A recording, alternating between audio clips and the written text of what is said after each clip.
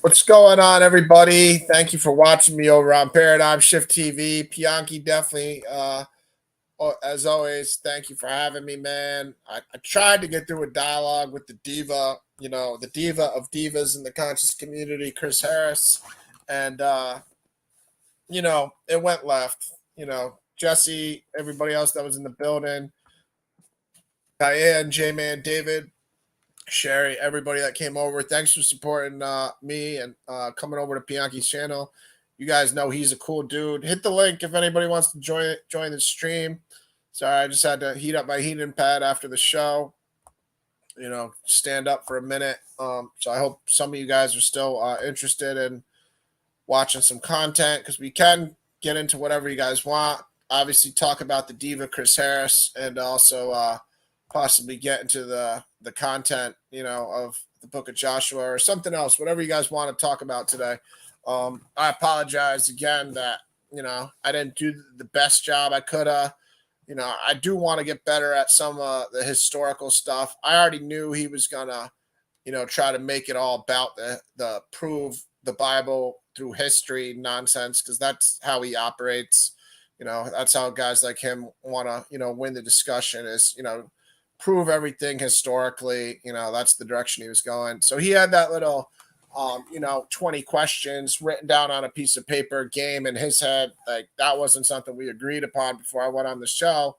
So, I just thought we were having a freestyle conversation. He clearly, wanted to do it that way. And, he had his little, ask me any questions you want to start. But really, it's funny he acted like he did something when I asked him questions because when I was asking him questions, he was defending nothing. So my questions, he wasn't defending anything. So, it's funny that he wants to act like he did something, with that. But yeah, just give me a minute here to, I apologize. Give me a minute. I'm just trying to text Bianchi and say I'm sorry for what happened.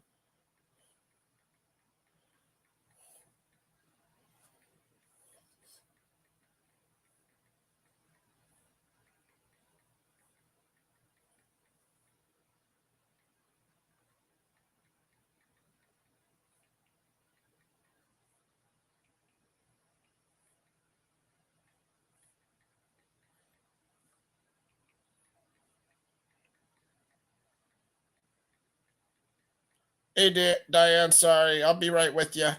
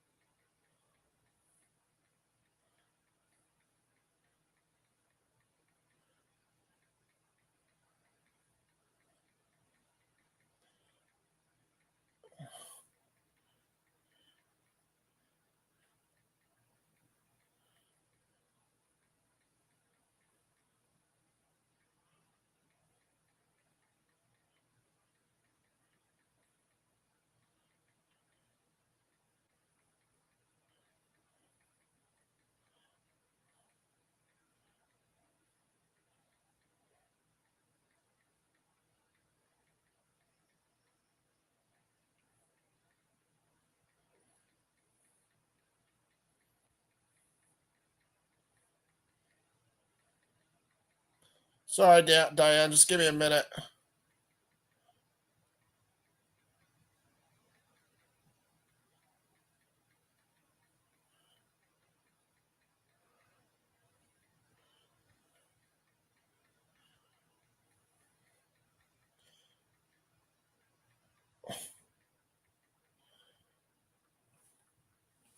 Anyways, like I was saying, that was really cute of Chris Harris because what he did is before the show is he said, I'm gonna have this game where Ryan can ask me questions first, and then I'll ask him questions about Christianity.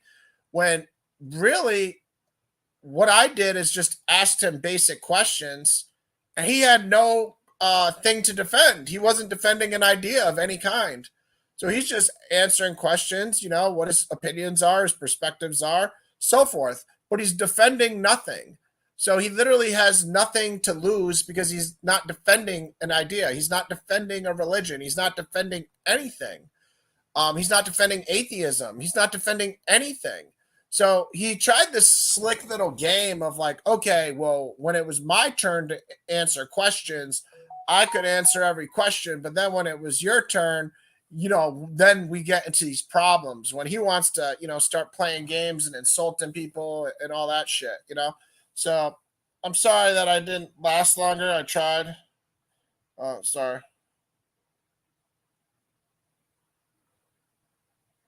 Yeah. Let me just answer this text real quick. Sorry, Diane. Just give me a minute. Um, yeah.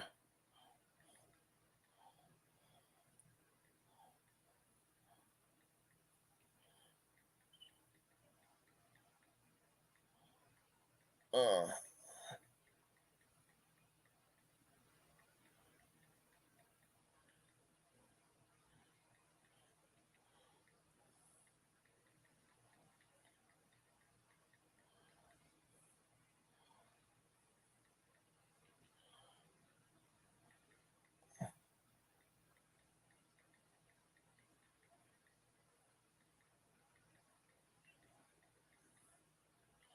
all right. Well, anyways, like I said, it was a cute little game.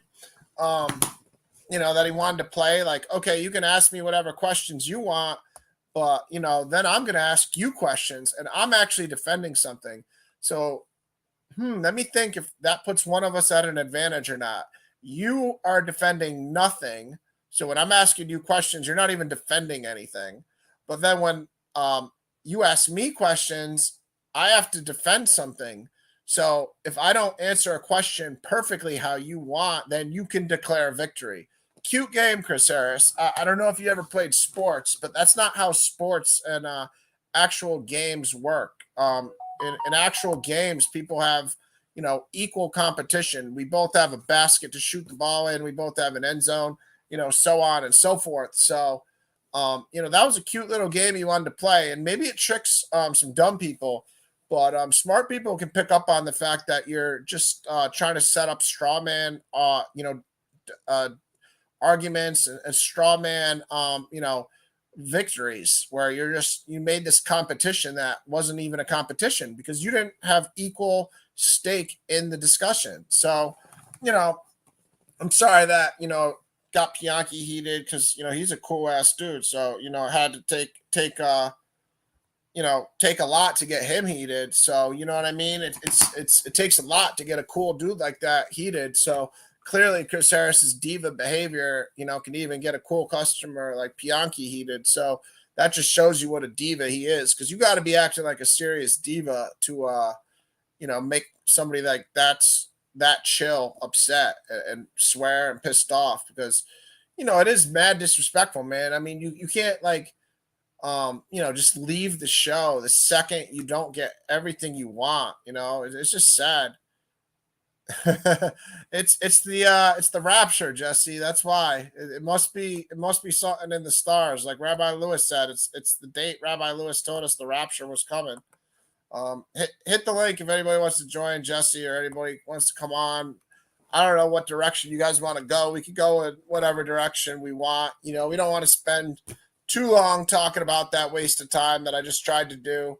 Um, you know, I didn't know what he had planned. Like I said, obviously he had that little fake game set up so he could try to, declare victory, even though he's not defending anything.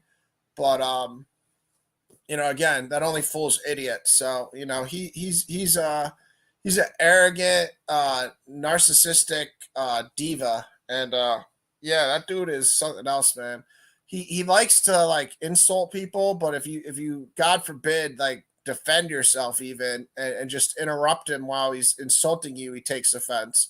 It's like he really thinks the world, just revolves around him so much that he can insult you, but you can't even interrupt him while he's insulting you. Otherwise, you're out of line. It's like an amazing, arrogance that he has to feel that way. And, just knowing that he was, a fake Hebrew Israelite for 3 years is enough for me to get a lot of good laughs.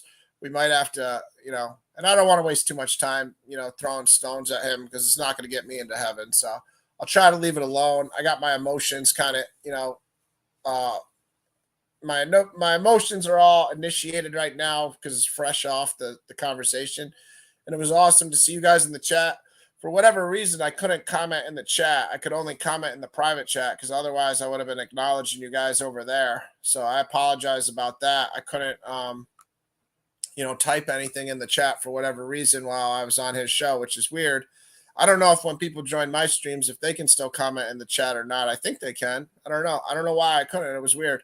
But I would have acknowledged you guys earlier. But I tried. I knew it was going to be a hard one to go through a civil man-to-man conversation with that dude. And he wants to jump on everything. You know what I mean? Like the Council of Nicaea or archaeology. He's just mad emotional. And the stuff he wants to argue about is just sad. The way he tries to grasp onto these little things. And then he wants to back away from what he actually said. He totally said, it's only archaeology if it comes out of the ground. And then, when I said that, he said, well, you can't say rewind the tape.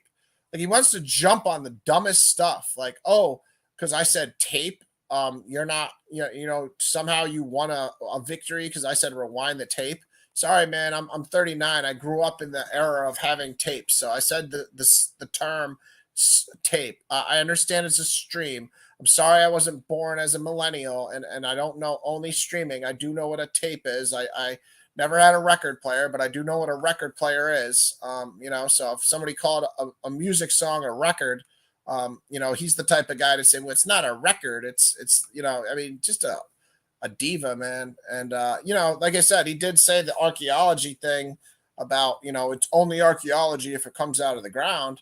But clearly he was wrong about that. Oh, Diane's trying, people. For everybody who wants to know, Diane just tried. She's trying to join the stream. I hope one day we get her on here because I know she's got a lot to say. She's been holding her tongue for a long time. So when Diane does finally get on here, I can't wait because I already know she's going to let loose. So I am patiently waiting for the day that Diane gets on here. But, again, just tried, it wasn't too much to gain dealing with Chris Harris, because you're never going to win a person like him over because he's not going to believe. He just wants to throw away everything from the Bible. So if I want to say anything in the Bible is true, he's just going to try to say, no, it isn't. Prove it historically, all that type of arguments, So if I say Jesus existed, I have to prove Jesus existed before I can even, say Jesus existed, which, if you Google, historical evidence on Jesus, it's not the easiest thing to do, to prove, you got people like Josephus that pop up. And I have tried to honestly do research on it. I've watched and Diane's trying again, but her device is just not working. So unfortunately it's not working. Hi, Pam. How are you? But, yeah, it's unfortunate because when you Google, prove the historical Jesus, it's not an easy thing to do like you would want. For us Christians, and for me myself, it's easy to understand Jesus existed. But we do have to try to put this case together for people like Chris Harris, the skeptics, to show him historically. And it's not always the easiest thing to do. So I've tried to watch Vocab Malone versus Tahuti because I know Vocab Malone went to seminary school. And of all people, he would have a lot of good information as far as proving the historical Jesus. And, his evidence started with Josephus and other people of those times. And, unfortunately, it's not as much evidence as we would like, but it is enough evidence to prove Jesus existed. Just the fact that people, like I said, were dying for Christianity, being martyrs in the first century. And of course, I say that. And what did Chris Harris do? Show me what's their names. It's like the games the dude plays are just sad, predictable games. It's like he wants to argue about everything. Like if I say, anything that the Denver Broncos play football, I got to show him the stadium. I got to show him the football. You can't just have a conversation with a dude like that like in a normal tone, because it's always going to end to, with arguments, because I'll say the Denver Broncos are a football team, and then the dude's going to play games if I don't show him the stadium and every player on the roster. So yeah, Jesse, I know you caught most of that. We tried. The dude's a complete diva. Chris Harris is a diva. So Diane keeps trying too. But what was your take? No, it was awesome. You definitely did wonderful. He was trying to pull the old Rabbi Lewis, like, oh, what date did the king drop a fork and pick it up on Yeah. the floor? And, he's just trying to use the same old game. Like, if God forbid, you can't remember one detail of something that happened 900 years ago, then you must be wrong about everything else. And it's the same game that they try to play. But you did awesome when you went back to the Bible, because he was trying to take you out of your zone. You know what I'm trying to say? And he was trying to talk about all these facts and dates that have nothing to do with the topic. So you definitely did great, and I'm very, very, proud of you. Well, thank you. Thanks. I didn't do as good as I would want, because it was just a conversation that came out of nowhere.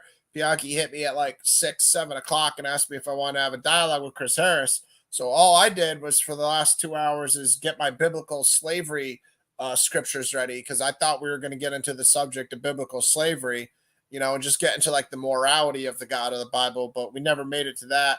But I don't know if you were watching when I said this, Jesse, but it was a cute little game he tried to play, because what he did is he said, you know what? I'm going to play this game where I'll let him ask me questions, but he's not defending any idea. So any question I ask him, he's not even defending atheism. He's not defending anything. So he wanted to act like, well, see, look, when I let him ask me questions, I had no problem answering, blah, blah, blah, blah, blah. When, bro, you're not defending anything. So I'm asking you questions, just what you think about my idea. And you know what I mean? You can't have a wrong answer. It's just your opinion on what you're defending. So he had this cute little game that he had planned of, okay, I'm going to trick dumb people and say, well, I'll let him ask me questions first, but then I'll ask him questions. And then if I don't answer one of his questions perfectly, or if I can't prove Moses existed, then he's going to declare victory. But really, it's not a competition, because he's not defending anything. So I could ask him 1,000 questions, but what's the point going to be? What was he supposed to be defending? You know what I mean? And also, Cute game, cute little yeah, game no, he it's had it's planned, it's a real cute game, and also it's like any evidence he's claiming, what can he bring to the table? Like he's gonna bring the same thing that you're bringing, documents, paperwork, books. So he's speaking of this evidence like he has evidence. Yeah, So I don't and know, it's and just and I crazy. and I want to like stop like the people that are wanting to always say like the Bible's not evidence, and that's why when I asked them the questions like, "Hey, do you think the scrolls that the Bible, the modern Bibles are translated from, are considered archaeological evidence?" And then he wants to play the game like, what scrolls? So then if I don't name the exact this, I don't say the Septuagint, I don't say the Latin Vulgate, I don't say all the names, which clearly I don't know all the names. I could be better at that. I'm going to say I could be better at that. But, after he asked for the names, I started to remember the Septuagint and other names of the translations. But it's just the point, like, bro, so you want to argue that the Bible's not translated from ancient documents? You know what I mean? So that's just Hmm. the type of stuff he wants to play. But that's a good rebuttal, I think, for people that want to say, like, show me archaeological, like he wanted to try to play the game Israel wasn't declared a nation until 1949. You know what I mean? It's like, I don't know, man. The games the dude wants to play are predictable and just weak. And like I said, he wanted to set up this competition where he's defending nothing, but I got to defend something, and then he's going to just declare victory when one of my answers to his questions aren't perfect to what he wants, or I'm not able to prove something in the Bible. Then he wins. But think Yeah, about it. What question could I ask him where I could put him in the same position at all? I can't ask him a question where he can't falter like that, because he's not defending anything. So it's just insane that the dude's so arrogant that he literally thinks that's a way that he can, declare victory over a Christian. I destroyed another Christian. bro, you're not defending anything. You're just a fake Hebrew Israelite flunky who, admittedly, watched YouTube and got tricked into it. And now you call yourself like a pantheist or something. I don't even know what that is. I have to Google what a pantheist is, Yeah, but my question is this, Ryan, is they claim there's no evidence, but there's an entire country with ancient cities, Exactly. all organized a certain way, and all scientists do all agree that the start of Earth happened in that land. And so, what more evidence do these people want? There's the cities, there's the ancient scrolls, there's the book in every house pretty much on Earth. So, Yep. what more evidence is needed?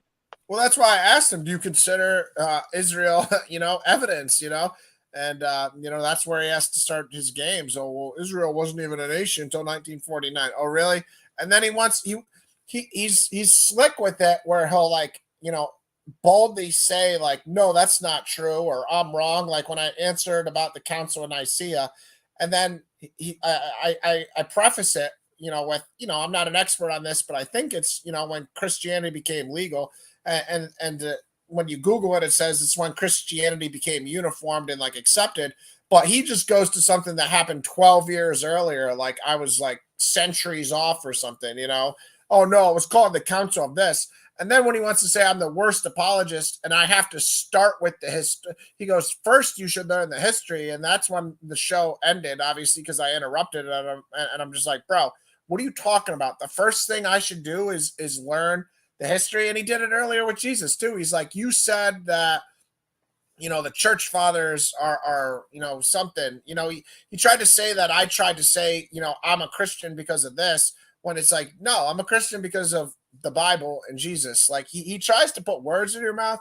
Like he's a real slick little con man where he tries to fool stupid people that aren't like actually paying attention to his games. But he's just such a diva. I knew the show was eventually gonna go the way it went. Like I knew it. Like I was positive it was gonna end the way it did. I was just trying my best to not let it get to that point, so we could try to get through some content. But we didn't make it very far. He answered like a total of like 4 questions, and then we got into his questions, and then he gets offended when I say, I'm not telepathic, but you're going to ask me what the Pharaoh's name was, talking about Moses. And instead of just being a normal human being and admitting, like, yeah, I am going to ask you, he has to play a game, and try to talk down, like, oh, don't be a telepath. Blah, blah, blah. Bro.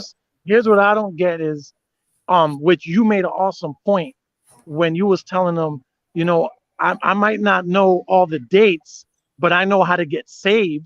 Like the most important information to first learn is how to be saved. Then all the rest, comes into play. But for him to say, oh, the first thing you should learn is the history, and then sorry, because there's an airplane that's flying right above me. Yeah. One sec.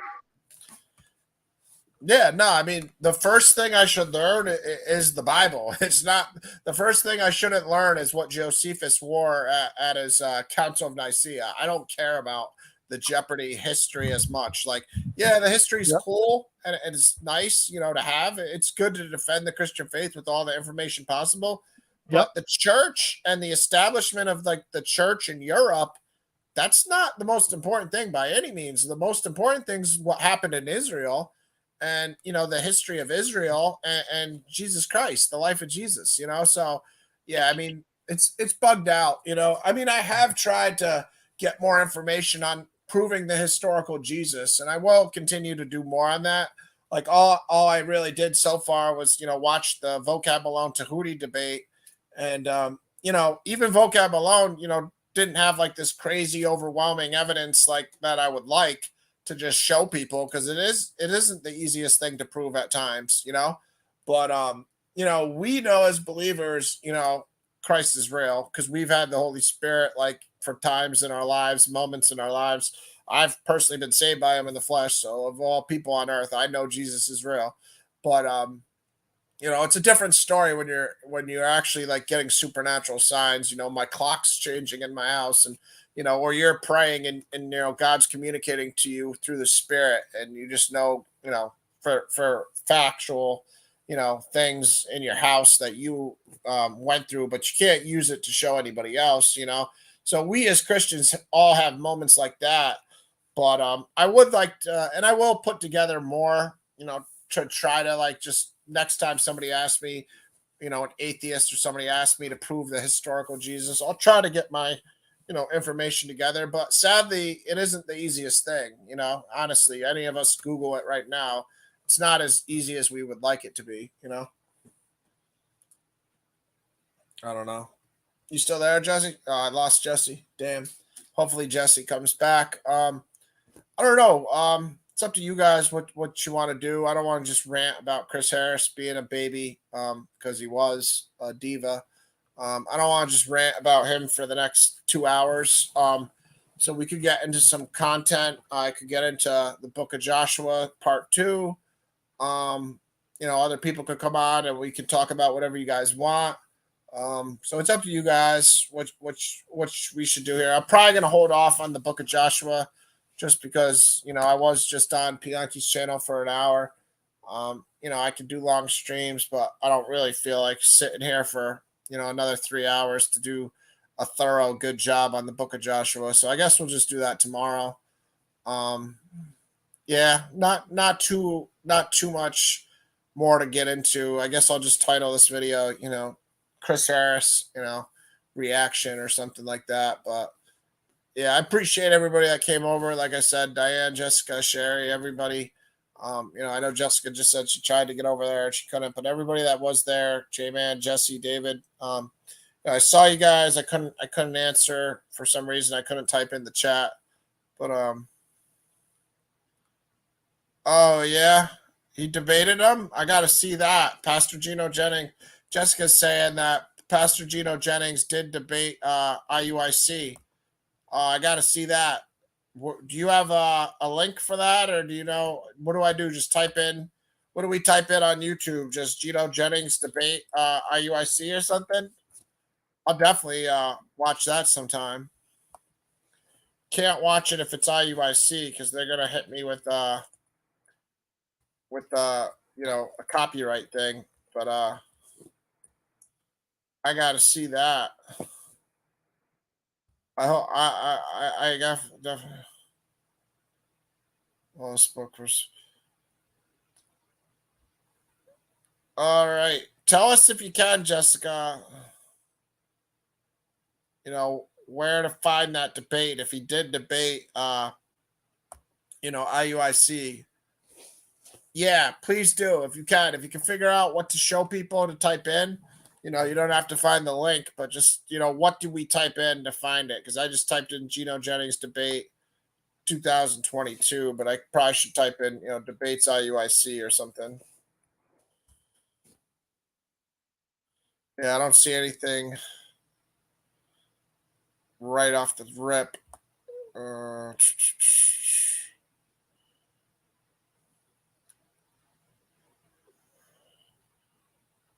All right, I have to see. Can't click on these IUIC videos because they're divas like Chris Harris. So, anyways, yeah, man, I don't know. Like I said, it was a cute little game he wanted to play. Ask me questions, I'll defend nothing, and then I'll ask you questions, and you got to defend something, and then I'll declare victory when you don't answer my questions how I want. Cute game, Chris Harris. Next time you want to play a game, why don't you play a game where you actually have to defend something too? So you could defend, being a pantheist or whatever you claim to be, which I guess that is just, he's a person that believes in every sort of God possible. I don't know what he is. But yeah, the dude's impossible to deal with. He's a real baby. True emotional cat. I don't know. I tried my best for Bianchi's sake, but I'm not going to let somebody just rant and talk nonsense and say stuff like the first thing I should do is learn church history when, granted, I could be better at like the church history stuff, but what I actually care about is the Bible. So I'm trying to study the Bible every day. For instance, I read my Bible for a few hours today. Like I try to actually learn what's in my Bible and get better at understanding the word of God, because to me, I already know it's the truth, and it's what I'm gonna, try to incorporate in my life more than anything.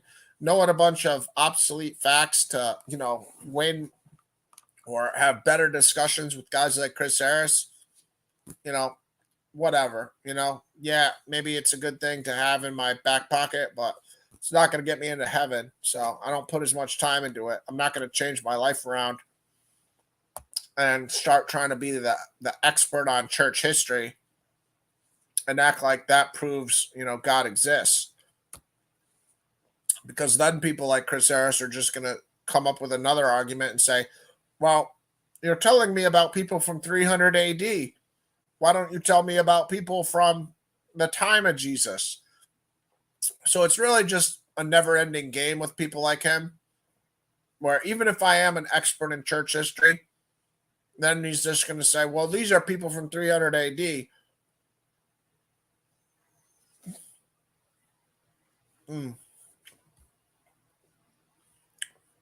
Sorry, I had a Mentos. Diane said something about Marcus Rogers did a stream about the Black Hebrew Israelites this week. Several of the streamers that went after him. I don't know who Marcus Rogers is. I'll have to check him out, Diane. I don't know if he's Christian, something like that or what, but I'll have to check him out. But yeah, cute game, Chris Harris. I wish I had thought about saying what I'm saying now at the time. But okay, cool. I'll try to check him out. But yeah, cute game. You don't have to defend anything. Let me ask you some questions, but you're not defending anything. And then you're going to ask me questions about me, what I'm defending. And then you're going to declare victory when, I can't prove the Exodus happened. Cute game, Chris Harris. Anyways, but, it is what it is, man. We try. Oh, so he's like a pastor or something? Yeah, it just said he had 617,000 subscribers, Diane. So this dude's doing big things. Okay, so he went at looks like ISUPK. I don't know what group that is. That looks like ISUPK in the picture. But he might have just grabbed those guys from a random picture. I'm pretty positive that's ISUPK. But I don't know if that's who he talked to or not. But yeah, I mean, Christian apologists are dealing with Black Hebrew Israelites. What up, Tyler fella? Not much going on in this show, my friend. Not much edification. I was just on another channel and tried to have a discussion with a guy who, was basically just trying to attack the historical, accuracy of Christianity. So, it didn't really make it very far. The guy's an emotional diva. And I got into basically an exchange with him where he just wanted to throw a tantrum and he left. So I'm just kind of reacting to my dialogue with Chris Harris from Paradigm Shift TV. He's in the conscious community. And he's, always attacking Christianity. I guess he's got a debate coming up with Pastor Bennett on Sanetta's channel. So just for people that are unfamiliar, this is, let me share my screen. Just for people that are unfamiliar, that's not the Chris Harris I'm talking about. All right. Dude, such a diva, man. Get out of here, man. I can't believe this dude. All right. But yeah, this is what he looks like just for people. Yeah, he was gonna be contentious at some point, no matter what. But he used to be a Hebrew Israelite, Tanakh only kind. He never accepted Christianity. I mean, I guess he said he grew up as a Christian, whatever. But he's just real, like, this is him. The guy on the right here, for people that don't know, that's Chris Harris. And he thinks he's better. He thinks he's more important than he is. He's done a debate recently where he actually got done doing the debate, and he ripped up the Torah. So that's how much he'll go to, the extent he'll go through just to like win a debate. Um, he did this whole Deuteronomy 28:68. He was on the other side of it. I mean, he did a terrible job on that one, honestly. He didn't even like talk about the scripture. But yeah, he debates people, and he's just a copy and paste. Let me make a PowerPoint type of guy, and whatever. I tried to have a dialogue with him. It kind of wasn't gonna really go very many directions, honestly, besides the direction that it went, because I knew at some point me and him were gonna clash. But tomorrow we'll get into the book of Joshua. So just because, I don't want to sell you guys short on the book of Joshua. Oh, we got David in the building. What's going on, David? David. Keep trying to talk. Can't hear you yet, but you probably just have bad connection. You should be able to get in here at some point. Just keep trying to talk, Dave. Probably just in the wrong room in your house or something. So just keep trying if you can. Oh, okay. Maybe it's Jessica. It's either Jessica or David trying to send the link for Gino Jennings. I guess he debated IUIC, which will be cool to watch. I can't watch it if it's an IUIC video, because they already hit me with a copyright strike the other day. But we can, all watch it on our own time. So we'll figure out what video it is, and then you guys can watch it on your own time. But tomorrow we'll definitely get into the book of Joshua. I'm not going to waste, too much more time ranting about Chris Harris here. So, I apologize. That's kind of been a waste of everybody's time right now. But I'm just a human being, and you guys were watching it, so I just wanted to give you my reaction to what happened. And I think what's important is we do, pay attention to the games people like Chris Harris want to play, where he's not defending anything, but he'll act like him answering questions that I'm just asking him about, who he is as a person, at all equates to me, answering questions about my faith. And then, when I, God forbid, don't answer it the way he wants, then he wins and declares victory. It's a cute game, but it didn't go over my head. I caught it very quickly. I wish I caught it while I was on the stream, so I could have pointed it out while we were on the stream. But unfortunately, I didn't think about it till about 5 minutes after the show. That's when it hit me, when I sat back and reflected on what happened. So that's unfortunate that I didn't think about it at the time, because I would have liked to have said it on the stream. But instead he just wanted to do his usual behavior, which is always arrogant, narcissistic, emotional. He's nobody I'm trying to act like all the time, that's for sure. And it was unfortunately pretty much a waste of my time and Bianchi's time and everybody else's time. But it's all good. We'll try again sometime, not with him, because we know that's a waste of time. He won't do it. I'll do it again gladly sometime, but next time, we do something, like I didn't even know what the format was going to be. That was something he just came up with, like, okay, I'm going to start asking you questions, but you can ask me what you want first. I didn't really get to ask him all the questions I wanted to ask him. I got through like 4 or 5 questions, and then, turned around to him asking some questions, because I would have kept asking him certain questions about, his Hebrew Israelite days and stuff like that. But, I had no problem starting to answer some questions too, because, I want to be fair. But again, he wasn't defending anything. What up, Astral Projection? Hit the link if you want to come on. I tried to have a discussion. It wasn't a debate, because he wasn't defending anything, and that was just his whole game. But I tried to have a conversation with Chris Harris, and it was on Paradigm Shift TV 314. So like and subscribe over there to anybody that's not over there. Pianki's a good dude. So like and subscribe. If you haven't, been over there before, it's good content. Um, he always has, fair debates. If you ever want to have a debate with somebody, go over to Paradigm Shift TV 314 because he'll be a very, fair moderator. But yeah, I tried to like just have a discussion. It was like, yeah, Diane's right. Yeah, as soon as I seen that dude, yeah, that's Chris Harris for everybody. He's not the only Chris Harris on earth, but yeah, no, the dude tries to think he's slick. So like, Pianki just called me at like 6 o'clock, asked me if I wanted to do a stream with Chris Harris. I'm like, all right, cool, sure.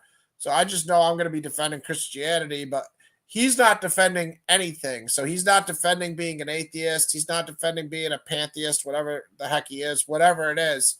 So he thinks he can, give me an opportunity to ask him questions. So I asked him like general questions just about his beliefs on Christianity, essentially, and, his background. And then after like I asked him like 4 or 5 questions, then it's his turn to ask me questions about Christianity.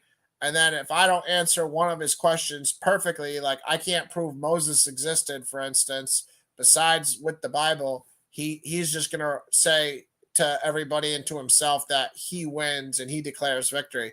So let's think about that. Like he's defending nothing. So I could ask him 1,000 questions and what can he lose? Nothing. He's defending nothing. In order for it to be a fair like discussion or fair exchange, he would have to be defending something. So for instance, what he believes, but he wasn't doing that. This was just a little game that Chris Harris had set up. So he wanted to act like, he could ask me questions after I let him ask him questions because he said, go ahead and ask me questions first. But I'm just asking him questions like, what does he believe? What's he about? Like with Christianity, where's he stand?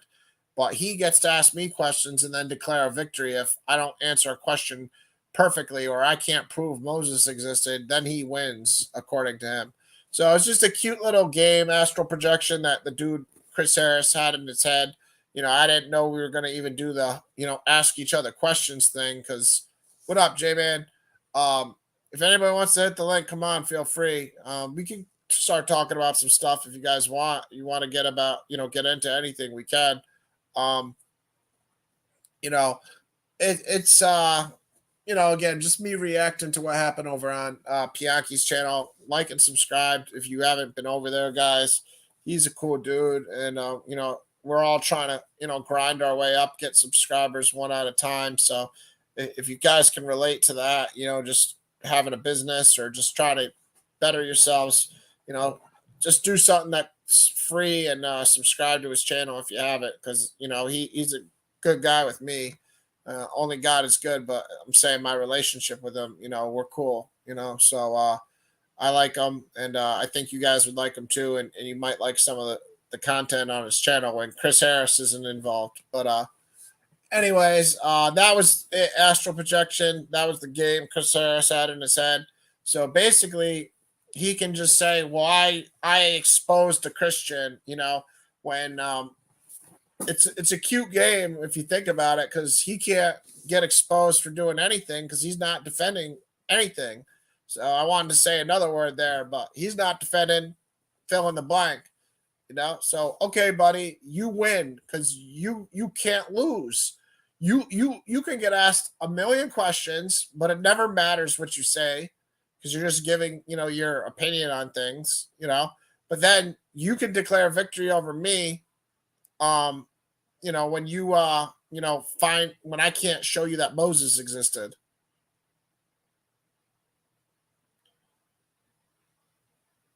Yeah, he's one of those guys that always asks for, the historical proof. So that's why I tried to ask him if he thought that, the Bible itself was considered historical, because, we only have the Bible because it's written on, ancient scrolls and tablets and, stuff like that. We didn't just pulled the Bible out of nowhere. Like, it is written down on actual archaeological evidence, but you know, he just is a diva, man. So yeah, if you ever want to watch it, it's on Pianki's channel. Yeah, you're a lot cooler than Chris Harris, though. Astral projection. You're actually like a level-headed, you got testosterone going through your body, and you don't behave like he behaves. Like, that dude's a diva. You are definitely nothing like him. He's a bitter ex-girlfriend who was a fake Hebrew Israelite for 3 years, and now he just hates the God of the Bible because he got tricked and was in this cult, Hebrew Israelite cult for 3 years. And now he wants to be a bitter ex-girlfriend and key your car and slash your tires because he wasted 3 years. Well, it's only fair if you want to act like you're doing something. And J-Man, I agree. Like, he makes stuff up too. Like, Chris Harris wasn't spitting just facts. And when I said something, he didn't want to stand on what he said as far as, he said archaeology is only stuff that comes out of the ground, blah, blah, blah. But yeah, I mean, you guys can't declare a victory when you're not defending anything. So if you're going to like prove, you beat a Christian or you exposed a Christian, you got to defend something too, because otherwise, what do you got to lose? You could ask a million questions, and then eventually, the more questions you ask, I'm not going to be able to answer one. You know what I mean?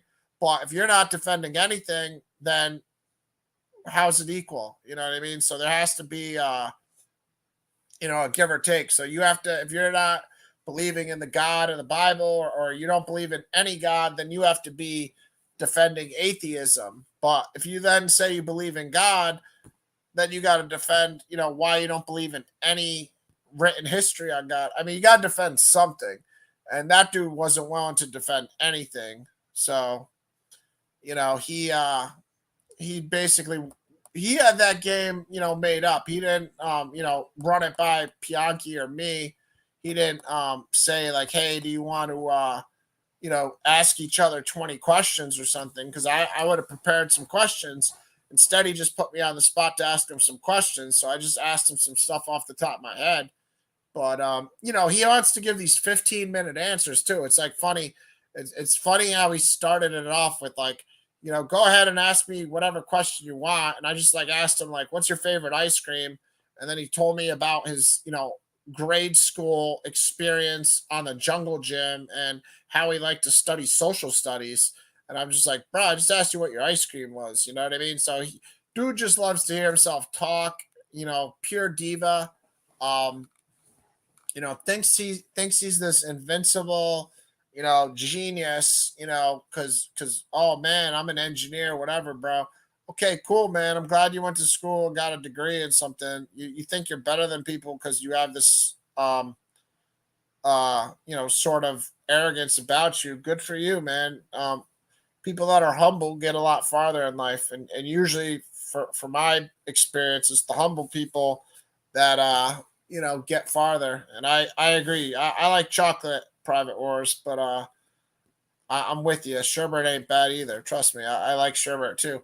But yeah, man, it's something I wish like in the future I'm gonna have that argument in my head.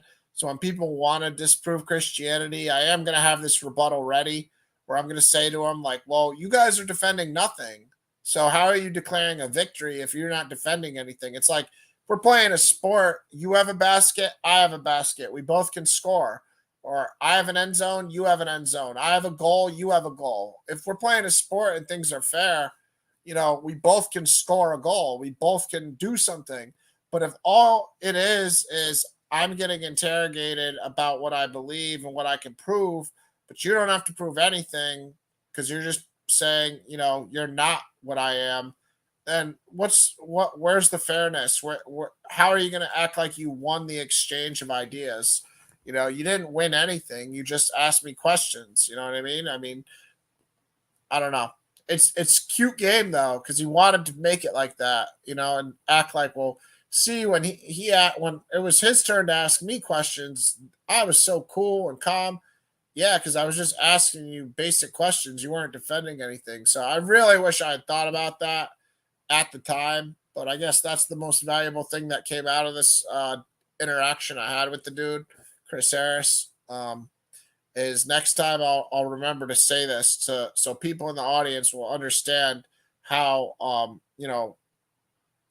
unfair the playing field is, and how we're not really doing anything where it's level, where I'm at a significant disadvantage and this guy, has nothing to lose essentially. So I will make sure I say that. So I guess, overall it was a productive day in that manner, but we would have been better off getting into the book of Joshua over here and, doing the usual, trying to get into the scriptures and better ourselves.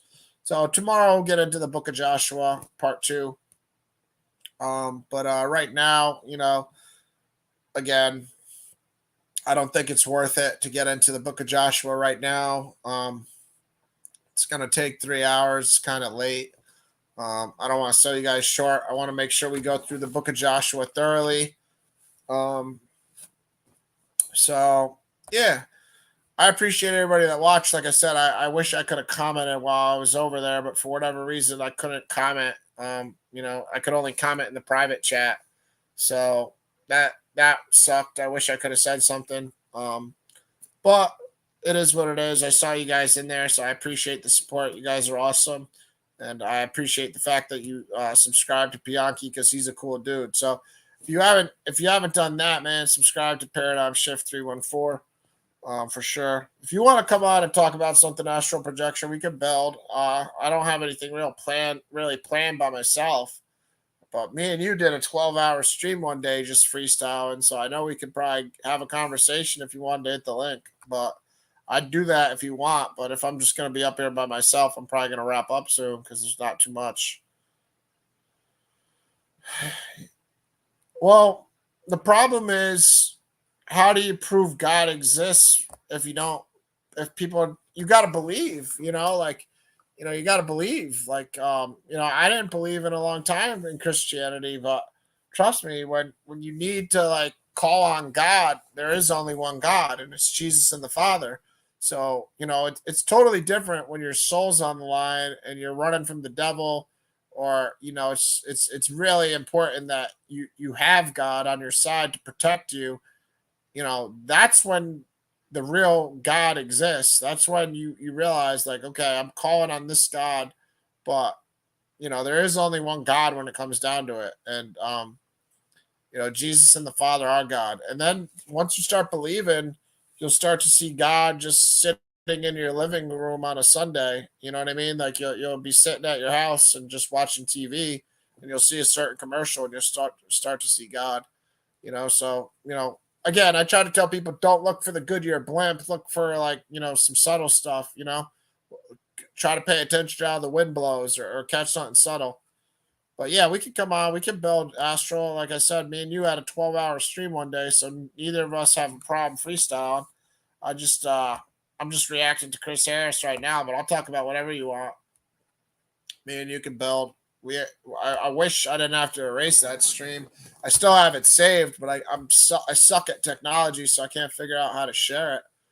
I can share it 1 hour at a time, but I haven't been able to figure it out yet. What's up, my dude in the building? What up? What's up? What's up? I'm at work on break right now. Yeah, but you're at work, but you're the boss, right? I got a third shift job. You got to have multiple sources of Okay. income. Every millionaire got multiple streams of income. Yeah, I work 3 days a week, third shift. So that's true. That's true. I can't knock the hustle. Yeah, I just wanted to tap in because I heard your comments about Chris Harris. I don't really know too much about him. I've seen him debate twice, but as far as the position of him not having anything to defend, I as well don't follow any doctrines, so I have nothing to defend either, or anything for anyone to attack. It is, and I heard you say it's unfair. It's not unfair that I haven't adopted a belief system that I can't prove. like you want a person to do that so it'll be fair for you, but like that to us it seems illogical to do that. You see what I'm saying? Like it's I hear what you're saying, but Well, you it's either you not can't like accept a those fair battles. life or nothing, but if we're gonna have like a dialogue, then you got to defend something. You know what I mean? You got to defend not believing. You know what I mean? That's all I'm saying. Like he tried to pull a Mhm. slick one and say like, well, you can ask me any question you want, but he's not defending anything. So I could ask him a million questions and he's never gonna have a wrong answer. But if I gotta actually defend something, you know what I mean? That then I gotta get every question right. If I get one wrong, he wins. Like that's the game he had set up in his head. So yeah, it's fair if you're not gonna like declare a victory if I didn't answer one question exactly how you wanted it.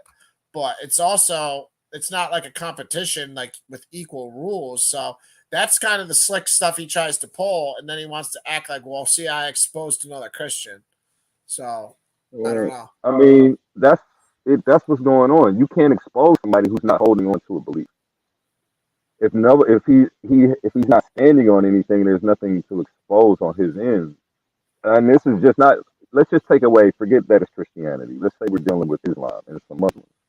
You see what I'm saying? Now, if it was him and a Muslim, like because he hasn't adopted a belief system, you either have to opt out of debating him altogether, but you can't get mad because he doesn't have it. Like I only deal with what I can prove. So you can't say like it's not fair that I only deal with what I can prove. You know what I'm saying? But I Well, it see what wasn't you a mean. debate. It was just a conversation that we came up with 3 hours beforehand, and yeah, I didn't even know the whole ask questions thing was going to be a thing. That was some idea he came up with. But let's put it this way: if I say Michael Jordan's the best basketball player ever, and you say no, he isn't, and then you're just going to go through, well, see, Jordan couldn't, play defense as good, or bad example because Jordan could do it all. But you understand what I'm saying. If I say LeBron's the best basketball player, and then you're just going to break it down and be like, oh, I can't shoot free throws. He's not very good at shooting 3 pointers, or whatever. Like you got to defend a player. You can't just be coming at me when I said, Christianity's the goat. You know what I mean? So that's the whole point, and I know you understand that. But Yeah. A better analogy would be something like you believe in Spider-Man is actually a real person, and he doesn't. yeah, but That then would be a you're better just analogy. that's not a There good is no free analogy throws in either there. It's the because same thing. You believe nah, something's Spider real, and Man he doesn't. never. No, Jesus walked the earth, man. Spider Man I never mean, but walked the earth. my point is Israel walked. my point is that's a belief that you hold on to. So you see what I'm saying? Because there are Jewish people who don't agree with you. So you have a belief that he existed, and there are people who believe the opposite actually, and there's a whole religion for them, and it's called Judaism. Yeah, but But Spider Man's accepted. Spider Man's an accepted fiction. no, I So get that. I just needed you to get the analogy that you're trying to prove that somebody was walked the earth. Another person doesn't believe that, and like he doesn't have to defend anything if that's what the topic. I don't know the topic though. I'm gonna go watch it. I love watching you talk yeah. religion. So have So you you know your stuff. subscribed to Pianki? Man, we didn't even get into anything either, man. Honestly, like you could watch it, but it really is a waste of time. Like we only made it an hour, and an hour ain't much in these kind of conversations. And You got to really, be more assertive. huh? You got to be more assertive when you're on other people's channels. You got to like let them cut you off and take control of the conversation all the time. Or sometimes you need to be that person cutting people off and taking control. Well, You're cool though. You're a really cool person, but sometimes people. well, yeah. I mean, I I don't like wanted when people overrun you. not for it to go like left, but I knew it was going to go left at some point because Chris Harris is just so like emotional and wants to like be a diva and like just like he did diva shit, man. Like the second he didn't get his way, he just unclicked himself and left. And Piaki, Yeah. I don't know if you ever watched Piaki's channel, but subscribe over there. Paradigm Shift 314 TV. He got pissed and started swearing at Chris Harris because Chris Harris just disrespected him with the way he acted. He's like, take my name out of the title and all this girl shit, like, it's just like being a diva, man. Like take my name out of the title and all this hoe shit. You know what I mean? I think you probably just you might have erased the whole video. I don't know. But I don't know if you erased the video or not. But it was me and Chris Harris's face on the thing to start. So he might have got pissed and just erased the whole video, honestly. I don't know. Looks like he might have. Oh, you're on there now looking to see if it's on there? Well, I'm looking right now. Chris Harris threw a tantrum. That was me on there 3 weeks ago. Chris Harris threw a tantrum and said, take my name out of the title and shit. So Bianchi might have just erased the whole video because he was such a diva. Yeah, it's gone. What a... I mean, Chris Harris is just a baby, man. And he said, like, try to pull some, like, big, he thinks he's, like, this big, special dude, man. It was like, like, take my name out of the title and all this stuff, all this shit after, because he left like a diva and was just, like, trying to talk shit to Bianchi. But, yeah, everybody subscribe to Bianchi's channel because he's a cool dude. And if you ever want to have a debate, if you ever want to have discussions, you should go over there. Have you ever been there, Astral Projection? No, I've been looking for a place to do stuff like that. Because, like, when I go to the Hebrew Israelites channel, man, you know how they be real reckless and aggressive. Yeah, no, you'll get a fair debate over here, man. You'll get a fair debate. He's cool dude. He's out of St. Louis. As you can see, he lets the ISUPK guy go on his channel and do some shows, but his channel, he's like a Kemet guy, but he's open to all beliefs. But yeah, subscribe over here, bro, and just hit him up. I'll give you his number if you want. I'm sure I'll ask him first, but he's a cool dude. If you ever want to go on there and just do a show, because he's a I'm gonna man. wait till you. I'm gonna wait till you're done with your show, and then I'll go over there. Yeah, well, watch him on. Well, he's not on. He's pissed off, and he erased the video, so he's not doing it tonight. But he, he's a growing channel. He's got like 300 something subscribers. But I saw him on the Vocab Malone versus the ISUPK Gabar guy debate. That's how I got introduced to him because I subscribed to Vocab Malone. And I just like the way he moderated the debate. He was mad fair and just level-headed and didn't take sides. And, that's why I subscribed. And then I've just been cool with him since. He let me come on. He's let Rabbi Lewis go on there. And, he's pissed at him because he's played games with him. So, but yeah, he'll definitely let you go on and do your thing. And you can do it. If you ever have somebody like Hebrew Israelite you want to debate, you could take him over to his channel, and he's like a fair debate, and it's easy to get on to do a debate. So that's a good network to have, Definitely, yeah. I'm going to definitely check him out after when I get, when you done. Man, you must be hurt. You can't roll it. You can't roll a blunt every 30 seconds right now. You're at your job, huh? Yeah, I decided today I'm going to quit because I'm fasting from everything else except for that. I might as well fast from that too. And I don't think I'm gonna smoke again. I'm just gonna start doing teas and edibles because it's better for my health. No, you're tripping. You ain't quitting. You ain't gonna just quit trees like that. Not the way I saw you smoking. I used to smoke like that myself. You ain't quitting. The first hermetic principle: the world is mental, so it's all in the mind. Why though? Why would you quit if you didn't have to quit? You know what I mean? Like, I'm big on health, and if you check out my channel, I'm always doing podcasts on health. Yeah. And I know that the smoking is deteriorating my health, so it's tarring my lungs up. You're right about that. So if I'm going to go ahead and be preaching health, I really got to be really, really living it. I mean, I don't have to be, but it's just me reflecting on myself and tightening my own life up.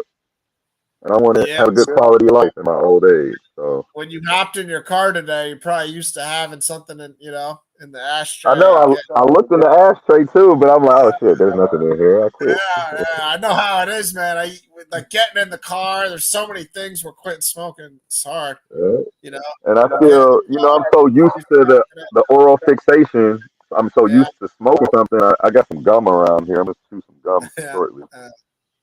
Well, the gummies definitely get you the same buzz. That's like one thing that I was like blown away with because when we were growing up, it wasn't like that at all. Edibles, like where people would have to make them themselves, like brownies and waste a bunch of weed, and it was nothing like it is now. Like nowadays, like the edibles, like you could just get like gummies, and the like 2 gummies will get you like the same buzz as smoking.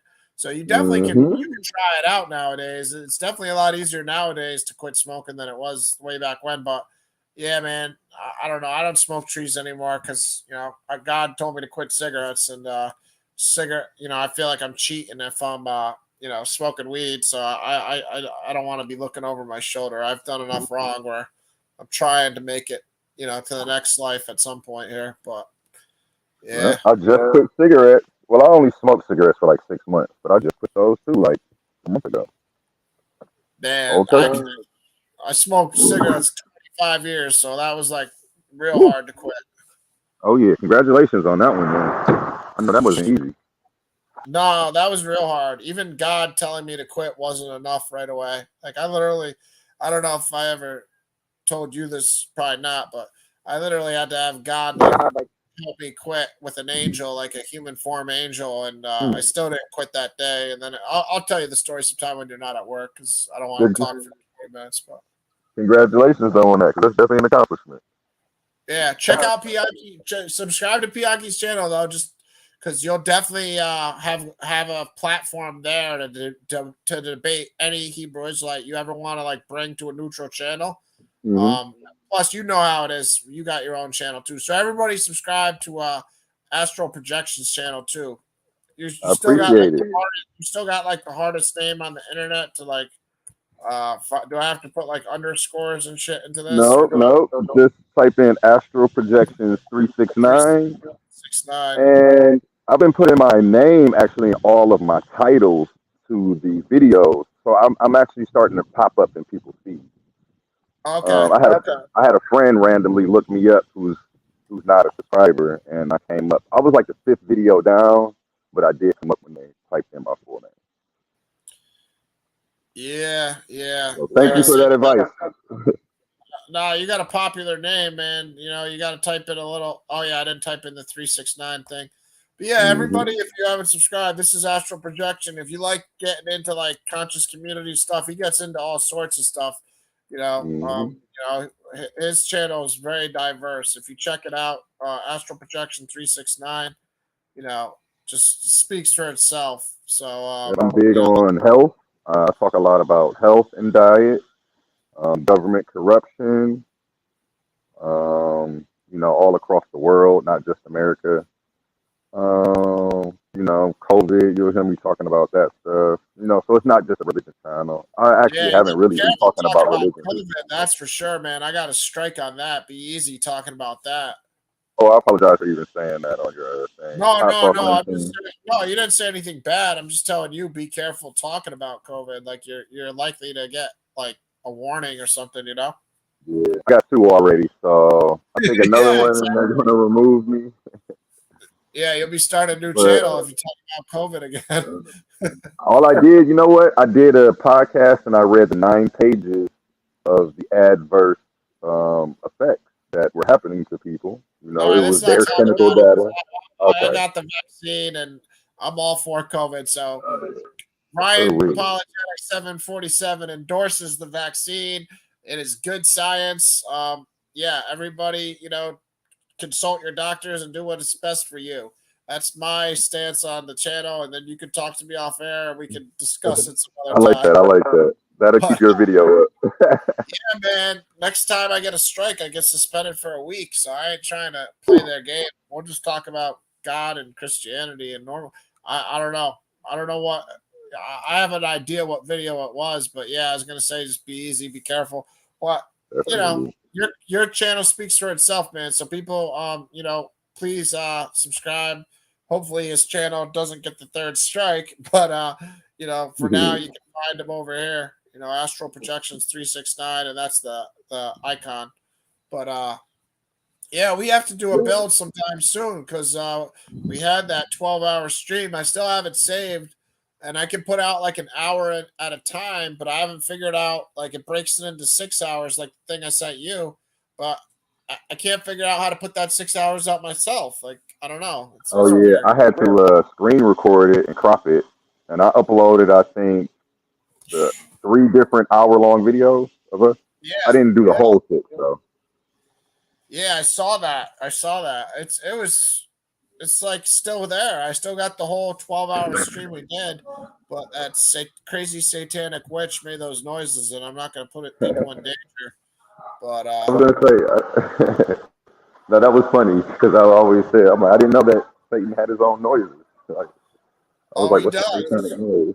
It's called the Prince of Air for a reason, my friend. The Bible calls him the Prince.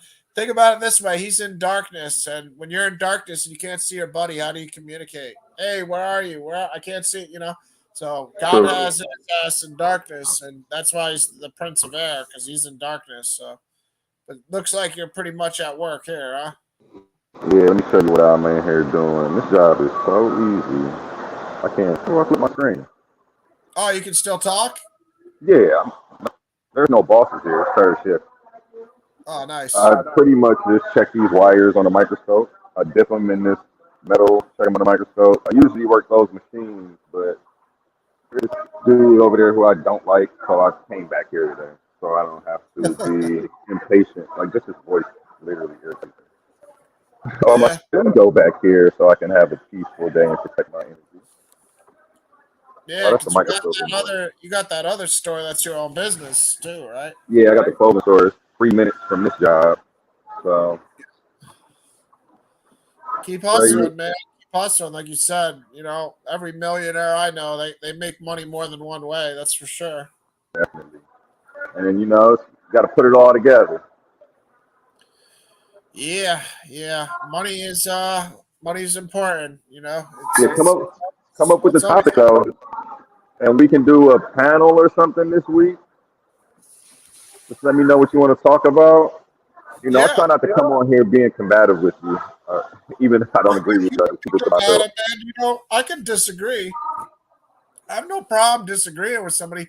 Honestly, man, I can tell that you're a smart person, and I just want you to know what I know for not have to go through what I went through to learn it. You know what I mean? That's kind of where I'm at with. It's like when somebody did 20 years in prison and they don't want somebody to go to prison, and they try to tell them like don't do something. That's kind of where I'm at with Christianity, where it's like, listen, man, I was like at death's door with the devil, and God literally saved me. Jesus Christ is real. He's a black man. He's not the white guy with a beard. And Jesus and the Father are real. So they come in, light numbers. When it's actually time to see God, you're going to see God in a very supernatural, like scientific way. It's going to be numbers. It's going to be light. It's going to be, white light numbers. It's going to be digital. It's going to be like computer stuff that looks like a video game. Like but that's Jesus and the Father. It's a lot different than people understand. It's not you're not going to read in the Bible how God's completely going to come, but He does tell you He's going to come as light. So Now, I do remember the last time that we had that 6 hour panel, we were talking about Islam, and have you ever looked into Jesus and Islam? Because you said you didn't know much about it. yeah, no, I don't want to read the Quran because I don't want it to like convolute with like what I believe in the Bible. That's like kind of a bad reason, I guess, but it's also like got some like if you already know something's like the actual truth. Like I just got apocrypha, and even reading the apocrypha, I want to be a little careful because I don't want to have like the information for whatever reason come into my head as like, oh, that came from the Bible, which it probably won't, because you can read one book and then not confuse it with another book. But when it's got similar characters and similar stories, it is a little like apocrypha. It's a little more dangerous. So the Quran, I'm not real interested in, man. Honestly, I mean, I know they have Jesus in the Bible, but they're and a lot of the characters like Joshua, a lot of them. But I don't know. I mean, you've read them all. You've read the Bible and the Quran. The Bible, the Quran, and the Torah it's actually a trilogy, just like Harry Potter.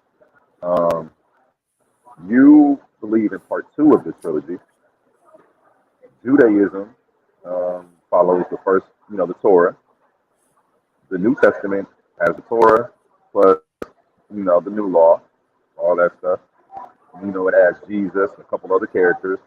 So it's actually a continuation of the story of Judaism. Um, Islam is part three of the trilogy. It continues from where Christianity left off, and as you said, adds other characters. There's more to the story of Jesus that you don't get in that book. Not to say it's the truth, or I'm just saying these these stories all build off of each other. Um, so I always Yeah, ask Christians, like, well, I what don't, made you I pick don't book agree with two of the that trilogy? analysis of it. I don't agree with that. You don't? Well, No, because when do you I think think it the separates and story. it's not a trilogy? Well, I think the story in the Quran, from my understanding, it conflicts with the Bible. So, like a trilogy, you have like it wouldn't conflict. It would just be like three different movies that all build upon this happened in the first one. This is just another phase in time, and this is another phase in time, and everything builds upon each other. But the Quran, it'll say stuff like Jesus didn't die on the cross, to my understanding. You know what I mean? So. Yeah, correct, correct. And it's the same thing. Well, obviously, I see your point of contention, but I don't think it takes away from it being a trilogy when the characters from this book came from the book prior. That's what makes it a trilogy. I see your sense that there are discrepancies between the writings. Yeah, but it's still a book about the same characters. It's part three. We have Judaism. Yours is part two. You even have the whole Torah in your book. You have all the books of Moses in the New Testament. So at least we can say it's you don't want to go trilogy. What's the double? You got two. You got Judaism and Christianity. That's the Yeah, I sequel. got the sequel. I got the sequel. That's the But sequel. I got You the know, sequel. But yeah, man, technically it's a trilogy though, but Batman's Bruce Wayne, and then in Christianity, if Jesus is died on the cross and all these other things, we're not getting into everything because I don't know all the differences. I just know some of them off top. But I'm just saying, for an analogy, if Batman's Bruce Wayne. He can't be Lex Luthor or whatever in the Quran. Like so. I don't agree with the. It's just supplemental information idea. Do I think it's like a terrible thing to read? No, I don't think it's terrible. It's just like a personal choice of mine where I don't think it's worth it because part of the reason I don't want to read it is I don't want anything blasphemous to be spoken about God. So if somebody's saying like Jesus, isn't God in their like holy book and they're saying a lot mhm. of stuff like that, I don't want to read blasphemy. You know what I mean? I don't. It's like I don't know. I cringe being around people that are talking blasphemous. You could not believe in it, but there's a thin line between like not believing in it and then crossing the line and you know what I mean, slandering God and he didn't do this, he didn't do that. Well, I believe he did. So I don't know. That's the main reason I stay away from the Quran because it's also giving the glory to another God. I mean, see, that's the thing. Like, I question it too. Like, is the Father, because it's supposed to be the same God, it's an Abrahamic religion. Are they worshiping the Father when they praise Allah? Like, I don't know. They're No, breaking a lot of things in the Torah by worshiping at that rock and the idol tree and certain stuff. So I don't know. I don't know. now you just said it's an Abrahamic religion, right? Yeah. But then you say it's not a trilogy. The whole Abrahamic religion is one, two, three is a trilogy. Two, I think that it's the same reason that we have so much contention in politics. People don't want to sit down and listen to what the other person has to say, what their beliefs are, what their perspectives are, or where they're coming from. When a lot of the, the disagreements and all of this stuff, people have realized they have a lot more in common if they actually sat down and tried to understand each other, tried to understand our culture, our history, and where people come from. That's why when people reject information, like it gets scary to me because all I see is us staying in the cycle of confusion because nobody's taking the time to try to understand their fellow brother on the planet. That's why I've taken the time to read these different texts because these are people from different backgrounds, different cultures. And if I do look, I was a preacher's son. So my biggest thing was how do I know? I'm like, I used to think, like, is a Muslim kid's son going to hell? Because in this book it says everybody else is a pagan, or we have our words in Christianity for non-believers. But I would just thought, like, if he was born into that, that's not fair. And I don't think God would send him to a fiery place for being born into a religion and listening to his father the same way I'm listening to mine. Then I had to pull myself back and look at things from the bird's eye view. Like, yeah, I was born into this. I didn't have a choice. I didn't do any investigation. If my soul is supposed to be on the line, I think that if my soul is on the line, I need to just, with all these people saying the exact same thing, that my religion is true, theirs is false, follow me. I need to actively investigate everything because my soul is important to me. So I didn't want to leave a stone unturned. I didn't want to leave a book unread. I didn't want to, ignore Islam because it may change my thinking about what I already thought. Our thinking is supposed to change over time.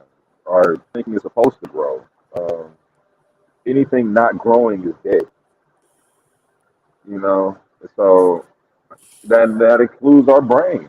If our brain isn't, we have to continuously work the brain. I don't know.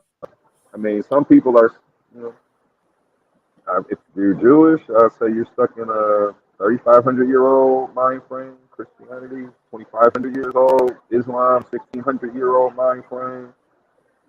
500 years from now, they're going to be laughing at us. Like, those people believe that. I mean, it's the mythology of the time, and we have to remember the people 500 years from prior that we're laughing at, that we're saying those people were crazy, those people were this and that. Like, they were following the religion of the time, and you couldn't tell them anything. We're those same people today. We have to start looking at stuff from the bird's eye view. It's a skill to be able to look at things from the bird's eye view. I see. It looks like you want to jump in. Go ahead, though. No, you can go. It's all good. I'm listening. I disagreed with some of the stuff you were saying, but I'm not Chris Harris. I can I can let somebody swear. Take my name out the title. Yeah, bro. That was Bianchi got so mad he started swearing, and he never gets like that. So he obviously got pissed, and he didn't want to have the video up because Chris Harris was being a diva and just like take my name out the title. So he just said, "Screw it, I'll throw away the video." I don't blame him. But anyways, well, the thing is, like, there has to be a limit on what you explore. So it's Huh? it's like I used the wife analogy last time. Remember when we had this conversation last time? I said, well, what if you find the one, you find the love of your life, you find your wife? Are you supposed to continue to date and look for another girl, or are you supposed to marry that one that is perfect? You fall in love with, and that's not even a great analogy It's the because, worst. well, it's not the worst. It's a halfway decent analogy for the relationship with God, but it's I not a mean, great analogy because you can argue that there's gonna be a better woman out there just if you played the odds of the 7 billion people, 7.5 billion people on Earth that you didn't marry the right woman. So you can make that argument, but it's also not a bad analogy because you did find a person that maybe would have loved you as much or more than anybody else on Earth. You never know. If somebody stays married for 70 years, 50 years, whatever, crazy relationships like that have occurred. Can you really argue that there would have been a better person for that person? I don't know. It's a tough argument. So with religion, I that's where understand. I can pick my God and I don't have to continue to search. I don't have to look into every faith. I don't have to look into the Aztecs, the Mayans. Like, okay, do I have to do human sacrifice to my God and eat people's hearts like the Aztecs? Like, or can I stick with what I know? There's a limit for you too. You're not looking into everyone, so you're just looking into the ones that you find interesting. But it's impossible for you to look at every religion that's ever existed. No, no. I just love history, and I just keep going back. I study the people. I study the culture. I study the geography. I Mhm. study their ways, their beliefs, customs, all of that. This comes with history. So, like, since I was grew up in religion, I had to study history to learn how religion evolved. I couldn't go to a religious source to get it because I'm going to get a biased source. Two, like when you use the relationship analogy, it's actually it's perfect. I say it's the worst analogy, but it's actually perfect for what's really going on. But to make your point, I just don't think it suits you because there's too many holes in you know. Like I can give you better points to use than that one that nobody could poke a hole in because I can just see so many holes I can poke in. But it's objective.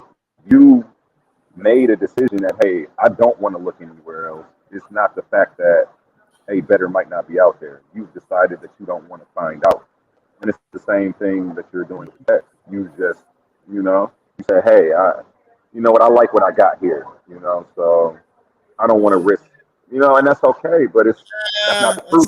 it's That's not. the truth relative to you, and that's not a universal truth.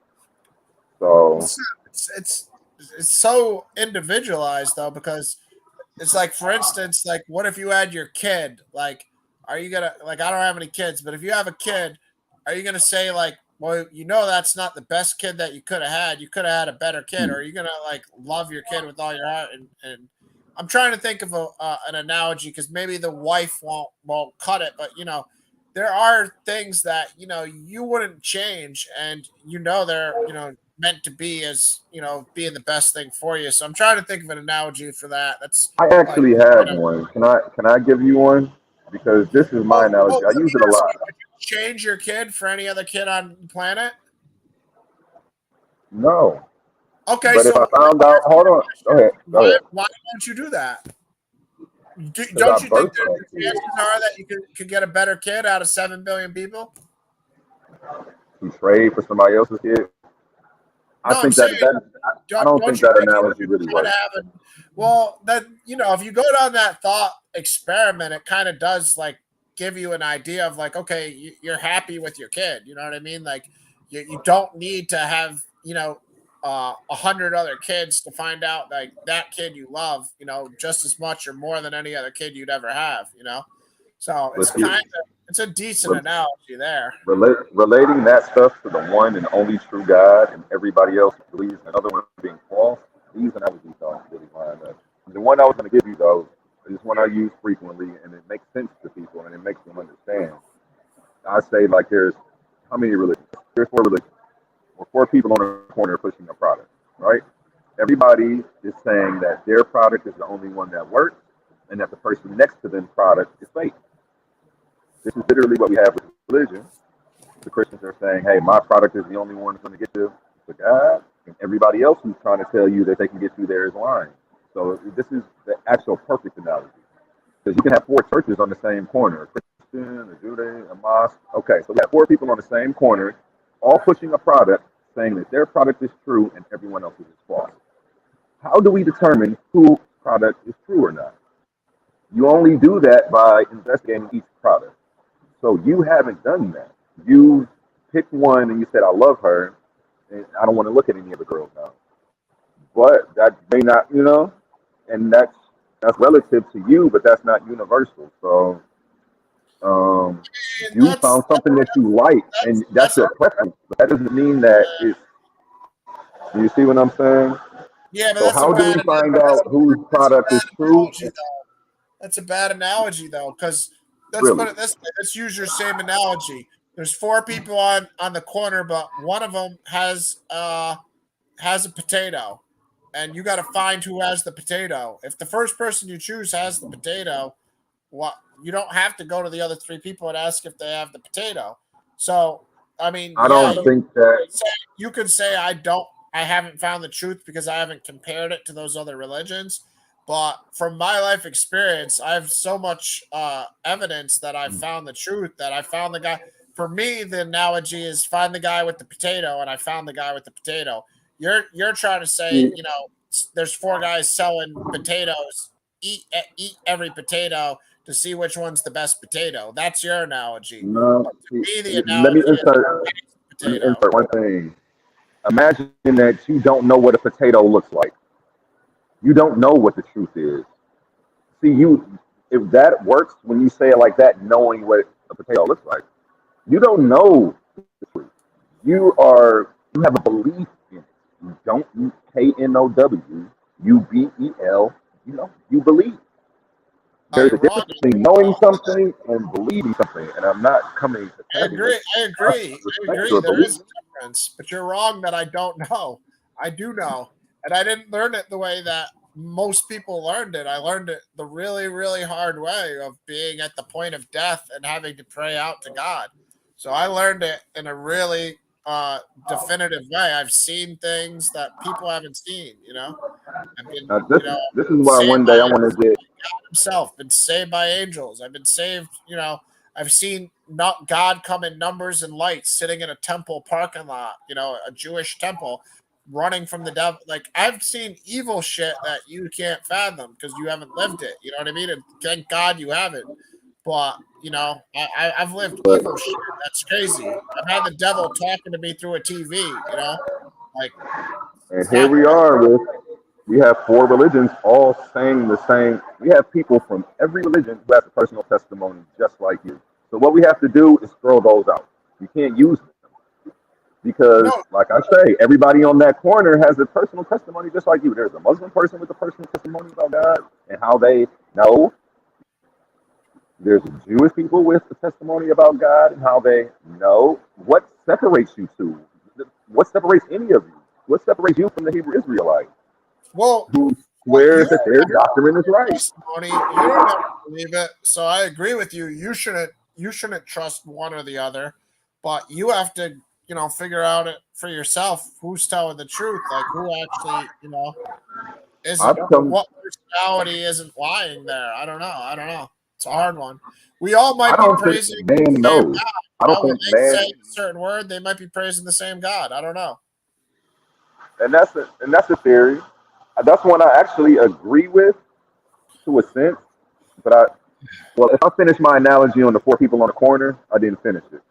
So how do we know who's telling the truth? We have the people on the corner saying stuff, saying the next guy's stuff is fake. And then I was saying, when really, in reality, those four people on the corner all got their product from the same source. Everybody honestly has this truth. Okay? There's a little bit of the truth in every book, but no, you wouldn't know that until you read every book. But you see what I'm saying? You wouldn't know the similarities. You wouldn't know how much you have in common with these people and how this dispute, stupid the whole dispute is. Once you start to study all the religions, I'm come to an understanding. Like again, it's all from the same source, and through culture, people have a different way that they practice things, and that's how religion has come about. But I've Yeah. only came to this conclusion from studying every religion and also going and taking theology classes at college and comparative religion classes All right. to But study the evolution of religion and God. there's The got to be a concept of limit God. to there. Like Aristotle said, an extreme of any kind is a deficiency in another area. So you can't really think that you have to study every religion ever.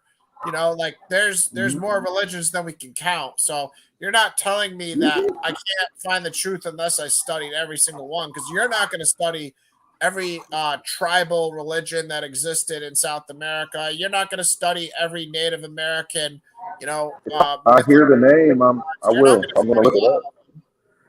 I'm not going to not study one that I heard about and didn't know about. So if you present one to me and I didn't know about it, yes, I am because I love to learn about people. It's not even necessarily about the religion. I love history. I want to know the things that happened before and how we got here because that shapes where we're going. If we don't know how we got here, how the heck do we know? How do we formulate a clear plan of where we're going? Yeah, And but through the some miseducation you of got to people is to have you on disqualify, the right? wrong path. But You yeah, got some people do love history to the point where they're going to study every day. And No, I love you know, history too, man. But I'm just saying, like the Hindu Vedas, they're long. Like I'm trying to Google it right now to give you the exact answer, but it's probably very long. Like I know I've heard it's like very very long. So I'm trying to get you the exact answer, so I'm not just speculating. But yeah, we got my man Lou in the building too. So go ahead, say hi, Lou. This is astral projection. I don't know if you ever built with him or not. You ever built with astral projection Well, before, Lou? How you doing, Lou? Nah. What's going on? I'm all right. I'm Taking all it right. easy. Trying not to be too combative with my man Ryan over here.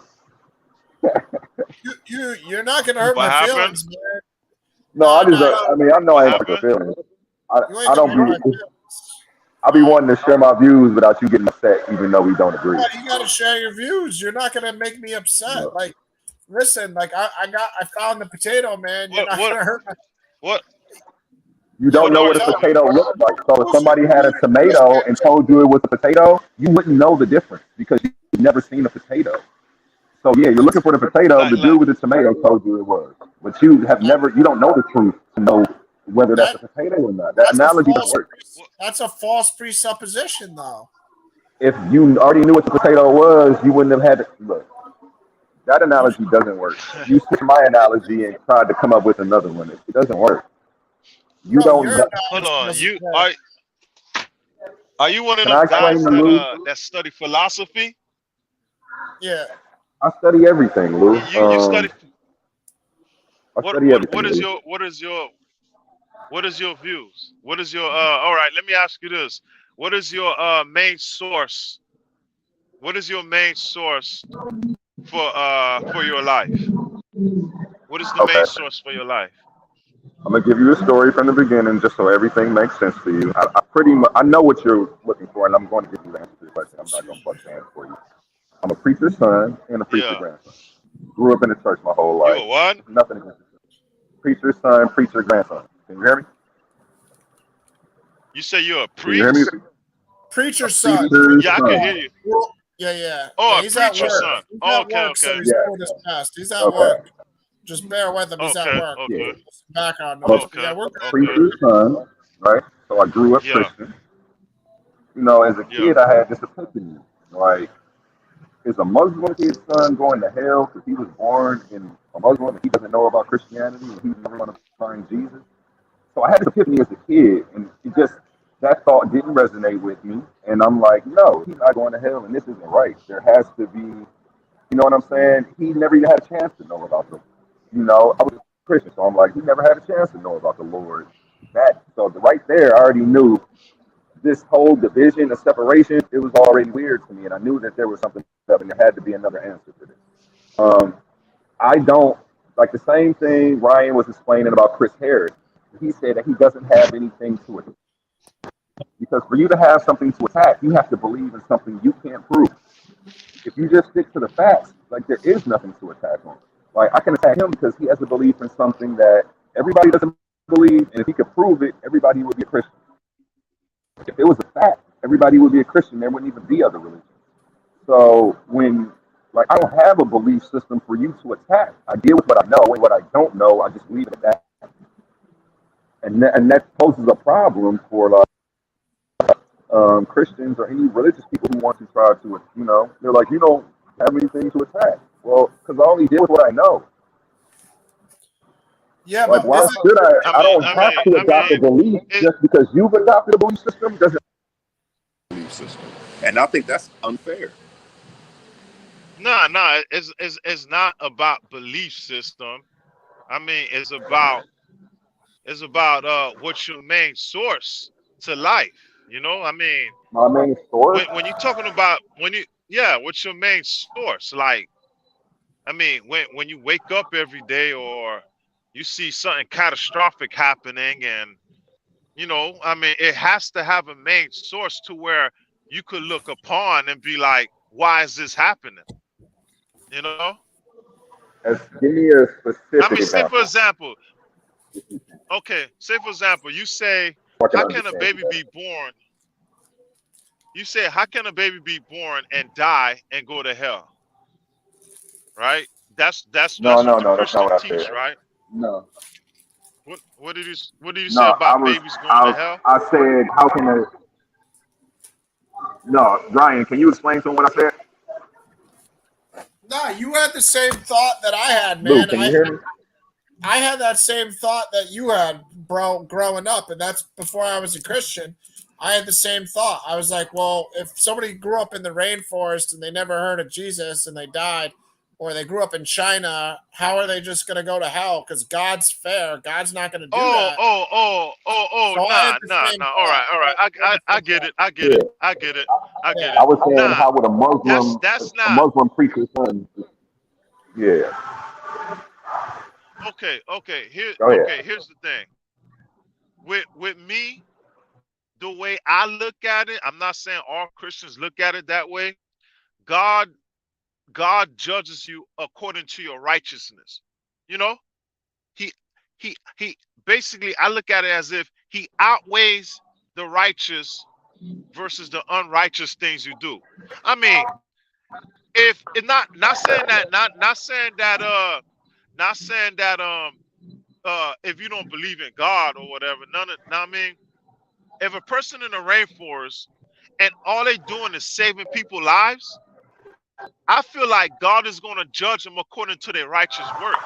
Even though they ain't never hear about God, you know, because the fact is, I don't know if you know Divine Prospect. I was speaking to Divine Prospect one time, and I told him, you know, I know you don't believe in God, but I believe in God. You know, I told him everything righteous comes from God.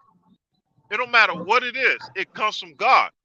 So if you as a person is living that life where you love everybody and you don't commit any evil to anybody, you know, you're a cool person. Everybody love you. I feel like as if that's what God gonna judge you for, because I feel like in the beginning God created Adam and Eve according to the Bible, but not according to what you believe in. You know, you don't believe in the Bible. You know, that's how I view God. I view God Certain as things. He's But go gonna ahead. judge you. He's gonna judge you according to your works. If your works is doing good to people, you know, He's gonna judge you based on your works. Now, if your works is doing bad to people, that's what He's gonna judge you on. You know, that's the way I'll answer that question when you say in the middle of somewhere and somebody don't know God. You know, I mean, I believe that. it could be like, say for example, if you're in the middle of somewhere and these person and you know, it's no secret, hunter gatherers, they practice spirituality like voodoo, that's what y'all call it, but I call it voodoo. They practice that ghost chasing ghost type of stuff. You know, they don't know no better because they never heard of the word of God. You know, but But I feel like I feel go ahead. like God is gonna judge them according to what they did right. You know,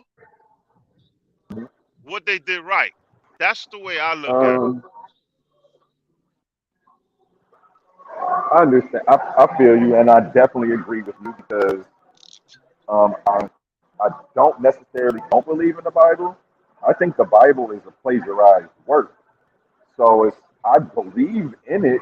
Like there's a lot of dope stuff in the Bible. There's a lot of things that are accurate. There's a lot of truth in the Bible.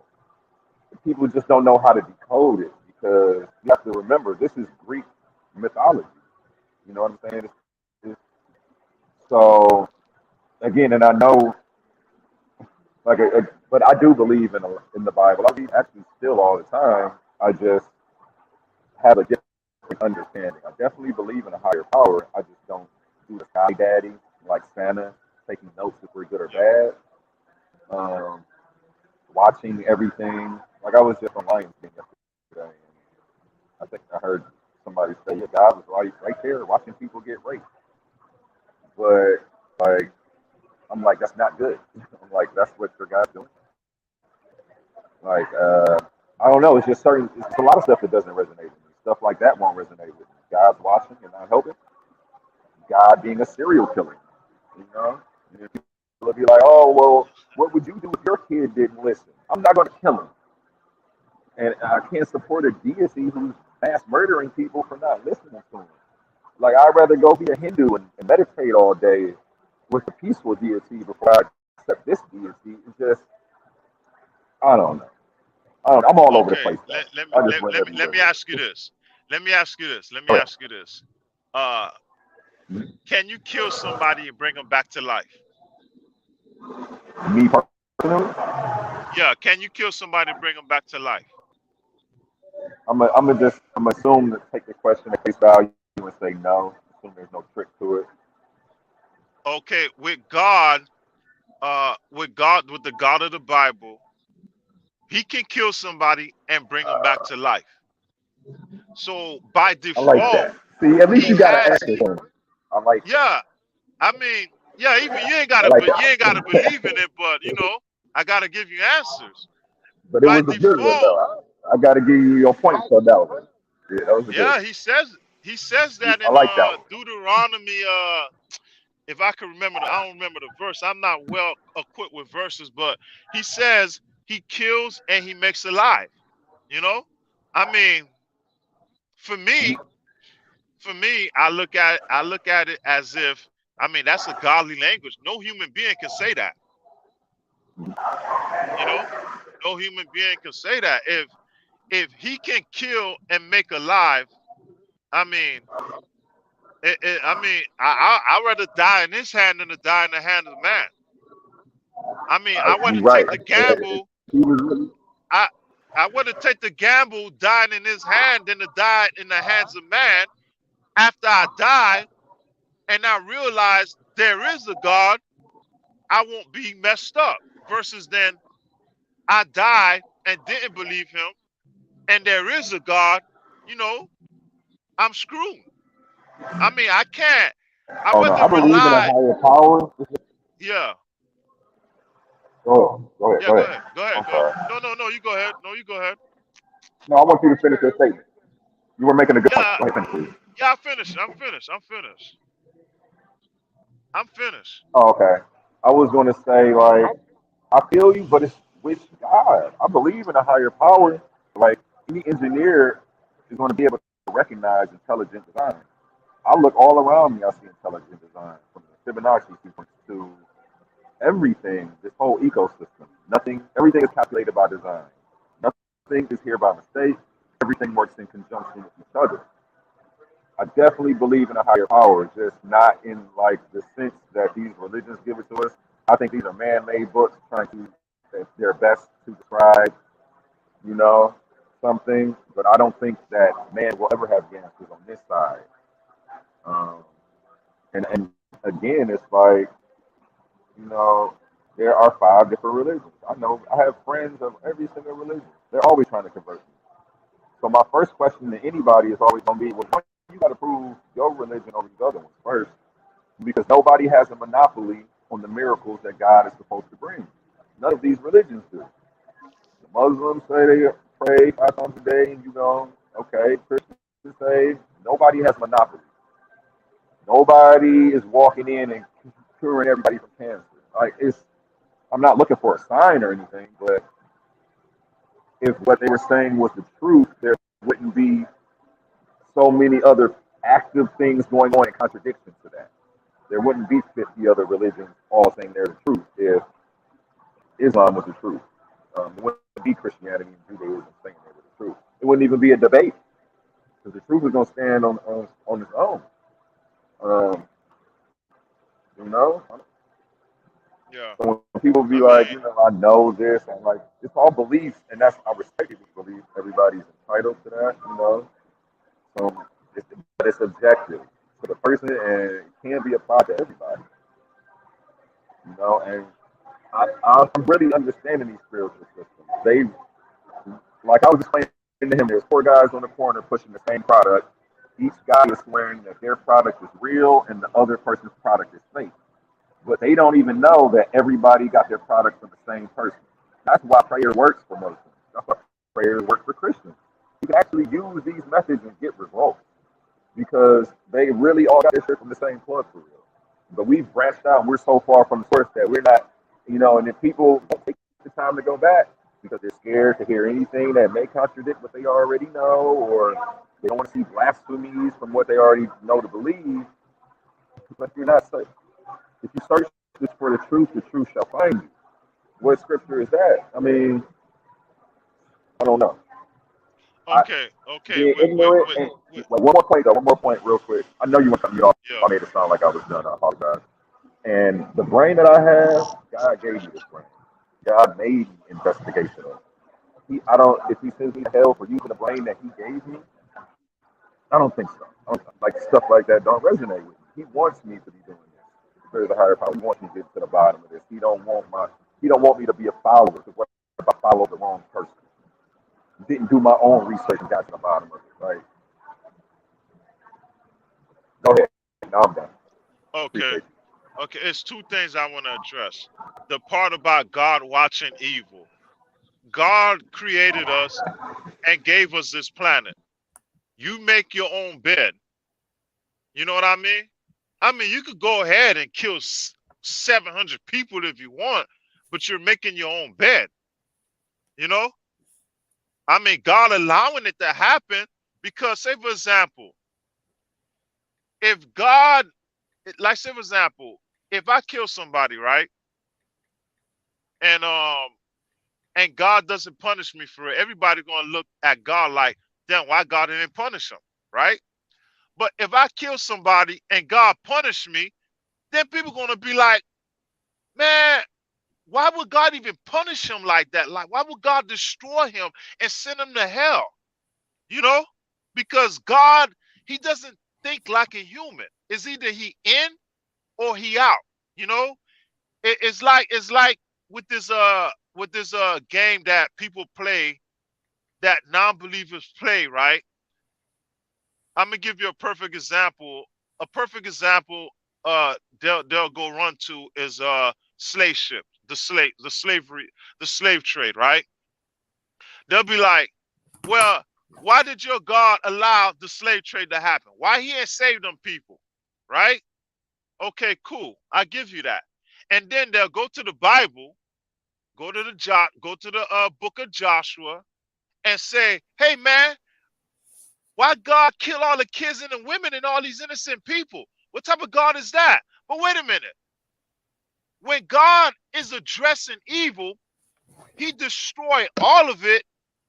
People complain about it. But now when he don't address it, people complain about it. I mean, you see where I'm going at with it? I don't want to I interject. mean, I want to let you. I mean, yeah. If you want me to say something, let me know. Well, Yeah, well, Okay. yeah. I'm asking you, like, if you was in a position, say for example, you God, right?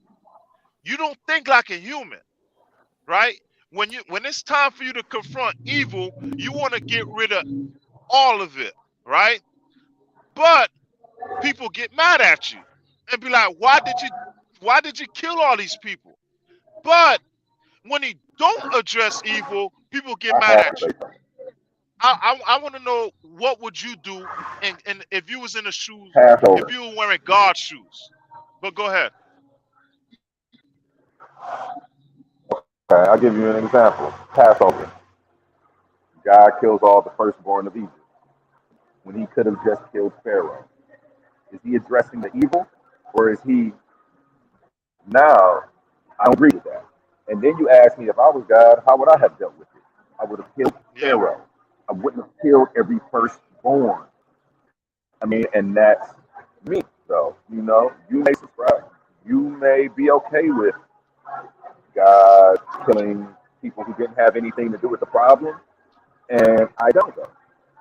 And that's one of the times where he doesn't address the evil. He does some goofy old shit to me, and it doesn't make sense, and well, it doesn't Okay. resonate with my Okay. soul. You know? Okay. Here's the thing. Here's the thing with the Egypt situation.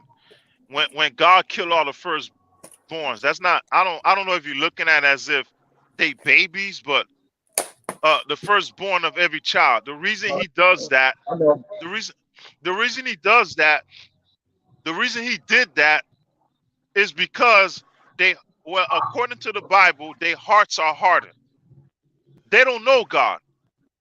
So if God would have killed the Pharaoh only and not kill the firstborns who knew of the Israelites, so if they watch, or okay, I'm gonna give you an example.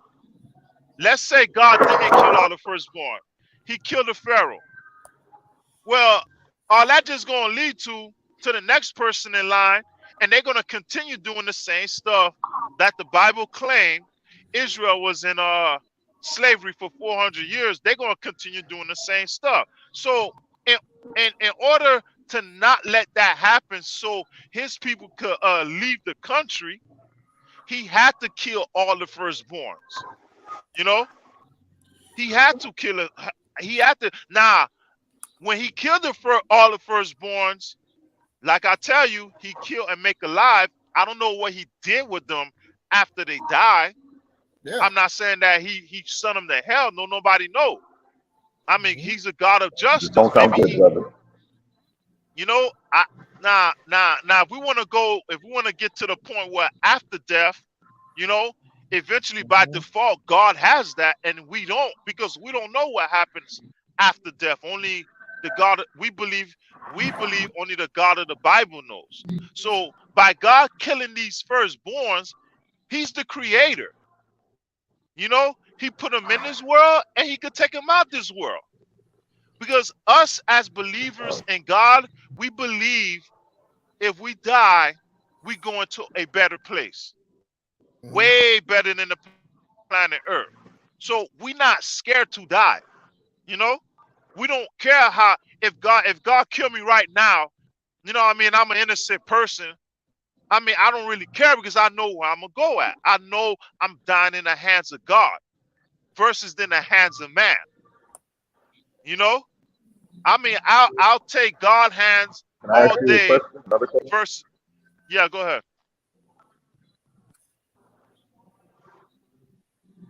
I feel you. That guy saying. I mean, me too. It's not like I don't believe in higher power. My position is that God lives in every living creature on this earth, anything that has feelings. God isn't. So I can't even go over to my friend's house if he mistreats his damn dog. You see what I'm saying? Like, but that goes into what you were saying, that regardless of what I believe, he's just going to judge my righteousness. I'm going to be good. That if the Bible is even real, though. Again, we have so many different religions that all say the same thing. I just happen to be on a Christian path today. Tomorrow, maybe on his own, kind of going through the same motions but to somebody else. You know, and they're not going to bring you guys up. I'm going to have to bring you guys up to make the Muslims realize, like, hey, there are other people saying the exact same thing as you guys, literally, verbatim about their book. I mean, with I love with everybody's belief system, but I just wish people would admit, like, hey, you know what? I ain't gonna try to push it down your throat because I don't know for sure. I just kind of I believe I ain't proof. You know, if it was a fact, everybody get Christian, but this is what I believe. You know, if you want to be a part of it, you know, I'll love to share it with you. You know, stuff like that instead of just the egotistical, everybody else wrong, I gotta be right. That's ego talking. That's nowhere near humble when this kid. I don't know. What about I mean, the fact Like, I went past God had 10 plagues in Egypt, though, in Exodus? Like you said, you know, why'd he kill all the firstborn? Like, what if you were God and you did all these things before you had to go to that last resort? Like, what if you did these major signs and the Pharaoh still didn't listen? Like Lou was saying, if God just killed Pharaoh, then the next guy up would have just came into command and probably still, you know, been stubborn and not let the Israelites go. I mean, yeah, you could have killed you know, a bunch of them, and I'm sure eventually they'd get the point. But God also did all these signs in Exodus, and it didn't matter. Like, you know, you could see them on the screen. He turned the river to blood, the plague of frogs, the plague of lice, the plague of flies, pestilence with the cattle and the sheep, the plague of boils and blains. So everybody got painful sores. The plague of hail with fire and thunder, the plague of locusts, the plague of darkness hold in on, the entire land of Egypt, and hold then on, the Ryan. death of the Hold on, firstborn Ryan. of the beast, the 10th. Hold on, Ryan. Hold on, Ryan. Oh, we I don't lost want him. him. I don't. Oh, we lost him down. I don't want him to thinking. I don't want him thinking that. I don't want him thinking that. Um. You're telling him this because he believe in the Exodus, because he don't believe in it.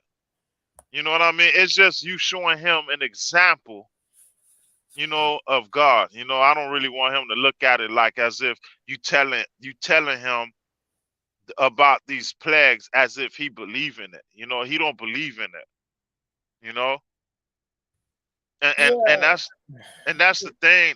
That's the thing about that's the thing about the Bible. You know, everybody like you were saying, you got all these people preaching about the Bible, but you don't know what is right. But for me, what I would tell a person, Ryan, is whatever group of people teaching you congregation and not segregation. I mean, that's the truth. They the truth. You know, because I mean that's a perfect example showing that God created mankind. You know, He didn't create people saying, "Oh, I create the black man and the white man coming out of him," or "I created the white man and the black man coming out." You know, He created mankind, and whatever group you see that's preaching love and congregation, you know, like that one song with Michael Jackson, "Heal the World, Make It a Better Place." You know what I mean? I mean, you preaching the word of God, you know? I mean, I Well, understand where he comes from. I well, understand where he he was a coming from. preacher's kid, so he grew up in the church. So it's not like he didn't spend time like believing. I'm sure, or at least going to church a lot. So he heard all these stories, and he's got a point where it's good in life to like study as much information as possible, but like I gave him the analogy of like finding a wife, like and that's God's analogy a lot for Israel and for us in general. Like, God's our husband and we're the wife. And if you find your wife, like, yeah, there's 7 billion people on earth, so there's still another 3.5 billion women you could choose from. But do you really have to okay, Astro, come back on if you can, if whenever your phone's ready to go. Hit the link if I don't know if you see the link in the chat or not, but I put it in there. Um, Hopefully it comes back on. But yeah, I mean, I gave the analogy of a wife because, like, if you get a wife, yeah, there's 3.5 billion other women. Like, if you want to just round up, you could give a different number. He's gonna charge his phone for 10 minutes and come back. All right, cool, man, that works. But yeah, I think that's a decent analogy, and that's probably why God used Yeah, that analogy at times. Like, if you find a wife, like we found Christianity as our wife, like, do you have to keep looking for another girl? Oh, here he is. yeah, I think he's gonna charge his phone though, but I'll add him to the stream. All right, yeah, hold on. So he's back. He's just charging his phone, doing his thing at work. But yeah. I know. all right, yeah. What are you doing? Are you driving? Nah. I'm getting my truck getting loaded. Well, I'm waiting to get I'm waiting for them to load my trailer. Yeah, You so don't have to help with that part, right? You just drive the truck. You don't help them load it, right? nah, they loaded. I'm in my truck right now. Nice. Yeah. Yeah, man. Did you catch Yeah, me with Paradigm Shift TV at all, with the Chris Harris thing, or no? nah. You went on Paradigm T. When was this? Tonight, I went on there tonight, What and happened? it was a waste of time. Chris Harris was on there, and me and him tried to have a dialogue, but I knew it was a matter of time before he got like to be bratty and arrogant and all that type of behavior. And we made it literally 1 hour before he just became a bitch. And You got the video? Let's nah, watch the video. Bianchi deleted it because Chris Harris threw a tantrum and was like, "Take my name out of the title," and acted like he's a diva, man. Ha! He thinks like he's helping people so much, like he thinks he's like a big celebrity, like like, oh my He god, Chris deleted the Harris. top. He deleted the video. Well, it's because Chris Harris was crying and acting like take my name out of the title. You know what I mean? And it's like, bro, you're not LeBron or something. Like 1 million people didn't watch because Chris Harris came by. You know what I mean? But that's how he was trying to act. Nah. Like, oh man, I'm helping your channel so much. When half the people in the chat were from here, from my channel. was a joke, but yeah, man. Wow. Yeah. We had 14 people watching, and half of them are from my channel, But and half of them are probably from Bianchi's channel. So Chris Harris brought over a whole 2 people or something, But he wanted to act like he brought over this major crowd of people. But yeah, he got Bianchi pissed, man, and he was heated at the end of it. So he's a cool customer. What did you tell him? Well, what happened was this: is we just like Bianchi hit me up at like 6:00 and was like, "Yo, you want to talk to Chris Harris?" And I'm like, "Yeah, sure, definitely." Like I'll have a dialogue with him. So we didn't have like a debate or any subject planned. It was just a freestyle, like general conversation. So the stream starts, and Chris Harris like has this little plan in his head that I didn't get the memo on before the show, but he's like, "Yeah, you can ask me as many questions as you want, and then I'll ask you questions." So if you think about it, and I pointed this out, he's not defending any ideology. So he doesn't have to defend atheism. He doesn't have to defend anything. So when I'm asking him questions, he's just like giving me his opinion. Like, okay, so I'm asking him, like, for instance, I'm like, you are a Hebrew Israelite. Why do you think that affects how you view the Bible? And, just asking him, do you think Jesus existed? And just asking him questions, and he's just answering. But he's just giving his opinion, and he's not defending anything. Then when it became my turn to answer questions, he tried to act like he's like, okay, so did Moses exist? And I said, yes. And he's like, can you archaeologically prove Moses exists? Shit like that. And I was just like, no, I can't, So he tried to act like he could declare victory, and he defeated Christianity because of that line of questioning. You know what I mean?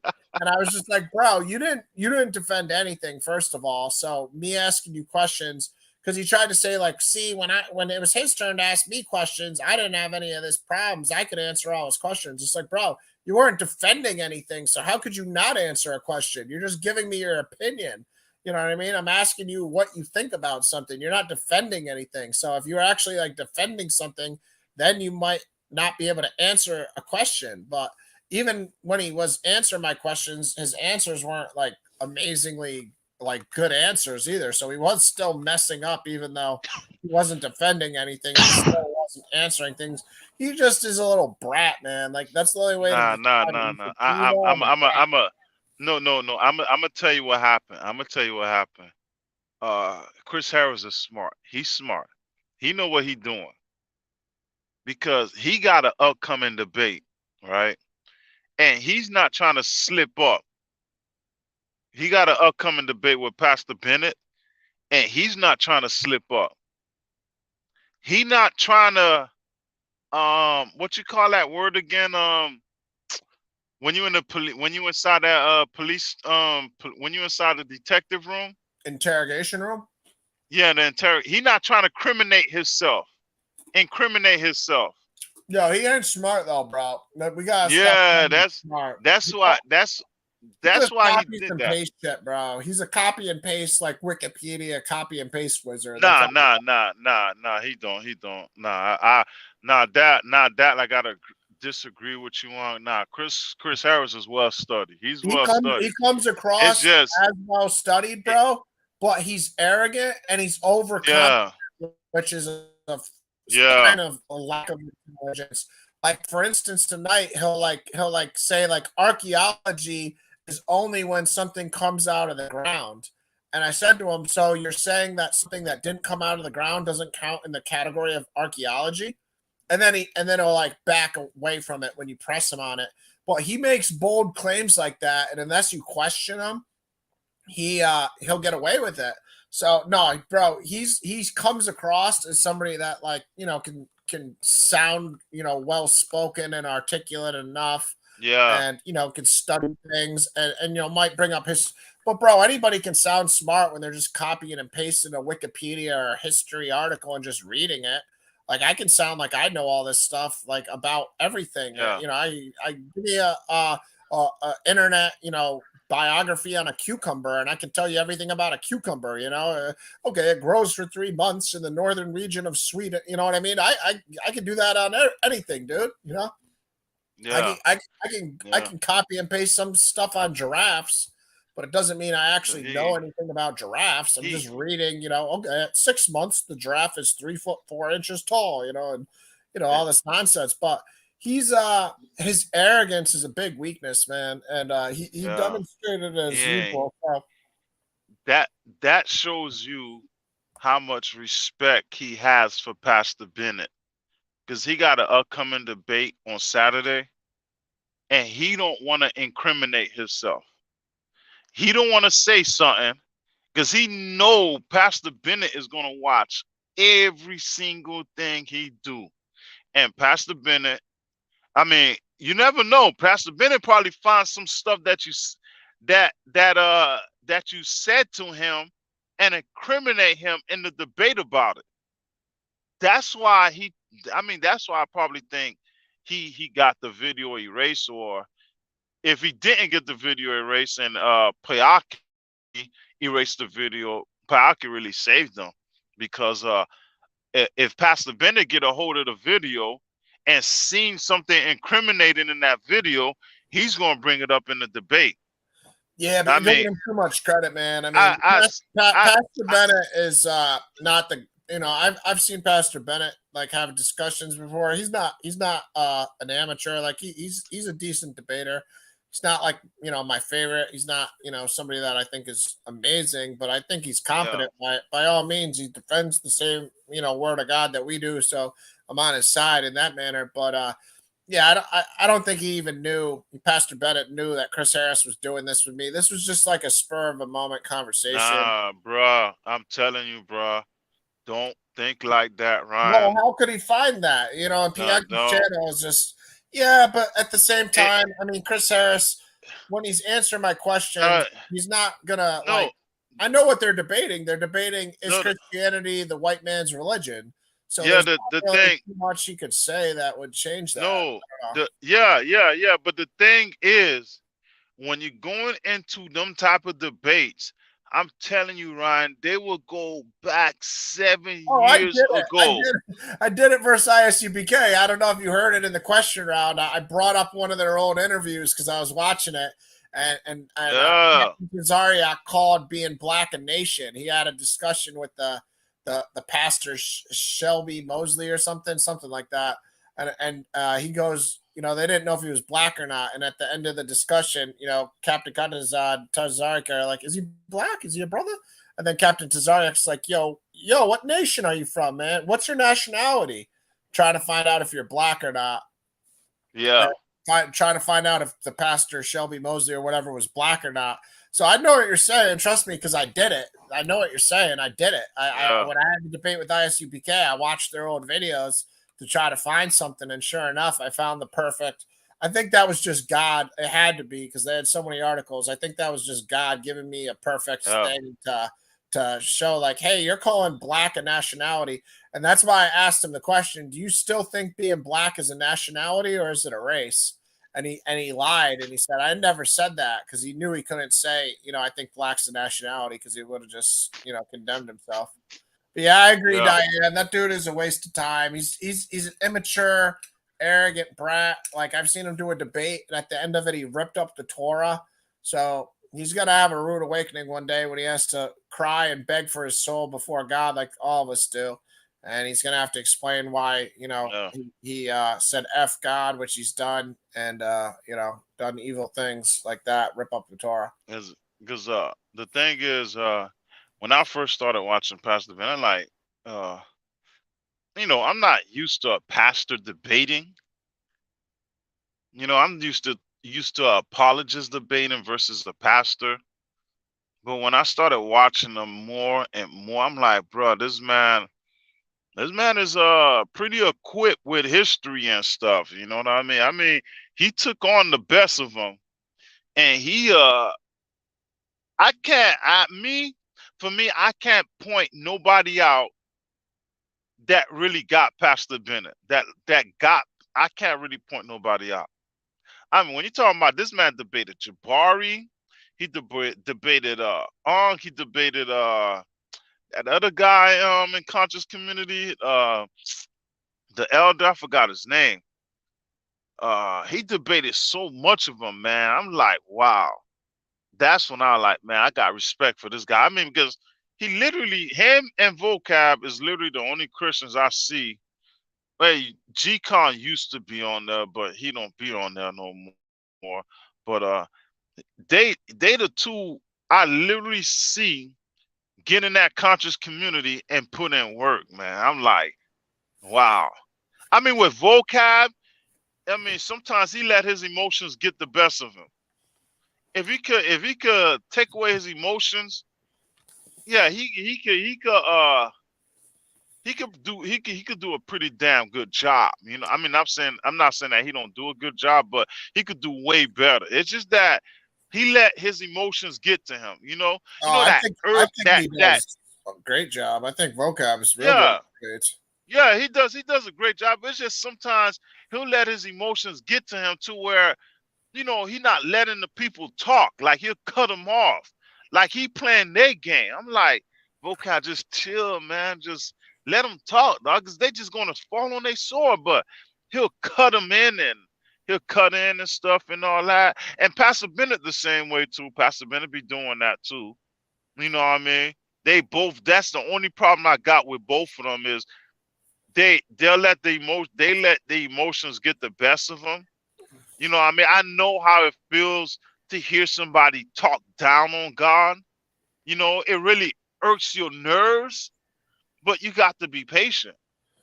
Well, it's hard because I try to not interrupt people either, but it's like you got to be careful because if you're not in a time debate and you let somebody like insult you and misrepresent you and let them talk for like, 3 times as long as you talk, then there are people in the audience that are going to fall for that deception. And, so it's like finding a balance. Like if there's a time in a perfect world, every debate should just be timed, and this wasn't a debate I had with Chris Harris tonight. This was just a dialogue.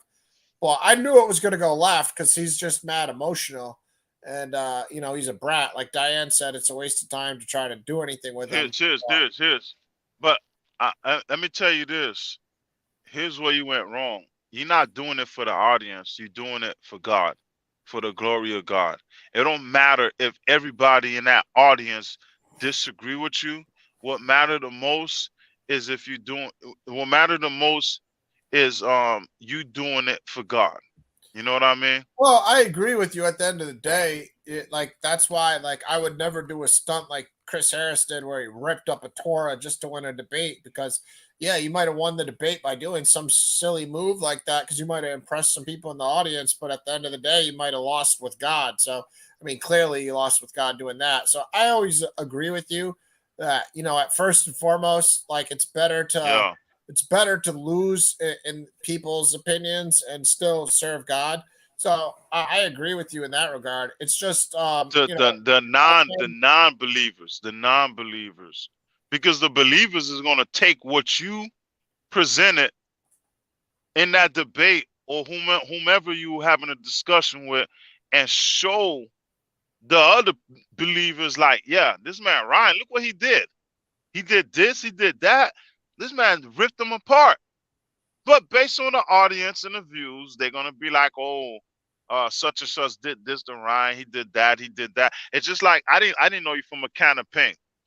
I watch you go on ISUBK channel, and tore Captain Crunch apart.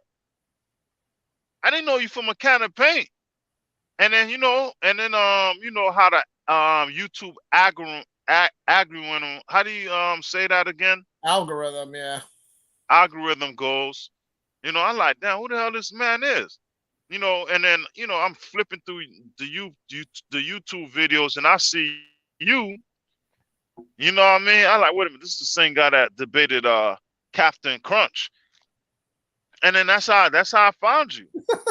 And and bro, automatically from the jump, I told you, dog. Yeah, that's so funny, that's how I knew about you. That's been Captain Crush.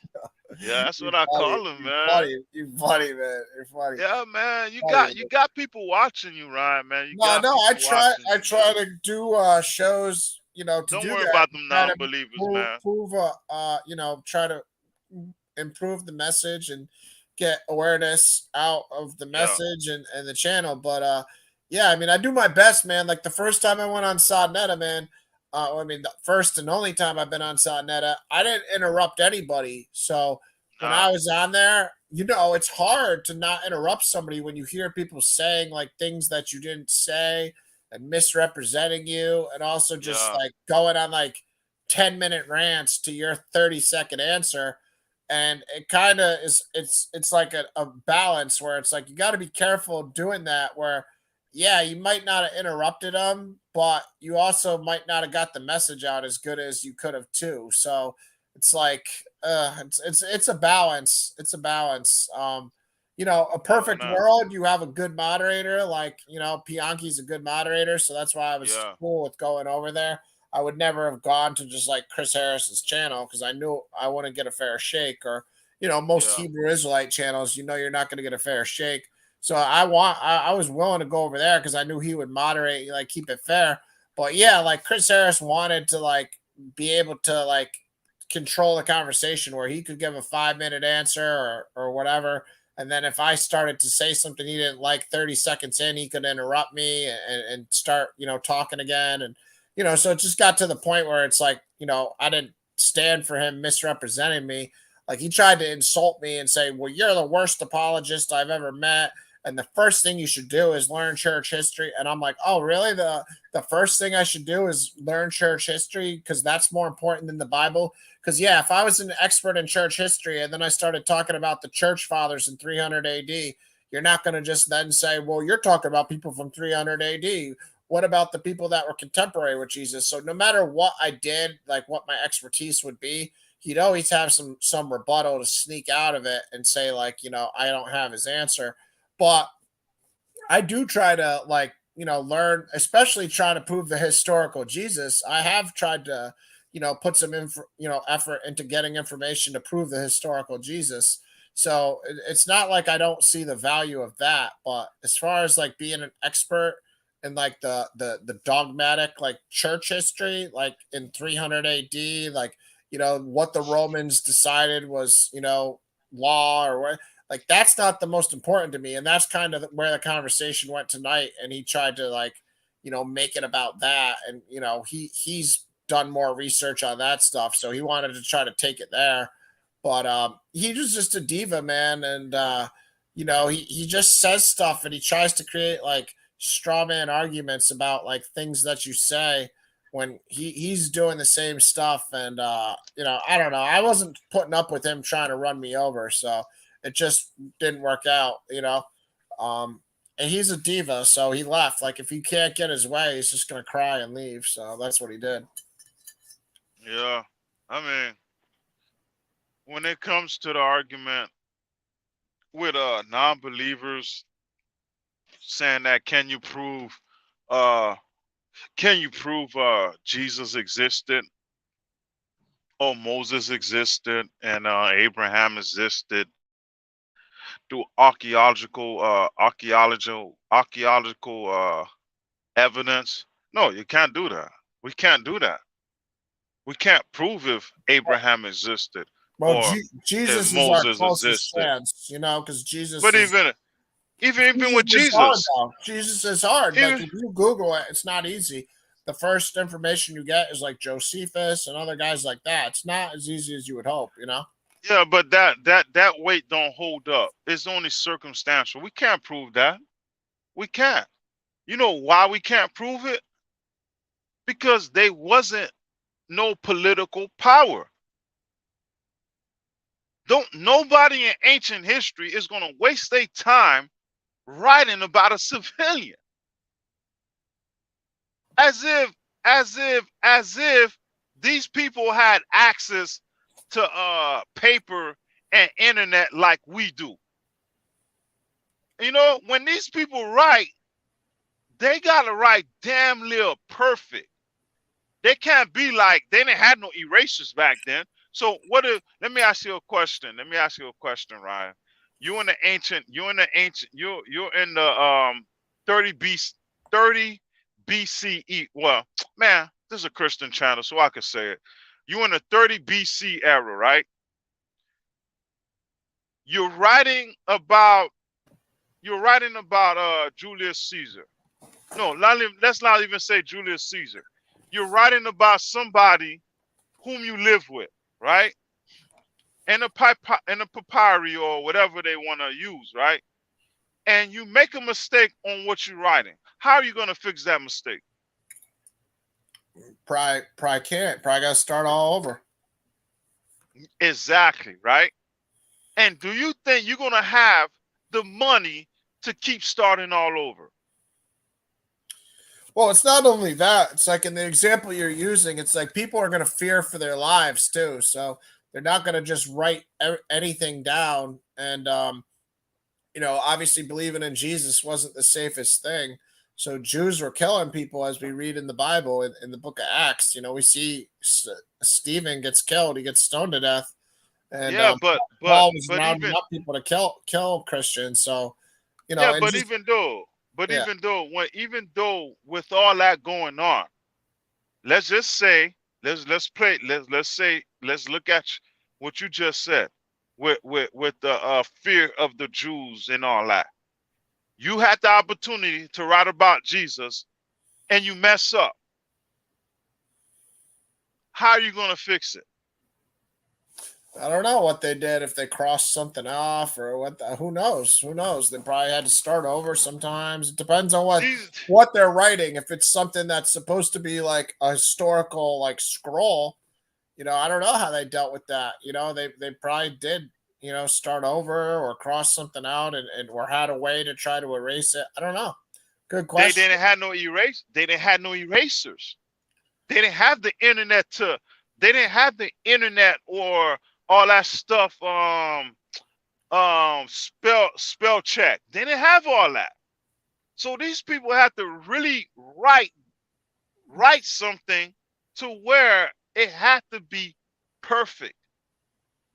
It's like with cuneiforms. When they writing in these cuneiforms, they couldn't mess up because they didn't have the resources we had to write. So we don't know whether these writings on the walls of Egypt and in Syria and all that is correct, because these people didn't have the resource we had to where if they messed up, they could rewrite it. Yeah, I don't have the answer to that. I don't know. It's interesting. I agree with you. They didn't have what we have, so if they made a mistake or something, they had to get rid of it. Yeah, how would they fix it?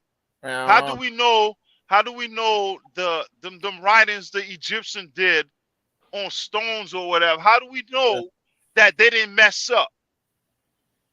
How do we know that? I don't know. How do we? Because back then, if you writing something and you mess up, whoever the ruler is liable to kill you for doing something wrong or liable to punish you. Well, that's what I said. Wrong. You can't write certain things that might have been factual. You can't write certain things that may be factual. So it's a dangerous way to tell history too. We got Astro back, so yeah, let's all right. Let's load with him on whatever. All right, let me say one more thing. It's like with Abraham. That sounded interesting. Like in Canaan, right? The Bible say Abraham was in Canaan and he come from the land of Ur. Who in their right mind is going to write about Abraham, knowing that they don't got the resource how we have the resource of writing about people? That stuff costs money. These people ain't worried about no damn Abraham. Abraham he's a regular civilian, even though the Bible shows him being a prominent figure, but he's a prominent figure like a civilian. He's more of a Dr. King and Malcolm X and these outlaws, people that's outlawed to the government system. You know what I mean? Yeah, the only reason he's not the king of the nation. So there's not monuments being built for Abraham, while he's alive. Exactly. We can't go to Africa and talk about Dr. King. these people ain't gonna know who's that. But if we go to Africa talking about Joe Biden, they're gonna know who Joe Biden is. They're gonna know because they know they're gonna get money from him. You go anywhere on the planet Earth that knows about United States, one of the first faces these people gonna know about is the president because they know their money is gonna come from the president. You know what I mean? If it's not the president, the military. Yeah, I well, mean, we don't know a lot. Like I don't know a lot about Africa's history. You asked me about the Southern Africa apartheid. All I know is Nelson Mandela was in jail. yeah, exactly. I can't name one other person who I'm sure there was plenty of other people that fought for their Exactly. rights. So yeah, I mean it is going to be nation to nation, geography, where you're located is going to determine. So yeah, I mean that is an obstacle with biblical history. Is they're not, like you said, they're not able to just write down everything because they don't have access to stuff like we And have and the, today. and the, And and the thing is, with skeptics, the only proof of showing the Bible ain't real because they can't find nothing, or they want to use the argument, oh, they are influenced by other cultures. They taking other culture stories. Okay, if they doing that, how in the world? Why is it the Bible is the only book in ancient history that takes from every culture? Why is that? I don't get it. That's false.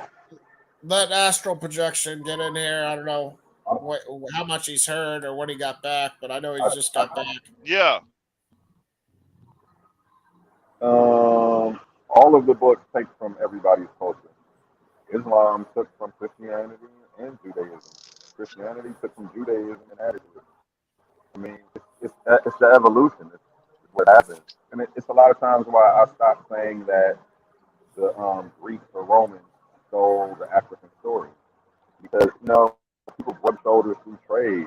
You're going to hear the story. And if it sounds good, you're going to repeat it. It's not so much as it was stolen. It's just the evolution of culture and people. This is what theology is: the evolution of religion and God and the concept of it. okay, Yeah, let me ask you this question. Like Yes, sir.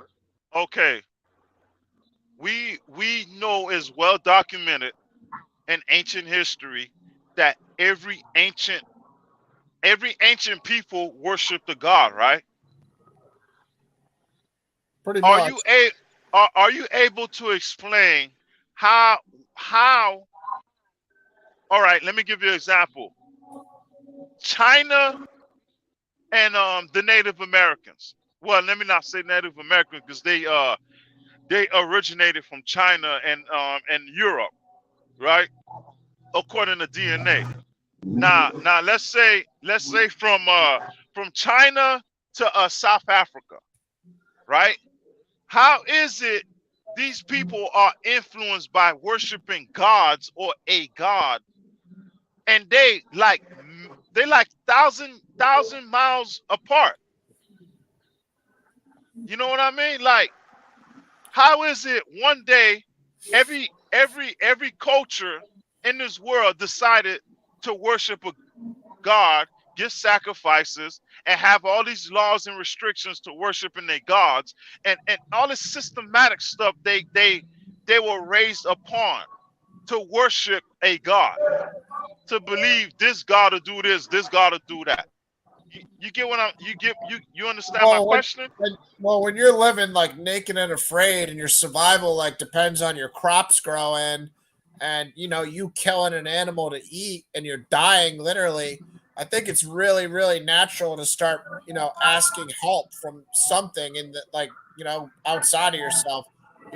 Anytime you kill something, or your crops grow, or you get rain for your crops, I think God was like a natural, aspect of life as far as especially You when survival like depends upon like your faith. But I think somewhat we get farther away from God is when we don't have to pray to God to eat every day, when we don't have to, pray to God for rain for our crops. Then I think we have, less belief in see God. But what you're saying, Ryan, is right. But the thing is, how is it? Even if I give you that with what you're saying, right? With people wondering all this stuff about where they're gonna get something from. But how is it every ancient culture have the same systematic belief, laws, statutes, and commandments, worshiping their gods? How do they know to sacrifice to their God in order to get rain, crop, food, and all that? I mean, me being Okay, a is that me being a question? me me coming from an African lineage, my family coming from West Africa. That's what we practice. We practice sacrificing to the God, and because every ancient culture believe you got to feed the God in order to receive protection. I thought you were Haitian too. Even in Christianity, Yeah, yeah, even in yeah. Christianity, it's the Haitians, same way. yeah. With Christianity, we don't believe in I mean, we don't do sacrifice. Our sacrifice is Jesus Christ. So I mean, Yeah, with but with the the and Father and Jesus did require sacrifice for all the time. yeah, Up to Jesus, yeah. So, yeah. and That's just what I'm as trying to tell these question Hebrew for Israelites. Astral too, like she just wants to Jesus, know. I don't know if you see the question, if you're an atheist or not, but I already told her you believe in God, you just don't have a set religion, but you can answer too if you want. And Yeah, then talk about you are whatever. agnostic, huh? I mean, I don't do labels. I hate labels. Now I got to look up the word to see if it applies to me, and they switch the definitions so frequently. I am that I am, but I'll tell you, Yeah, I'm yeah. spiritual. I feel you. I I feel believe you. in higher power. I recognize intelligent design when I see it. I just don't think any of these books has the totality of the answer. I think that all of these books are powerful in their own right. I'm not here to credit any of them. A lot of them have good magic. Whatever words you want to use for that, you can switch it out. Whatever word makes you comfortable with what you believe in. I use magic, but that's what's going on. What do you think it is when you pray to something and a miracle happens? It's fucking magic. Excuse my language. Let me switch that up. That's magic. It's all good. It becomes science once you learn the trick though. So, and I heard the brother over here talking about voodoo earlier. Like, again, it's only black magic until you learn the trick, and then it's science. You know, it's that's what everything boils down to. He was speaking about the brother was speaking about. I don't know. He lost me for a second, and what were you talking about again? Real quick. Oh, I was asking you. I was asking you, how is it in in ancient cultures, everybody worship their god or gods this in a similar fashion? Yeah. Okay. If the, And again, that's what. to answer your question, that's a good one too. If anybody heard what I was saying before, the analogy that I gave about the four people selling something on the corner with the same product. There's four different religions who have their church on the same corner. You got a Christian church, a Muslim church, a Judaism church, and we can go a Hebrew Israelite spot. Okay, they're all saying that they have the truth, and the people across the street are lying. You know what I'm saying? So my first question was, how do we figure that out? But my point is that they all got their stuff from the same source. All religion is founded in cosmology, but we don't delve into other texts to even know this. Like, these are comparisons that Ryan can't even speak on because he refused to read these other texts. These are dope conversations I would love to have with people, but That's people not restrict true their though. own I was you information. I mean, for this is a 35 college years. class. I was you for 35 I mean, I years. So understand. I read the Book of the Dead. I read some of the Hindu Vedas. I read, Greek mythology. I've read, other Indian stuff. I've gotten into this. I was you for 35 years. The only difference between us is I needed God to survive from the devil, and God, saved me. So I know God is Jesus and the Father because that's who I called out to help me, and they saved me. So no other God has that power. So It was do or I die. don't believe in the devil either. You know, I Well, believe in a that's higher power, but I don't think that the higher power created his own opposition and refuses to get rid of him, but gets rid of everybody else who doesn't listen to him. God flooded the whole earth, but left the devil alive. You have to make this make sense to me. well, the devil is just a product of free will. So the devil is gonna get dealt with, as we see in the Bible. God doesn't want anyone to perish. So, like in 2 Peter 3:9, it says, God doesn't want anyone to perish, but everyone to come to repentance. So I'm not God, and I can't give you the answer to why he hasn't dealt with the devil yet, but the devil knows he's going to get dealt with unless he changes, and God's love and mercy is probably the reason the devil hasn't been dealt with yet, because he's given him a chance. But I mean, like Lou was speaking on earlier, what would you do if you were God? Like, everything we do is a sin. Most, not everything we do, but most things we do is a sin. Like, are you gonna, if you were God, once somebody kills somebody, should they die? Once somebody steals, should they die?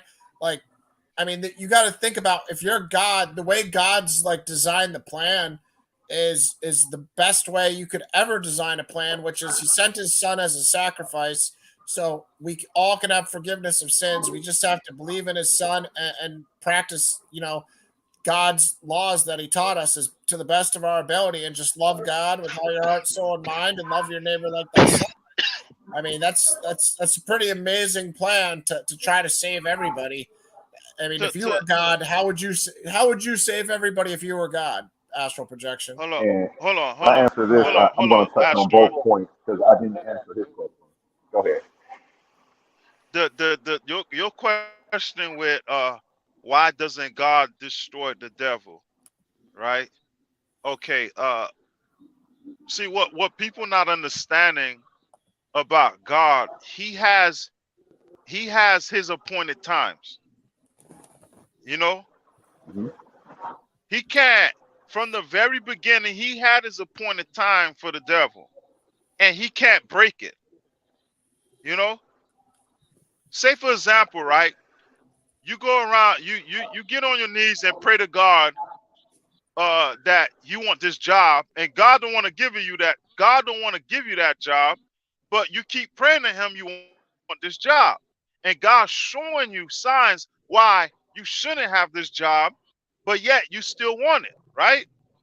And then all of a sudden God decides to give you the job, right? And then something happens, and then you turn around, and get mad, and eventually you're gonna be like, God, why did you give me this job? Right? Because God Hmm. gonna be like, because this is what you asked for. I showed you the signs of why you shouldn't go to this job. So you won't blame it on me why I gave you this job, because this the job you asked for. Like with the devil, right? With the devil, Hmm. God has something to prove with the devil. With the devil, when it went in the beginning, in the creation, right? And not in the creation, but in the story of Adam and Eve, right? If you understand it in context, it was the devil trying to prove to these other angels that God is not who you think he is. Watch, they're gonna sin, and he's gonna do this, right? And eventually, God didn't do what the devil expected God to do. You know what I mean? So in order for the devil to get God to do something to Adam and Eve, to prove himself to the angels, you know what I mean? He had to learn them. He had to learn them into eating from the tree of knowledge or whatever, you know? But at the same time, he never lied. He never lied. But the thing is, the devil knew what dying meant, what the definition of dying meant to God. You know what I mean? But Adam and Eve didn't know what that definition meant. You know what I mean? And when he told them, you surely will not die. He just you just gonna know, you just gonna be just like him and know the difference between good and evil. And what happened when they ate from the tree of knowledge? They knew the difference between good and evil. You know what I mean? And here's the thing: when they did all that, So, they sinned. and then I'm sorry for being long, but I'm gonna cut it short. I'm gonna cut it No, short. take your But time. Take your time, but King. We okay, call that a okay. Chris Harris. But We call that a Chris Harris. my bad, my bad. Like say for example, the devil, God allowed the devil to roam around until his appointed time. You know what I mean? So nobody won't have excuse to be like, oh God, why did you let that happen? No, you have the free will to choose whether you want to do it or not. But then again, you want to turn around and say, damn God, why are you letting all this tragedy happen in my life? Maybe, just maybe, I'm not saying every Christian believe in that, but for me, I believe in this. Just maybe God is using other situations to bring you to him. He might take away somebody out your life. Like say for example, I don't want to get too personal, but say for example, he might take away a best friend of yours.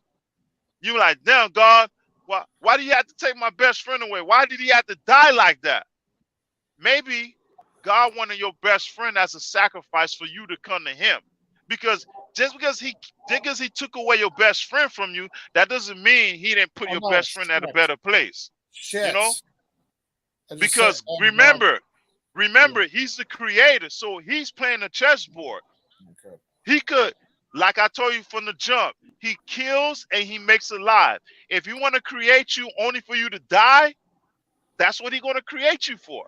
If he wants you to if you want to create you to do evil, that's what he created you for.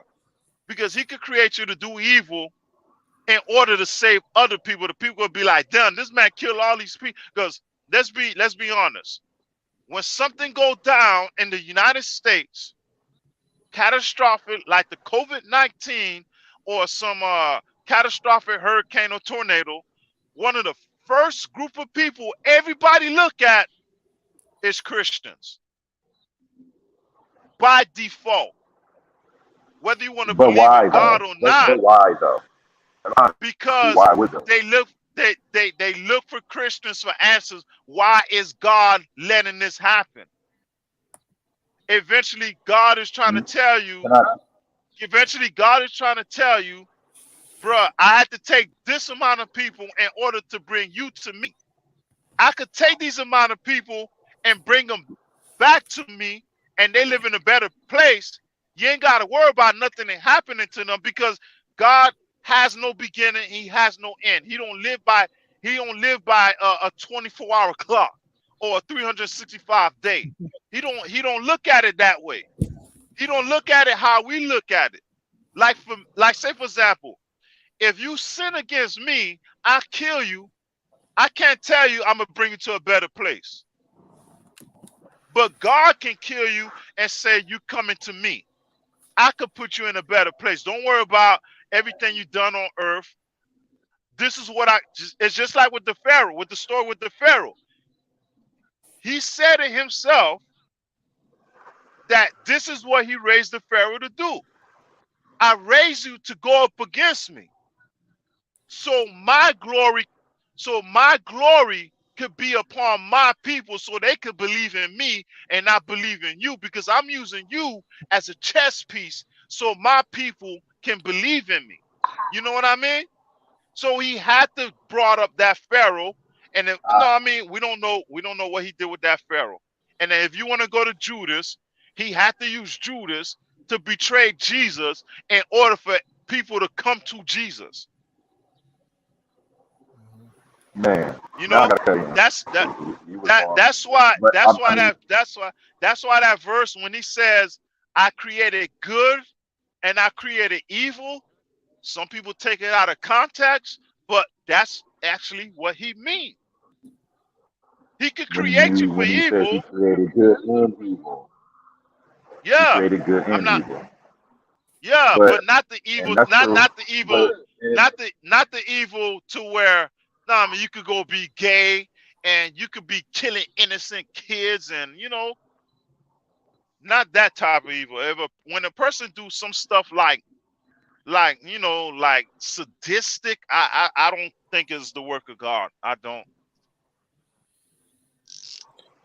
I mean, Uh, again, you said a lot of stuff yeah, that I was isn't gonna say, that. Lou, you made like 20 You points. You got interjected so much stuff, yeah. which is cool because a lot of that stuff was opinion on how you feel God would move. And, another again, there's so many Yeah, Christian exactly. It's denominations of opinion. It's Christianity. opinion. I can't say it's Even the facts. other Christians, yeah, even the other Christians would be all on your neck about that. Yeah. I'm not gonna hop down your I'm neck just about it. I mean, yeah, I I'm just telling understand. I'm in here. I'm literally going back and forth about Baltimore, which is okay. And like I'm entertaining it. Hey, Ryan, can you show the comment from the one female? There was a couple comments back, or maybe one comment back that you showed on the screen. Actually, it was from Which Jessica. was it? The It question was about your faith? you put it on the screen. The question about your faith, Yeah, or what you said about the devil? go to the question. I think it was a question. Well, she asked you about what your faith is. She said, "Are you an Not atheist?" that one. It was the last one that you put up from her on the screen. The thing that she said about the devil, basically. Yeah. If Jessica, preach I about it, believe in spirituality. I believe this in a one. higher power, but I don't. Yeah.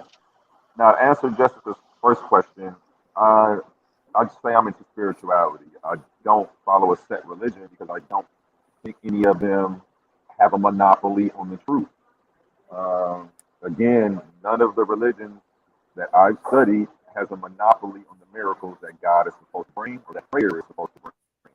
I actually see people from every single religion getting results. So for me to go ahead and hop on one, I just feel would be ill-advised if my soul is on the line until I know. I don't want to guess. And if I'm believing, then that means I don't know. See, if when you know, you don't have to believe. I can believe in what I know. Okay, but now to actually, I'm gonna read it. Her question. It says, if God just reached out with His power and struck Satan, other created beings, to say He did it because He could not win by love, and so He had to resort to force and fear. Well, what is the flood? Is that love or is that force and fear? What is wiping away firstborn of Egypt? Is that force and fear or is that love? So I mean that right there just shows that maybe I don't know. And I understand if you're a believer, your comprehension is going to be all over the place. What applies one place won't apply over here, and you'll make it fit. And we jump through these hoops to try to make sense out of nonsense. And not to, I'm not calling it a book nonsense. There's a lot of dope stuff in there, and it came from a dope source. Original sources. We just need to get back to source. We need to get back to nature. I feel like we're way off. Um, we're following a book written by it man it about God. So it, it seems like as if you believe into where God adapt to man. It don't go like that. Man adapt to God. It don't go like that. God adapt to man because he said it himself. Man cannot look at me and still live. Automatically, that's telling you he adapts to man. It like with I mean, sin, there's right? numerous times in the Like Bible where people. no, I'm gonna tell you some. I'm gonna tell you something about sin, right? Not all Christians believe in this, but I believe in it. You know what I mean? Sin is transmitted through the blood, right? That's why we have all this genetic sickness that transfer through generation and generation and generation and generation and generation. Huh? Hear that? Is that Jessica? We got either Jessica or David try to come We're on. both here. We're both here. Both there? Okay, we got a 2-for-1. So, yeah, that's who was in the comments, Astral. This is Jessica and David. So they're both going to just add to the conversation. And, yeah, whatever you guys want to bring on, hopefully by the end of this, Astral Projections is going to say he's a Christian. So that's our ultimate goal to get him, to come over. I I was don't know born if a it's Christian. going to happen Like, tonight or not, but yeah, go ahead, Jessica. Go ahead, yeah, David. Just go ahead and bring up whatever you want or add to whatever anybody else has said. Go ahead, guys. Okay, brother. Thank the Lord for you. I was going to tell you, brother, astral projections. You know, I thank the Lord for you. I have a love for you. God has given me a love for all nations. I really do. I have a great love for all nations that God gave me because I used to be very prejudiced, and God showed me through a man of a God of African nation. He called me through his gospel unto Christ and showed me that God had no respect for person. You know, he loves everybody. He loves all nations. So I love all nations likewise. And what it is, it takes faith. It just takes a little bit of faith. I appreciate it. Like she was saying, the faith of a mustard seed.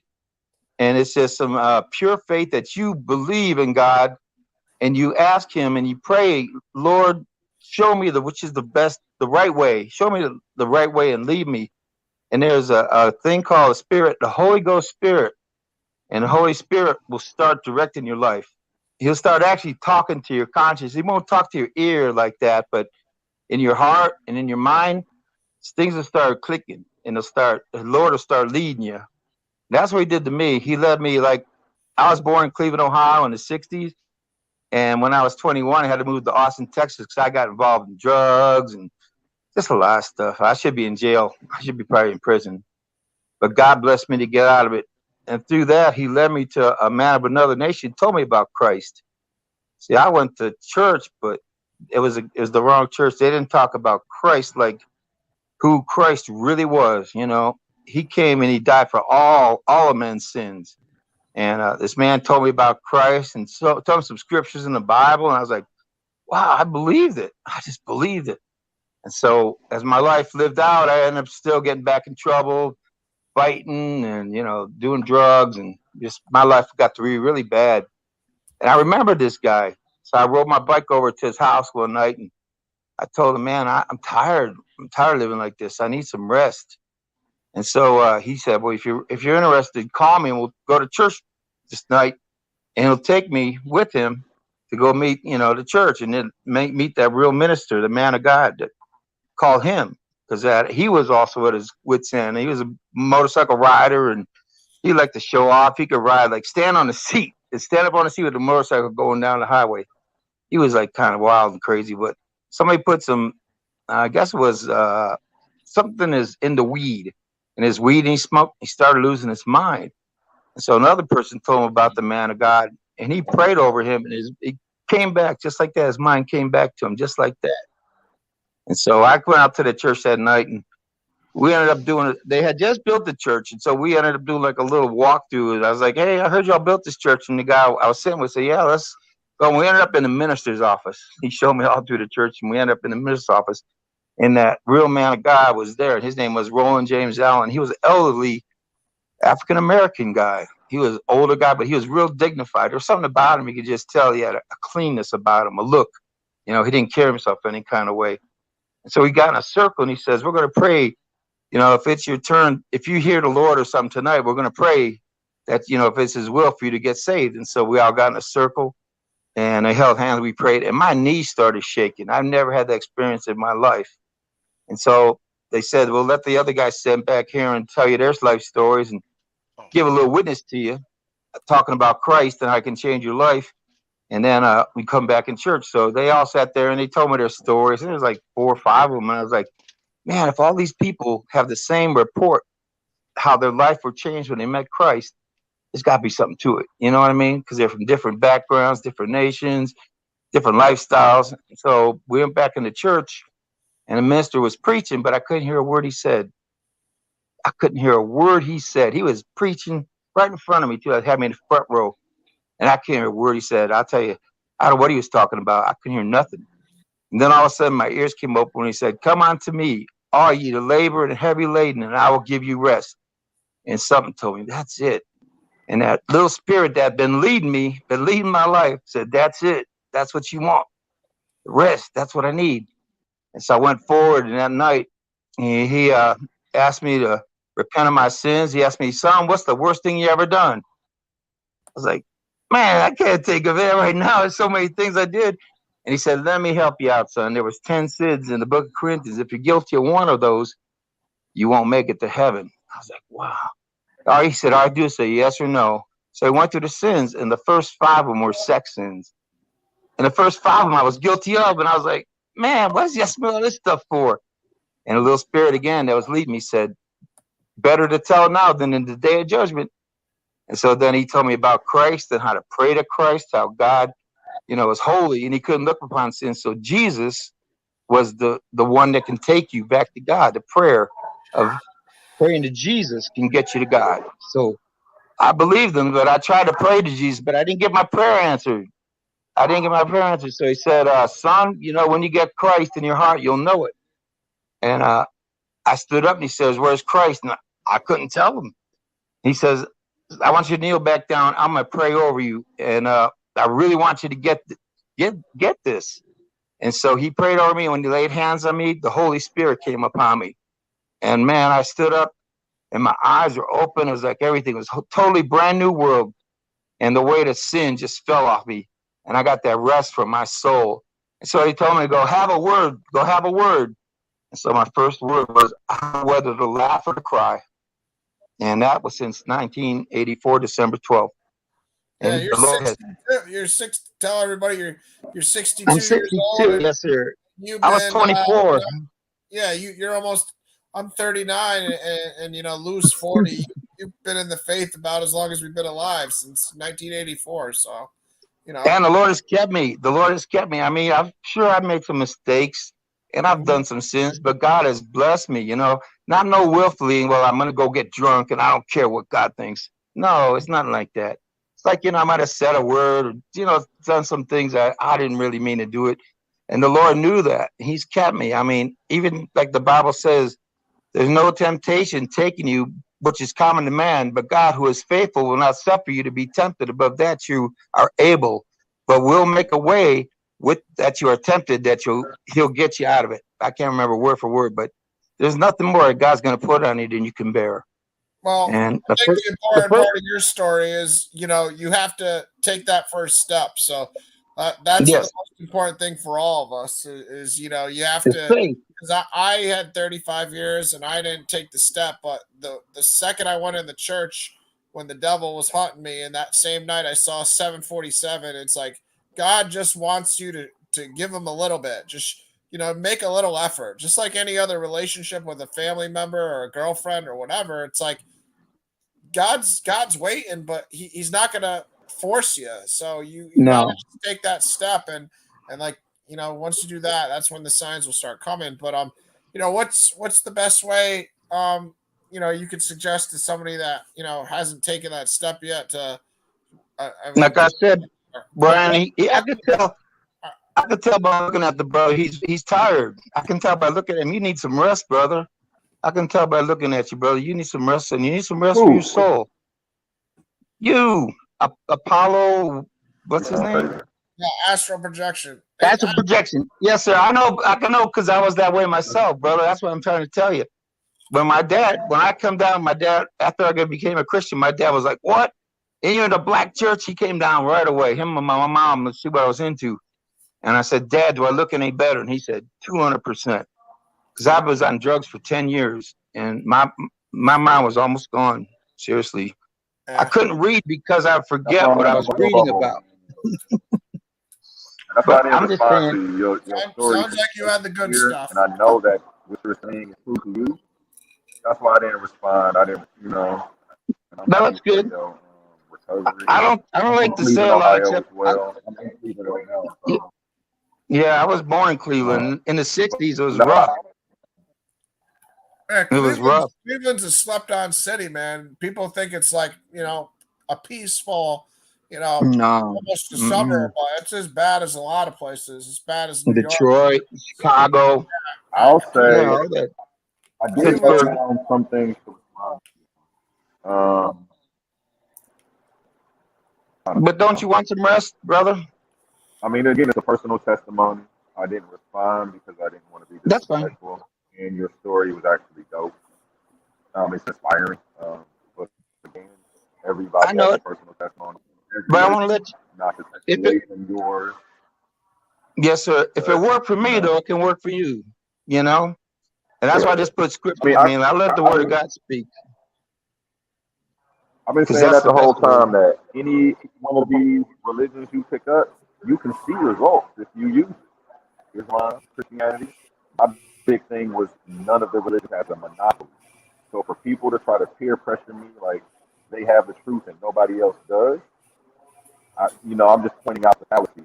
I'm not Bible bashing today or religion bashing because they're all actively running in conjunction and in contradiction to each other. So it's weird. It's like doing the truth, the other stuff would have been shut down, but it's only actively running in. What was the word I just said? It's only actively running in. See the word. It's only actively running. Everybody In seems like they know the answer, contradicting to right? each other because it's not the truth. If there was truth, the lie can't live where truth is. So back to all these religions are actively running in contradiction to each other. Only goes to show that nobody knows the truth. Everybody's saying Jesus they said, believe, Jesus said, I am the truth, believe, the believe. truth and the life. Jesus said, I am the truth, That's the truth and the life. also No man cometh unto also the Father but by me. And that's not me saying that. That's Jesus saying it. And it worked for me, brother. I'm telling says you. that in the I parent was in at the Haru. suicide. It says that in the parent in I was at Haru the also. suicide. Ryan, Ryan, you can look it up. It says it in the parent in Haru also. A lot of the texts are actually verbatim from the parent in Haru, which is the Egyptian Book of Life, titled by the Europeans the Egyptian Book of Dead. So, and anything that they don't understand, they demonize. They put dead on it when we didn't call it that. We call it the Book of Life. Well, just to You know, help you out, just ask the Holy Spirit to show you. and you That's all know I can say. that. That's what worked for me. The Holy Spirit to lead you. Ryan knows about the Spirit. I feel you. It's a spiritual thing. Well, Yeah, I don't want to. we can all see where astral projection is I'm coming not from trying to because get every other religion on earth we don't believe in. So it's not Right. like we all have a lot more in common than we have different if we actually look at it from that perspective. Like, I don't believe in every other religion except Christianity. So I understand his perspective totally. Right. He just Amen. doesn't believe in one that I believe in. So it really isn't as far apart as we think we are because the way he views all religion, I view every other religion. And think about how many Right. religions I don't believe in. So Right. I see value in them, and I know they can help me. Mhm. No, are you not on your tablet or what? Why is it so slow? Slow. We're a lot No, closer but together than we are farther apart. Really, that's right. my. I'll be praying for you, brother. I'll be praying for you. Pray that the Lord bless you, because I know I needed some rest. I'll talk about me. I really needed some rest. I was gone. I had run out. I had did my run out. I had run and did the drugs and all that, and found out that wasn't the answer. You know what I mean? It didn't work. I was tired. I got worse than I was at the beginning. Well, So when I sometimes you ran gotta hit out, rock bottom to get there too, Dave. I mean, I amen. don't think That's astral right. projection's at rock bottom. So it's like I think he's doing all right. He's successful. He's got his family. He seems happy. Amen. He's not doing he's not righteous things in the he's not in a community. position where he's forced to call on God to help him with anything that I know Right. of. I don't know. When you get in the hospital and you're fighting for your life with a disease, or Right. you're lying on the ground because you just got hit by a car, or whatever it is, that's when you really start to call on God. So I mean, that's the thing that got to give God time to reach. But people always go to God when it's time. And he Right. I obviously talked to believes in my. God, so it's not like God he works. doesn't believe in God. God works. Yeah, God works Can I everybody give you guys different a too. little Everybody runs background their on own me? way. You believe Go in ahead. God I'm sorry. just like I believed in God for 35 years. You just didn't want to put a title on it because you thought religions were dogmatic and had too many errors. So I totally understand where you're coming from because I was the same way for 35 years. I looked into everything and I got tricked by Egypt. I thought the Egyptians had the answer too because the pyramids really tricked me. So I read the Book of the Dead, and when I was dying, I prayed to Anubis, which makes no sense because if you actually study the Egyptian faith, that's not who you would pray to. But I almost died at 35. At 30, and I didn't know who to pray to. I was praying to my grandma and another dead relative, but Jesus' name popped into my head, and that kind of stayed with me because I said, I'm not going to pray to Jesus and the Father because I didn't worship him my whole life, but Jesus' name did pop into my head when I was dying. So looking back on that in hindsight, I think God just comes to you no matter what, even if he just wants you to believe on your last breath, maybe. So everybody's got time, and we can't prove it to him, so he's got to No. find it himself. No matter what I say or you say, it's not. Right. I mean, I used to hear Christians say the same thing, and he's got a good point where a Muslim's going to say the same thing about Allah.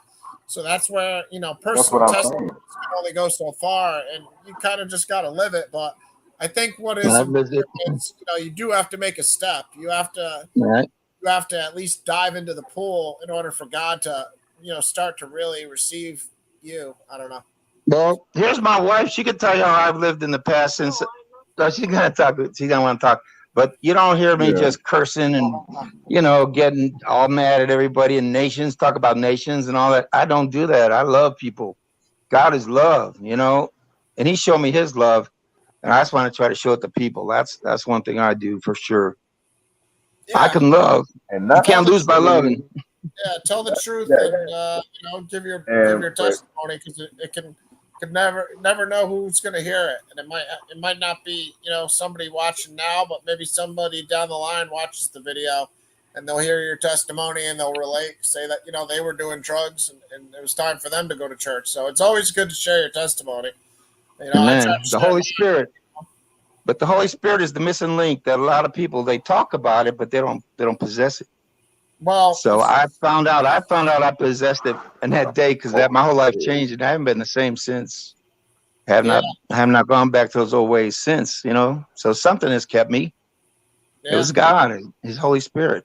I haven't just drawn back and gone and start drinking and doing the old drugs and all that again. I haven't. That's a miracle.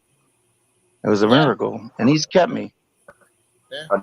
Another thing too, like, I know I'm talking dogmatic because it's a conversation we're having, but like simple stuff. It's a bunch of stuff that I would point out. Like Christ is the title, not Jesus' last name. But can't really hear you too great. That it was a title. Can you hear me better now? Yeah, a little better now. Yeah, I hear you better now. Can you hear me? Yeah, I could hear you, but not so great. So I don't know if it was something where the phone was or what. But we're good. We're good. I was saying that I was saying Christ is a title. You guys keep using it like it's His last name. And if you understood it was a title, you would understand that there were people with that title before. There were a lot of people that had that title. So to know Christ would be to know that it's a title. It would also be to know who else was called Christ before He. But He was the Messiah. Christ just means Messiah. Christ just means the anointing. And then if you look into that, who were the first people to use the term Christ? What were they anointed with? But you would have to delve into, again, I know these answers, so I can see the evolution of religion, and I can see how the same practices, we're still practicing the same stuff today. To go to Lou's point earlier, I haven't heard Lou say anything in a while, but Lou's point earlier was, how did everybody know to make these sacrifices, all these different people? It's because everything, it all comes from the original source. Like, we're just practicing. Religion keeps evolving. It's not going to stay the same it is now. Even right now, people who follow Christianity don't believe everything in the Bible. Y'all aren't about to go start raping people, even though in the Bible it says you can. It actually gives you instructions on how to treat yourself in the Bible. But I don't think you guys are going to go do that today. So, because everything evolves, but you don't want to let your belief in, you're only letting yourself evolve so much. You're like, hey, we can't sleep with 14-year-olds anymore. We've evolved to that. But back then it was cool, but you keep evolving. Don't just stop there. And again, like I said, everything that you guys have said is, you haven't given me anything that another religion wouldn't have. And I understand your point. Like, you're not going to change my mind today the same way, Ryan. I can't make you start following Muhammad today. No matter if I preach how great he was to you, the miracles he's worked in my life, and gave you a personal testimony about him. You know, you're not going to move off your square, and I respect that. But you know, it's the same. Once you have a certain No, knowledge, sir. No, I sir. I'm I not just trying to make you believe understand. it. But I said the Holy Spirit can change your mind. When the Holy Which Holy Spirit works, Spirit? He works in your But mind. He but works in your mind and your heart. And there's but, nothing you but can do. Is like those thoughts come to you like, wow, why am I thinking like that? The God is leading you. He starts leading your life. He does. He really does. The Spirit. It's a I feel spiritual like thing. You gotta be I feel like called, God man. made me audible. I started to. Now the thing is, the thing is, it's not we trying to get you to convert to God, but it's more like we trying to get you to understand God in the Mm-hmm. Bible. To where if you read a verse, you understand the verse, but you don't have to believe in God. Nope. You won't be like, what No, the see, hell that's this what I verse do mean? believe. You want to see me? I Yeah, do believe in a higher yeah, power. you. I just don't believe that No, the no, it's not. Bible It's not you believing in was a higher accurate. power. It's just you understanding what the author is trying to what the author is trying to get to the people whom he's writing to. You know, a lot of that And stuff in the can I Bible. Well, interject really quick? basically the only stuff in the yeah. Go ahead. Go ahead. You were talking about the author. I mean, it's stuff like this that I study. So, like I study how there's multiple authors in the Bible. And that's in the Genesis story. If you just in Genesis, there's different writers. You know what I'm saying? This has been proven. Hey, fucking man. Yeah, you can really hear me. Okay, it's Okay, okay. Never okay, mind. okay. No, okay. The thing is with the authors, plural, is it's no secret they all been copied and copied and copied and copied. You know, because these people, these people is not writing stuff on stones. They writing stuff on papyri and that other stuff. I forgot. So they had to copies. They had to have copies and copies and copies. They're not like the Egyptians, where the Egyptians had stuff written in stones. They didn't have to copy nothing. Or like the Hold on. Babylonians and Egyptians created Assyrians. papyrus. No. I gotta cut you off, bro. Egyptians created papyrus. Yeah, I know, Egyptians I created know. papyrus. No, yeah, that's why.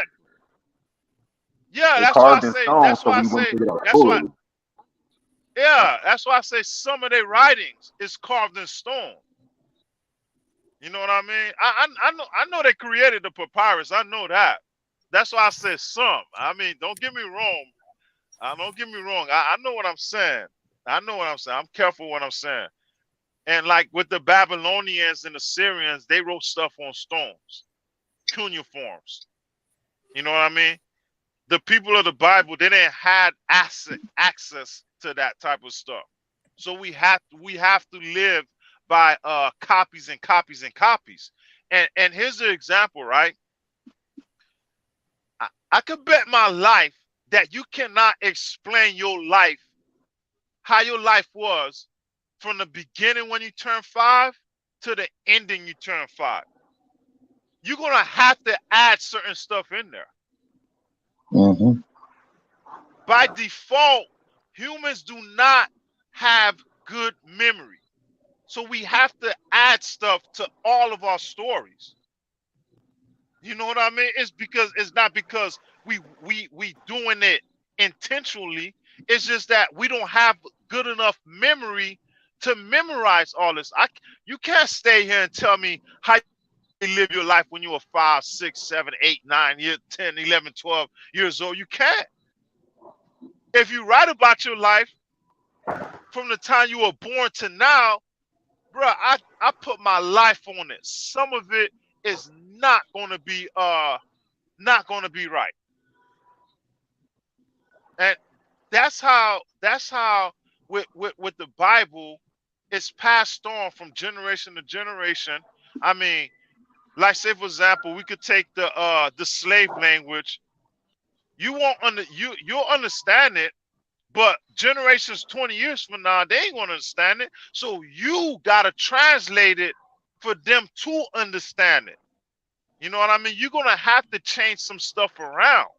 for them to understand what the slaves were talking about. You know what I mean? I mean, we got to take that to account.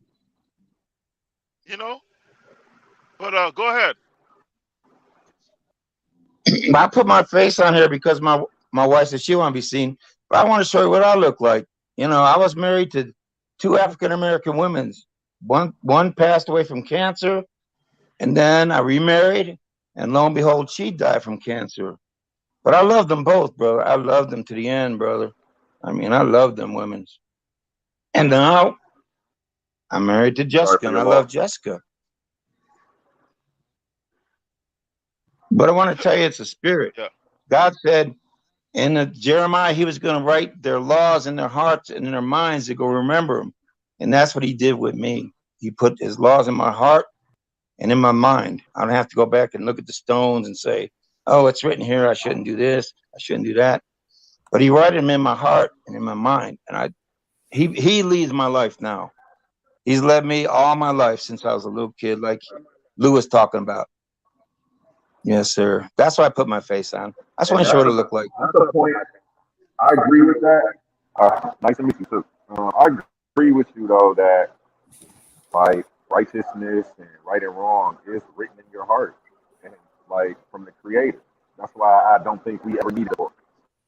And a lot of people act like, well, where's your moral code if you don't have the Bible? You know, you didn't act like that. You just said, you know, you don't need none of that, which I can agree. You know, not in the context of that I'm believing in Christianity right now, but you know, when people try to combat me not believing in it, you know, that's the answer that I want to start laying forth. Like we, they act like if without a Bible, people wouldn't know not to kill their mom, who nurtured them from the womb. Like, no, you know who feeds you. Nothing else in the wild needs a Bible not to know not to kill mom, to know not to eat their brother. So, you see what I'm saying? I don't. Right. But Yes, that's sir. just a good point. Especially because you were saying that God, like, you know, and people talk to you. I believe I'm connected straight to the higher power. No middleman needed, no books, no dogmas. I can go meditate, and you know, I don't necessarily think I don't pray because I don't believe that God's going to put me over my fellow man because I have a request. I think that stuff is asinine. I think that people running around saying God help them with their rent and get a car, but people are starving in third world countries. Like they didn't do anything. You know, we can always come up, and then we can always try to shoot from the hip and just come up with whatever. Well, they must have, or you know, everybody's going to have a different feeling for that, and then we're just shooting from the hip and filling in, like you said, like Lou said. You know, you got to fill in some stuff because all of it ain't going to be there. Like if it's God, if it's the word of God, we don't do that. Like, I don't even think I've seen Ryan show a scripture where it says like you're not supposed to add to the word or anything. He's been going against some people. Yeah, that's it. That's in Revelation. You're not supposed to add to the scriptures. So I would go ahead and say that's the Lou. You know, all that filling in that you guys be doing, it says in Revelation. You're not supposed to do that. Okay, let me ask you a question. Let me ask you a question. What's the right way to use a gun? According to the world. According to worldview, what's the right way to use a gun? In self-defense? Yeah, according to worldview. It's a broad question. You might have to specify a little more. What are you asking? Like when to use a gun or how to shoot a gun? I mean, anywhere you go on the planet. I mean, if you got a gun, who Don't defend like yourself. basically whose laws or whatever is the right way to use a gun? Whether you want to say self-defense, you can say self-defense. Let's say self-defense. Who in this world has the right way to use a gun according to self-defense? What circumstance you're asking? Yeah, it's not written except for in your heart. Basically, you're not That's not something that's written in scripture. God doesn't tell you when No, to no, it don't have nothing to do with scripture. But I just want ask us him to answer. yeah, I just want him to answer the question.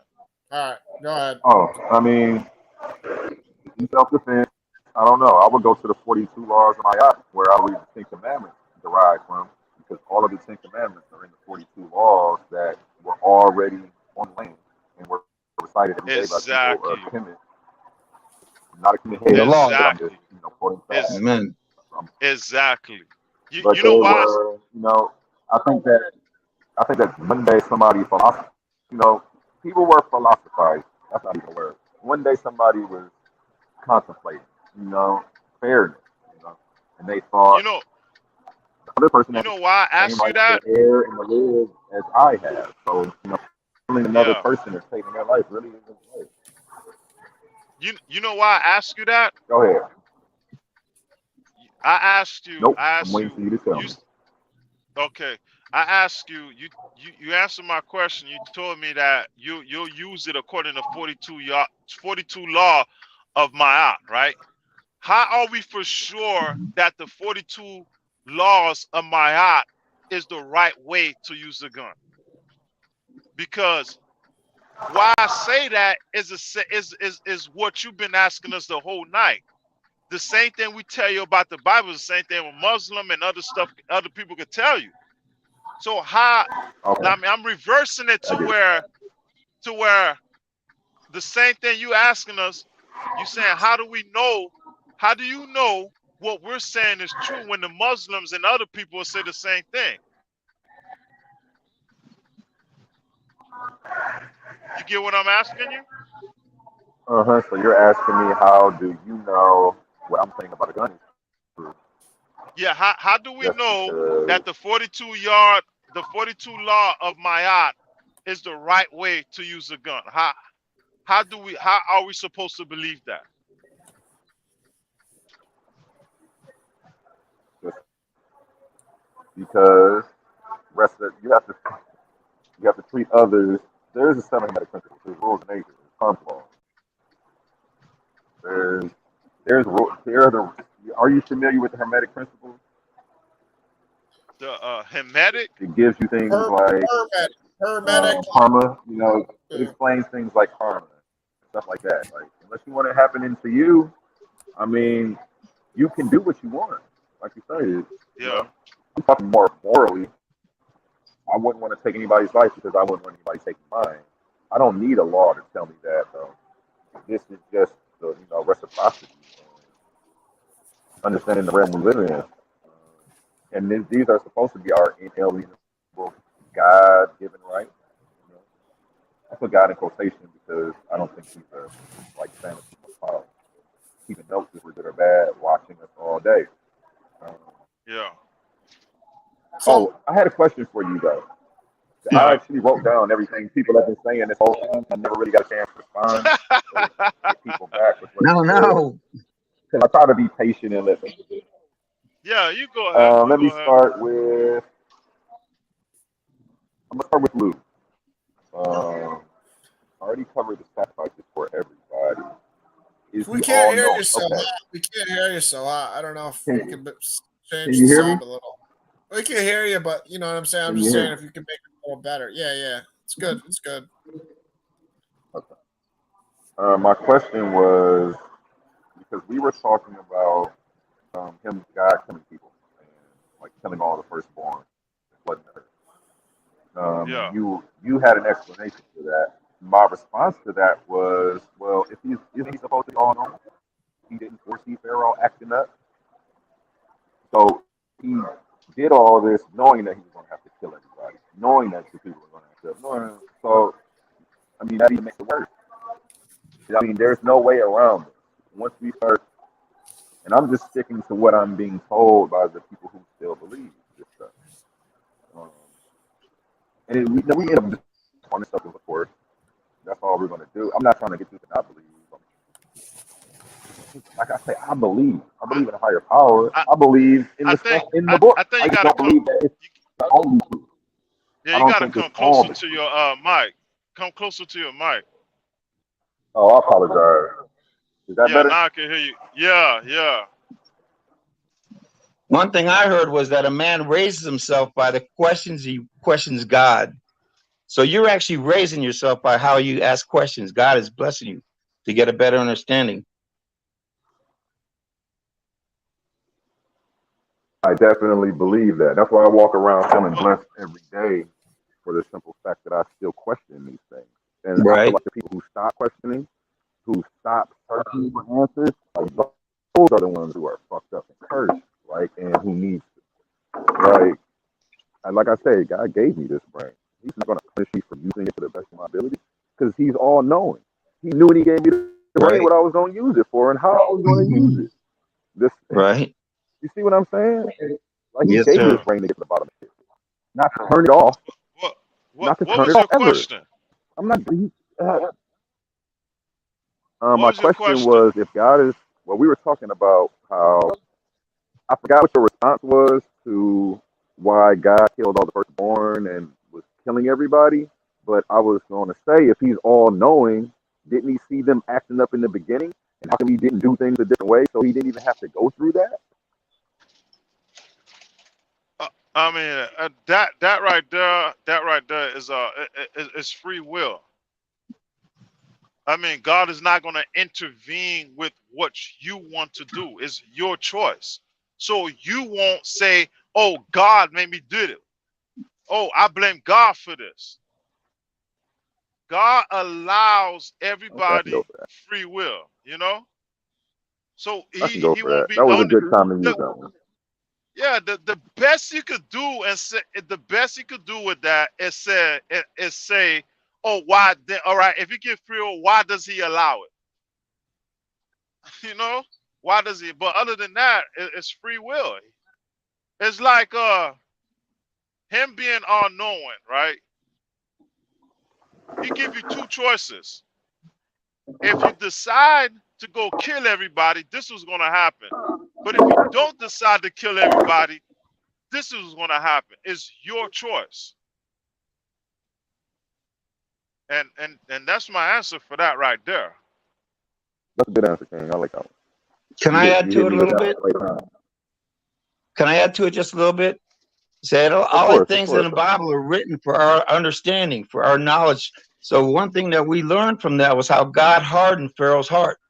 I mean, he kept going back and telling Moses he's going to free his people. And then he changed his mind after 10 plagues. And then he still, so God was, I just had to show him, I guess, this is my understanding now. This is it, enough's enough, I got to show the guy. And he still, after that, he let the people go and then still followed him into the wilderness where God parted the Red Sea and saved the Israelites and drowned the Egyptians, It's written for understanding and our learning, but why he did it, I said that's God's business, that's a deep question, though. That's a deep question.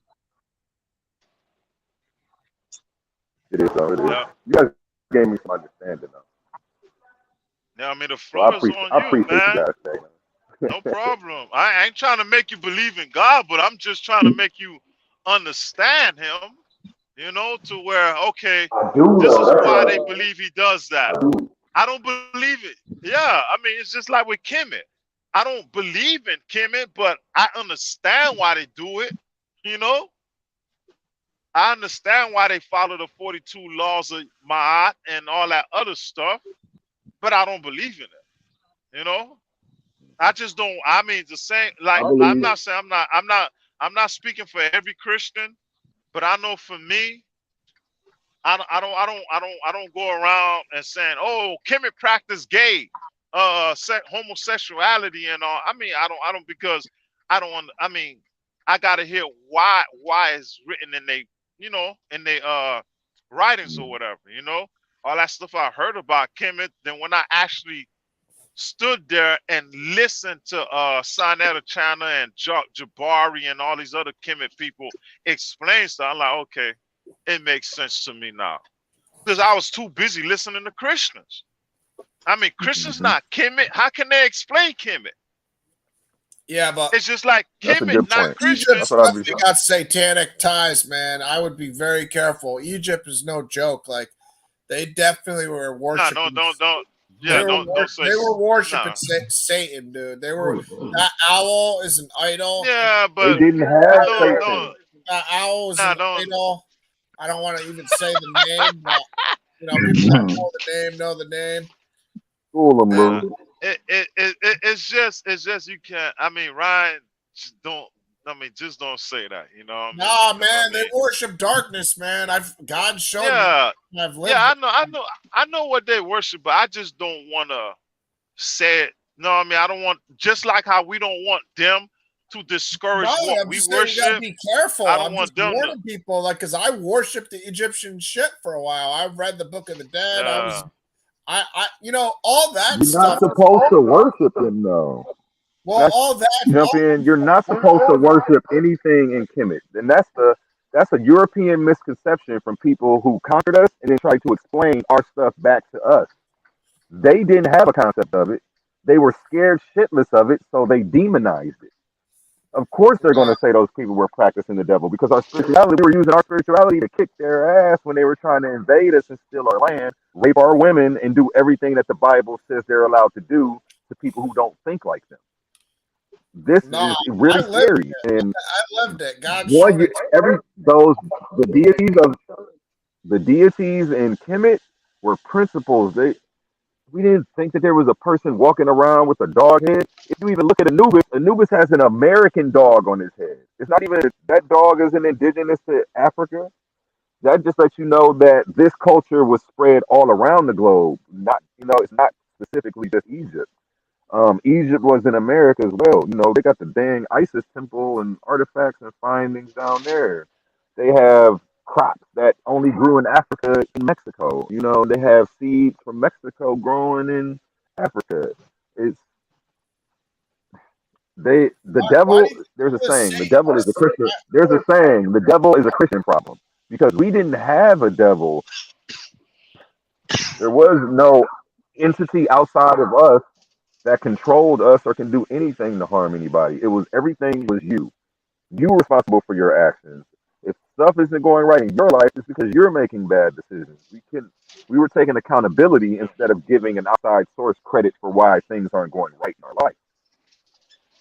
Yeah, And because that's why I don't Kemet feel like I had need mad to. gods, man. Kemet if had mad gods for all sorts of things. They would explain the sunrise with gods. I mean, I don't know. I'm not an expert at everything, but they explain the Those are sunrise.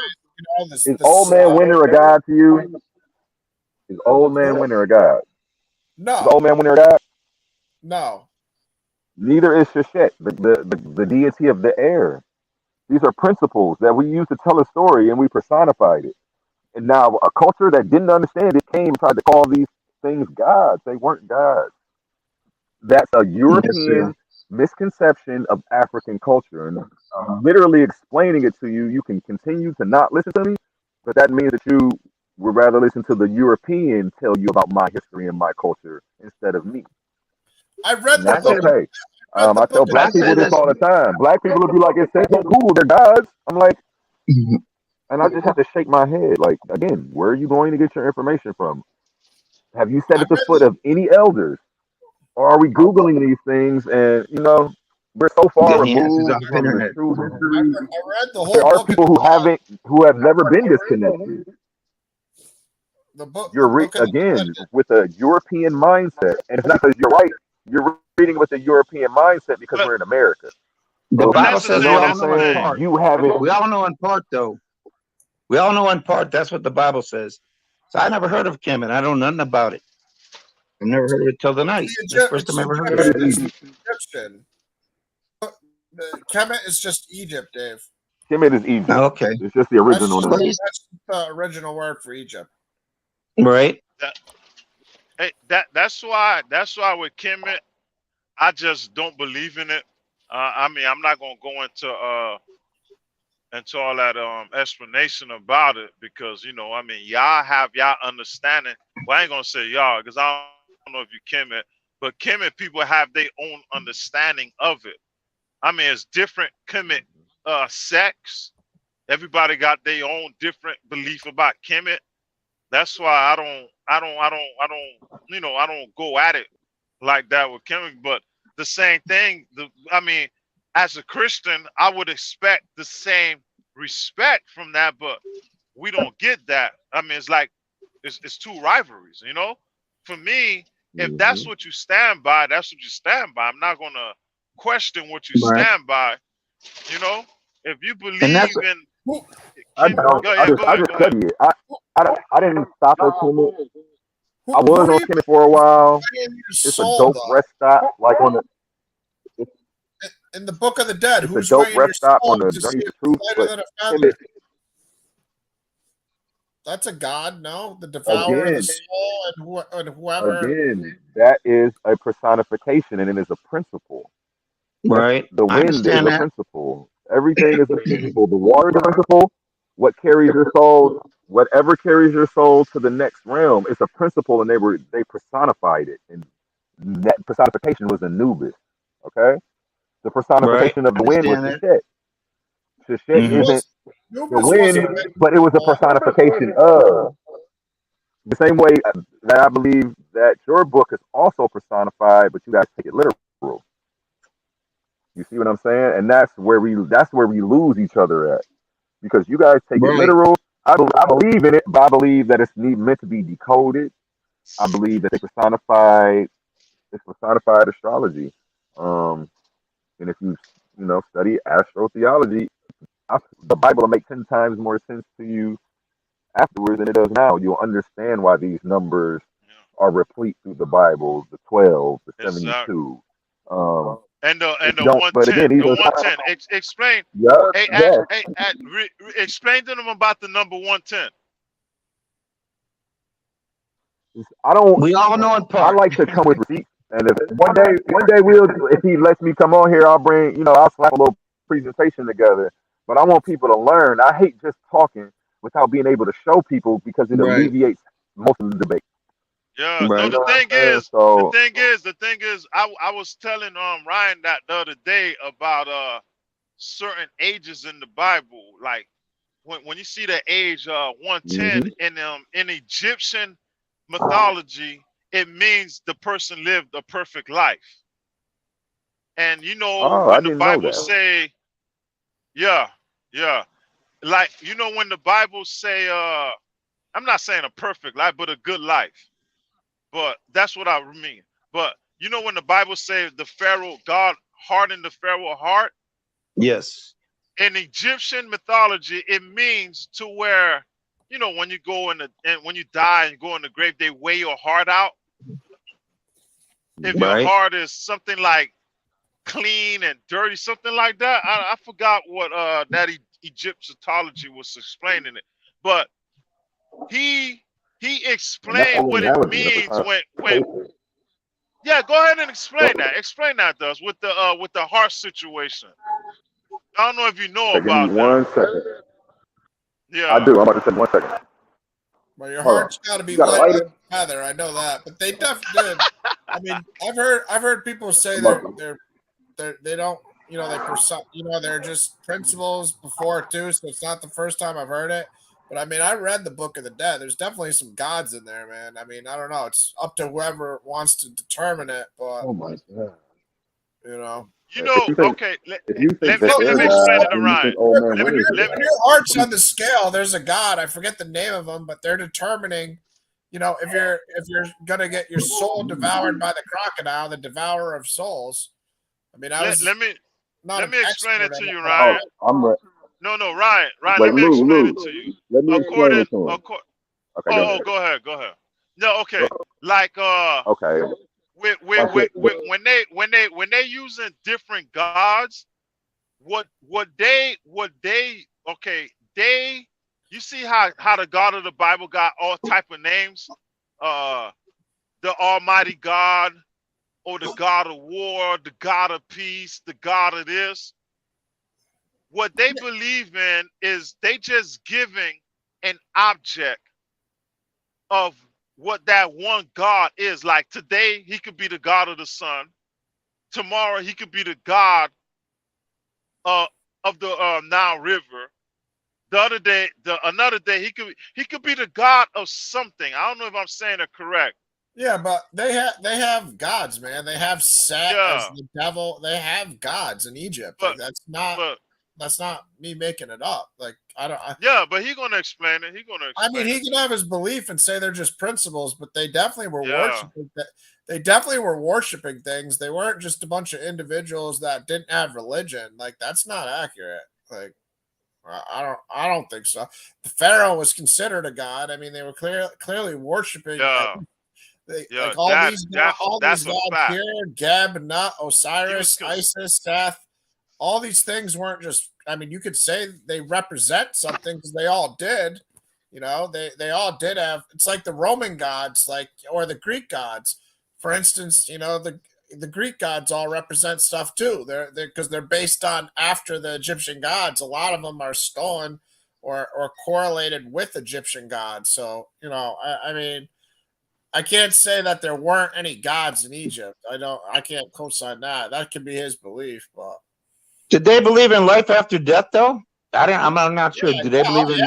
oh yeah. You went in a Yeah, canoe and you yeah. went through the realm of the dead. Yeah, I mean, you know, there was a god. I thought it was Anubis that would take you through the realm of the dead in a canoe, and you'd have to recite magic like incantations to get through it.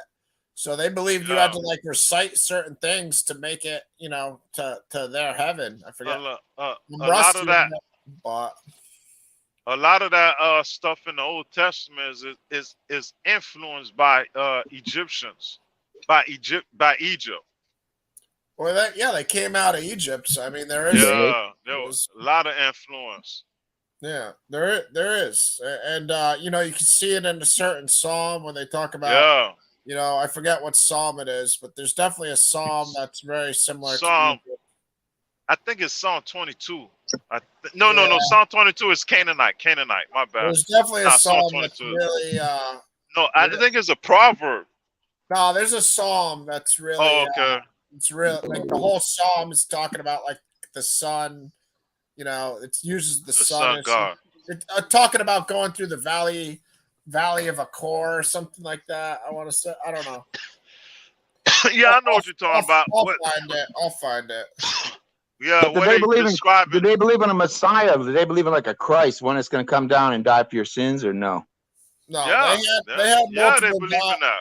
Well, Akhenaten was Wait, the who, only who, one who, that was who? monotheistic that I know of. Yeah, they believe. Yeah, they believe in a Messiah, but not how Jesus came about. But they believe. I don't know which God it was. They believe that the Jesus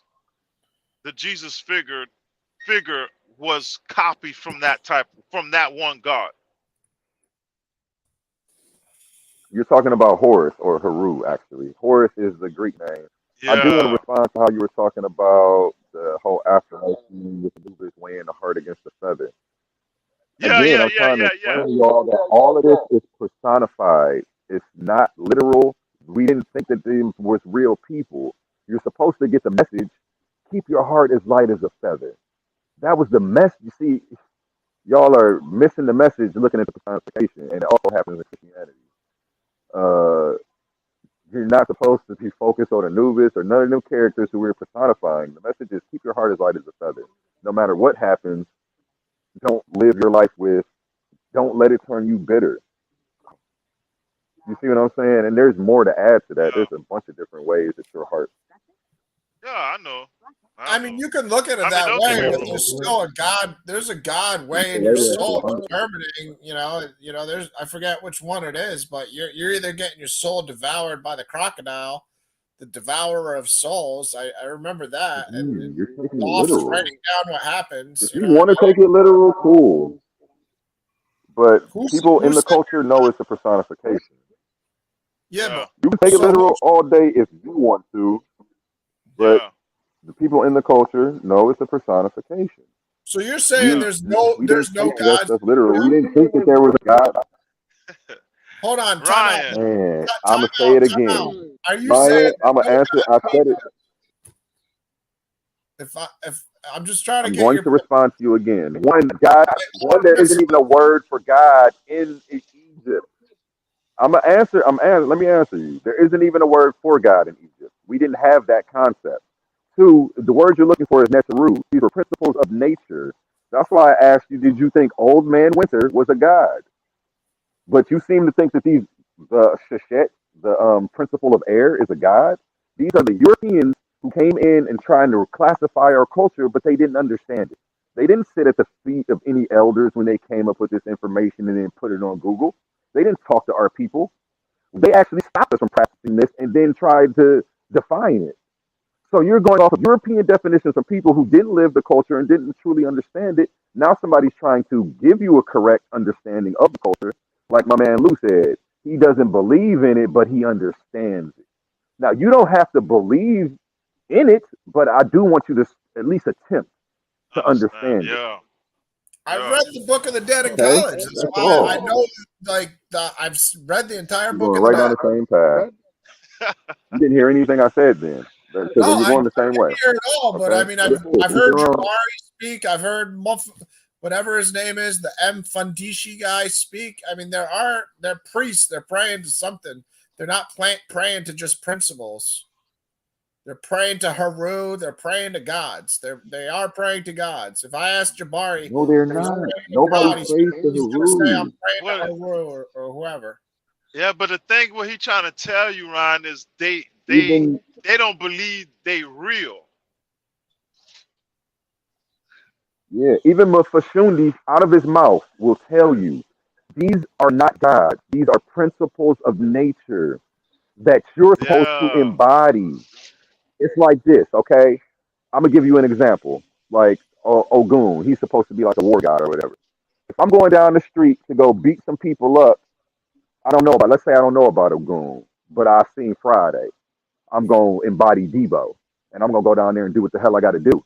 We didn't think that these people were real. These are principles, man. That's it. Like y'all, the Europeans tried to make them real Yeah. so that, and tell y'all to stay away from them because they tried to make their personification real.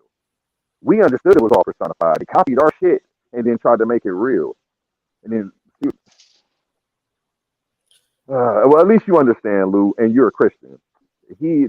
Everybody else on the panel is a little lost, but they're lost because they're trying to apply the Christian connotation of what a God is to the African Netarus. We didn't even have a word for God, man. We didn't think it was no divine over us who can intervene and do all this other stuff. We believe in a higher power, but we believe He created this place and went on about His way and left us here to do what we do or whatever. It wasn't like y'all say God's watching everything. He's watching people get raped. He's watching like that stuff is crazy, man. We gotta stop saying this stuff, man. Yeah. He's an But accomplice. You need to lock him up for 8 in a bed. Bro, you can't say nobody was weighing their soul in that picture of the devourer of souls. Like that's somebody's weighing the soul, I man. know it's a personification. Do you understand what personification is? Even if I draw a picture, do you understand who is weighing the soul then? You're telling me it's a personification, it's a principle. I'm weighing my own soul. That's what you're trying to argue. And I don't think that's what they believed as a culture. you're not weighing your own. The personification is keep your heart as light as a feather. That's the message. Or else a crocodile will eat you and you'll end up in hell forever. Okay. Do you I'll give you another example. Every TV sitcom, right?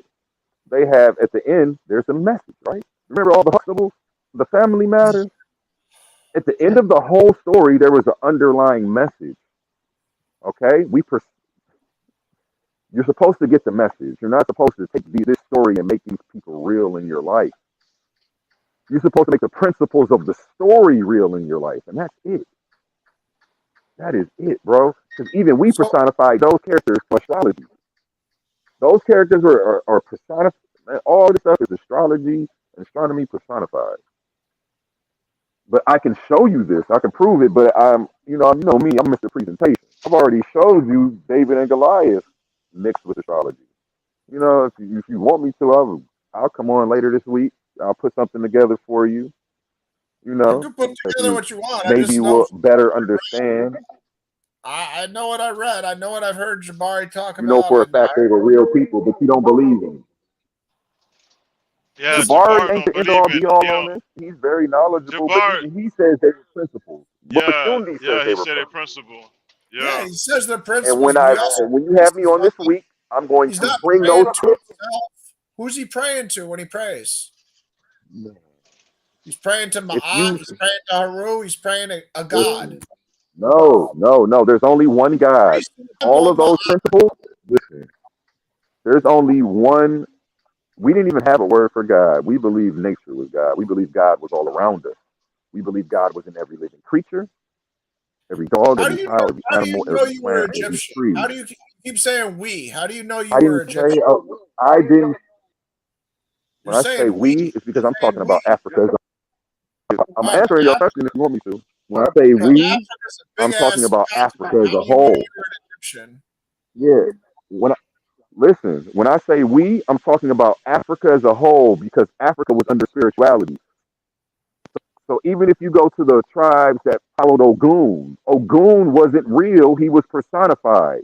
And I'm going to bring forth evidence from elders to show this to you that we were never supposed to worship these people. These were principles to embody and use. That's it, bro. That's it. The God of water. It's just like when Bruce Lee says, "Be like water." Now we created a deity and personified water, so that way we can tell a story, so that way we can explain these principles. Y'all have as a reason to tell us, hey, they're crazy. But again, we already know what time it is. Like, this is y'all trying to come classify what we were doing. You can't say No. The saying thing they is, and all. You should the start saying the who. Who. You're the just the saying the, white the, people, I guess. But when you the, say the, pronouns like they or who or y'all, you gotta say the, who. Who's doing Y'all, it? The Romans, the the, Greeks. Who started it? The Christians. Who's the the, y'all? Hold on, Lou. I want him to answer. y'all, Who's y'all? when I say y'all, people who keep saying that the Egyptian Netarus are gods, that's y'all. Okay, so there's Y'all. nobody was worshiping any gods in Egypt. I'm going to bring this Yeah. presentation forward I'm this just week. saying that's your final answer. That's your final answer, right? Nobody was Hold on. worshiping any gods in Egypt. So if I find people that were worshiping gods in Egypt, then we have a difference or something. Ryan, listen. I just good. No. The thing is, with him, what you bring into him, he don't follow that. it His says both. other is It's both. not all Kemet. Like that's what I was telling you. That's what I was saying earlier. You got different sects of Kemet. Not all of them follow the same thing. You know what I mean? Some believe these gods is real, and some don't believe the gods is real. They have their own own sects and own different opinions about Kemet. You know what I mean? And what you bring it to him is not every Kemet follow that. You know? I just know the devourer of souls. This picture right here. It Yeah. doesn't seem like this is a Yeah, you guy who's just like, oh, I gotta live right. No, it's like you're gonna go get yeah. your soul by a crocodile. You These are three gods. That's Anubis. That's Thoth writing everything down. And then there's this dude, yeah. who I forget his But name, and the I'm using the but the Greek thing is, names. I know they're not the Egyptian names, but there's people involved that are supposedly the gods of the culture. And this dude is not just going to the scale like, oh, I'm good. His soul's either going to be ate yeah, by a crocodile, but or he's going to get on the canoe and go through the afterlife and have to recite incantations. no, Who's he li, li, reciting the incantations to? Because I know in the afterlife you go through a canoe and you got to recite like 40 incantations. no. The thing is, it's some Kemet people who believe what you're saying, and they'll defend it. But it's some who don't believe in what you're saying. It's just like with the argument with Trinity in the Bible. They have their own sects who have their own beliefs. You know what I mean? You got some of them who go full throttle and say everything came from Kemet, but you got some of them who don't believe in that. You know? The astral projection. Do you think And that he's not. there were people that had to recite incantations to get to heaven in the afterlife? I In need your you. Egyptian I sent you a link in the back chat. Can you pull that on the screen for me? It has the answers for everything you're asking me. Well, And I'm we can go asking over you. this. We'll go over it, but I'm also asking you a question. Do you think when people died, they had to recite incantations or I whatever? would like to go. I would like to go over it with the receipt. Actually, when I answer it for you, I don't want to answer it without the receipt because I think it's going to alleviate you from giving me a goofy response. Well, answer the question. Do you think that? And I don't want. Okay, but you're going through the canoe in the afterlife. Did you have to recite? It's a yes or no, basically. No. You don't think that or no? I don't think that was real. Okay. It's a personification. That's all I'm asking. It's a message, and you're supposed to get the message to see what it's trying to tell you. All right. It wasn't something. No, that's not even how we thought the whole process really went. I have a whole different understanding of how we get to the afterlife and how things move, actually. Which it kind of relates to that. And I'm going to do a podcast where I mesh the two layers over top of each other to see what's consistent and what's different. But now that we have this on the screen, let me see what I can see. Right. And I was only saying that because I read it in the Book of the Dead when I read the Book of the Dead. So that's where I'm pulling the information from anybody that's listening. And again, now here's the first. Every time you call it the Book of the Dead, you're proving that you're reading it from a European mind because they call it that. What do you call it? What do you call it? I'll call it what you want to call it. It's called the Peder Imheru, or the Book of Life. Okay, the book of life, and I know that dead wasn't a negative thing in Egyptian culture. They looked at it as a good thing. So they looked at their death as a birth. I understand. But that's the European way of turning people away from it and also demonizing everything African again by putting death on it. Okay? Because anyway, let me just go ahead and see right here. Hold on. I'm about to go to Google and see which part I wanted to read of this. I think it's part 2, actually, but let me just get the exact part because I don't need to read the whole thing for you. No, keep going down. Keep going down. Because it's going to explain. Because, hold on, wait, stop. No, keep going. Did I already pass it? Hold on 1 second.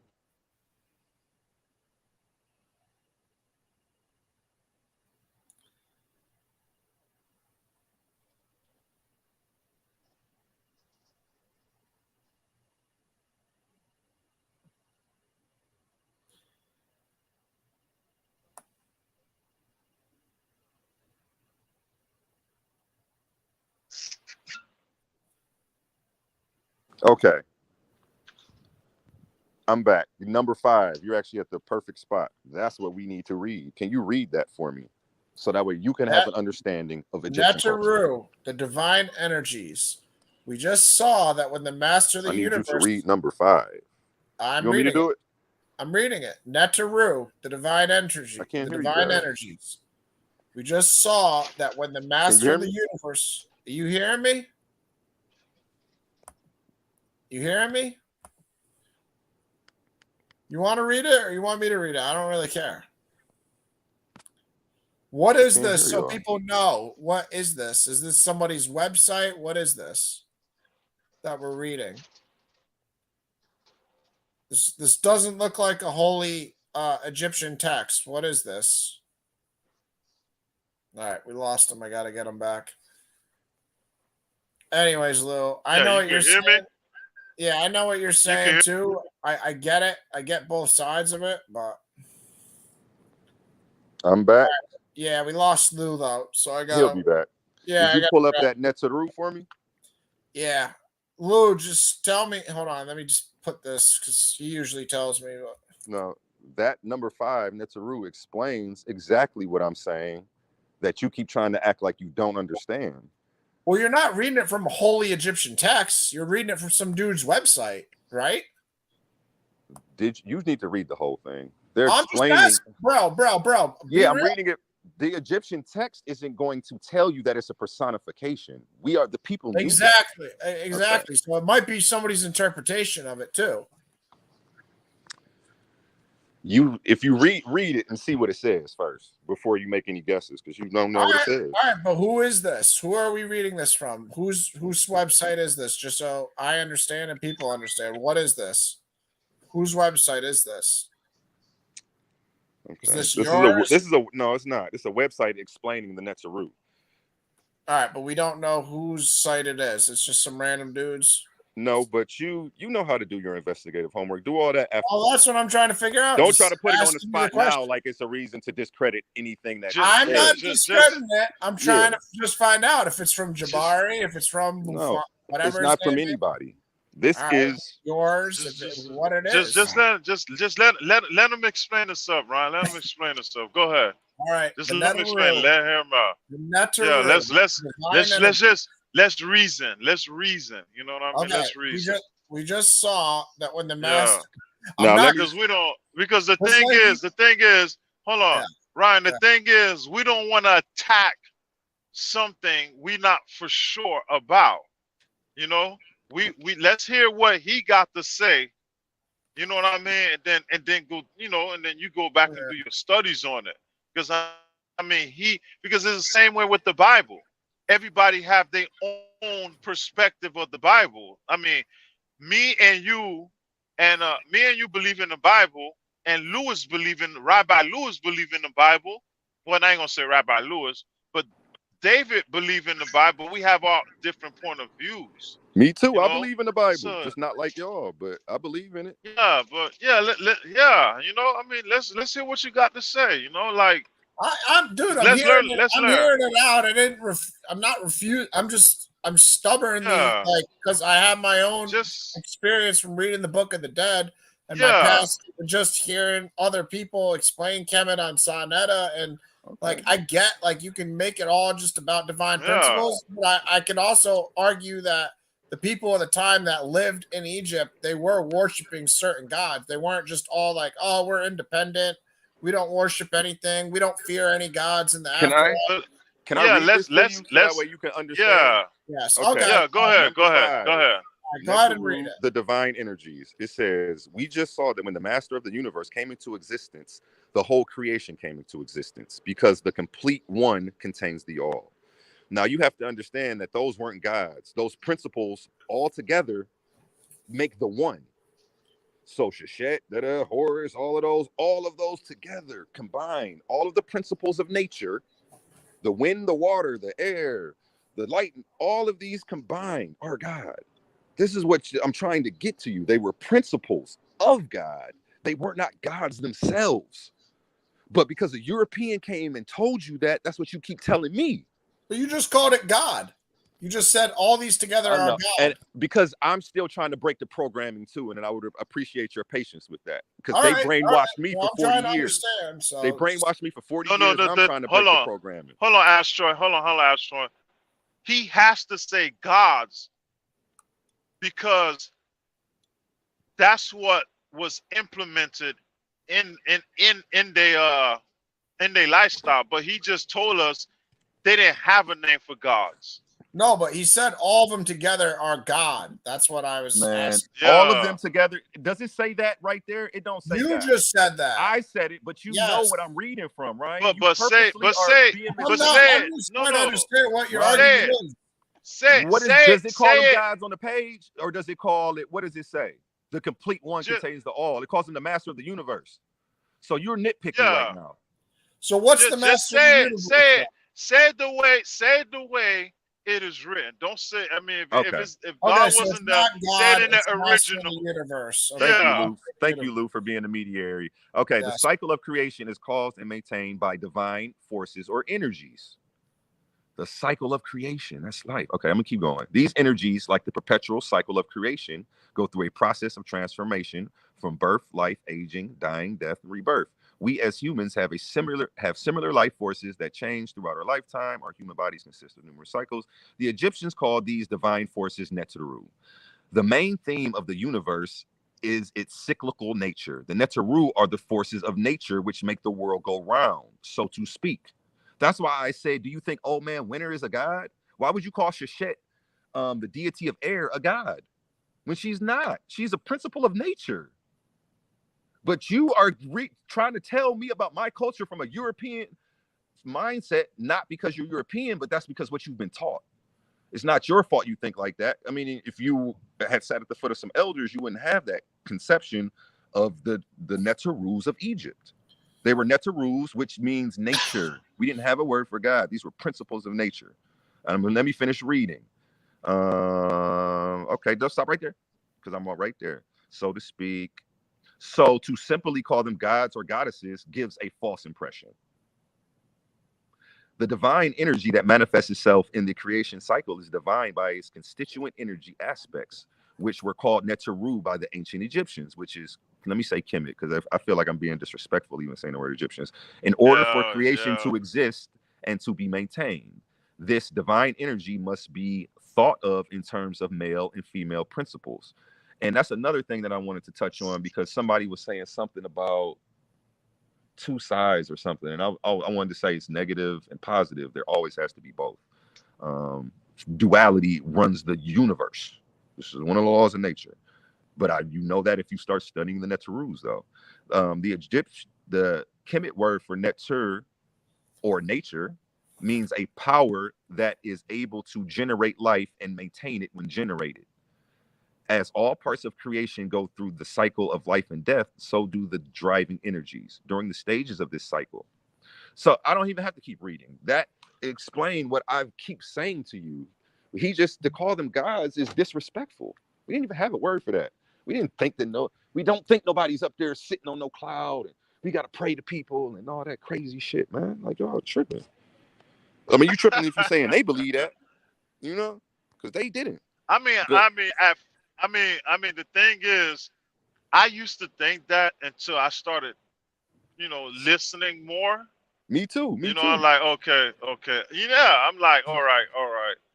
I mean, I don't believe in all that, but I understand it, Yeah, I'm it's not, so I'm dope. not, It's you dope. know?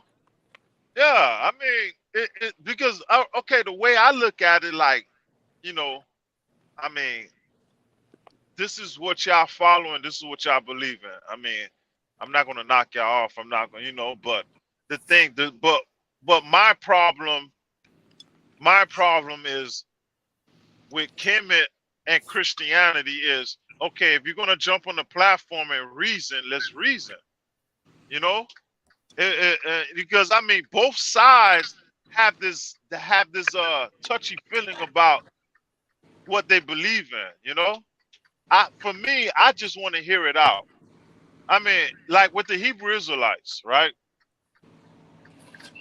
I ain't just gonna lie, it's hard for me to hear them out because they using African history. You know what they use African history to prove they the people, and that right there, I take that as total disrespect. Just total disrespect, like as if they don't have no worries about Africa, bro. Like, yeah, they you don't. use our ancestor history but to also prove this is the Bible. all right, but also time out for a second, just to be logical and reasonable. Number 6 on this dude's website does say, because I just scrolled down because I was just going to look at the next one.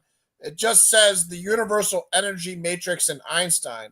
So I'm reading some dude's website that has, his breakdown on what Egyptian science and religion is. I'm not reading a holy text of Egypt. I'm not reading any hieroglyphs on the pyramid or wherever.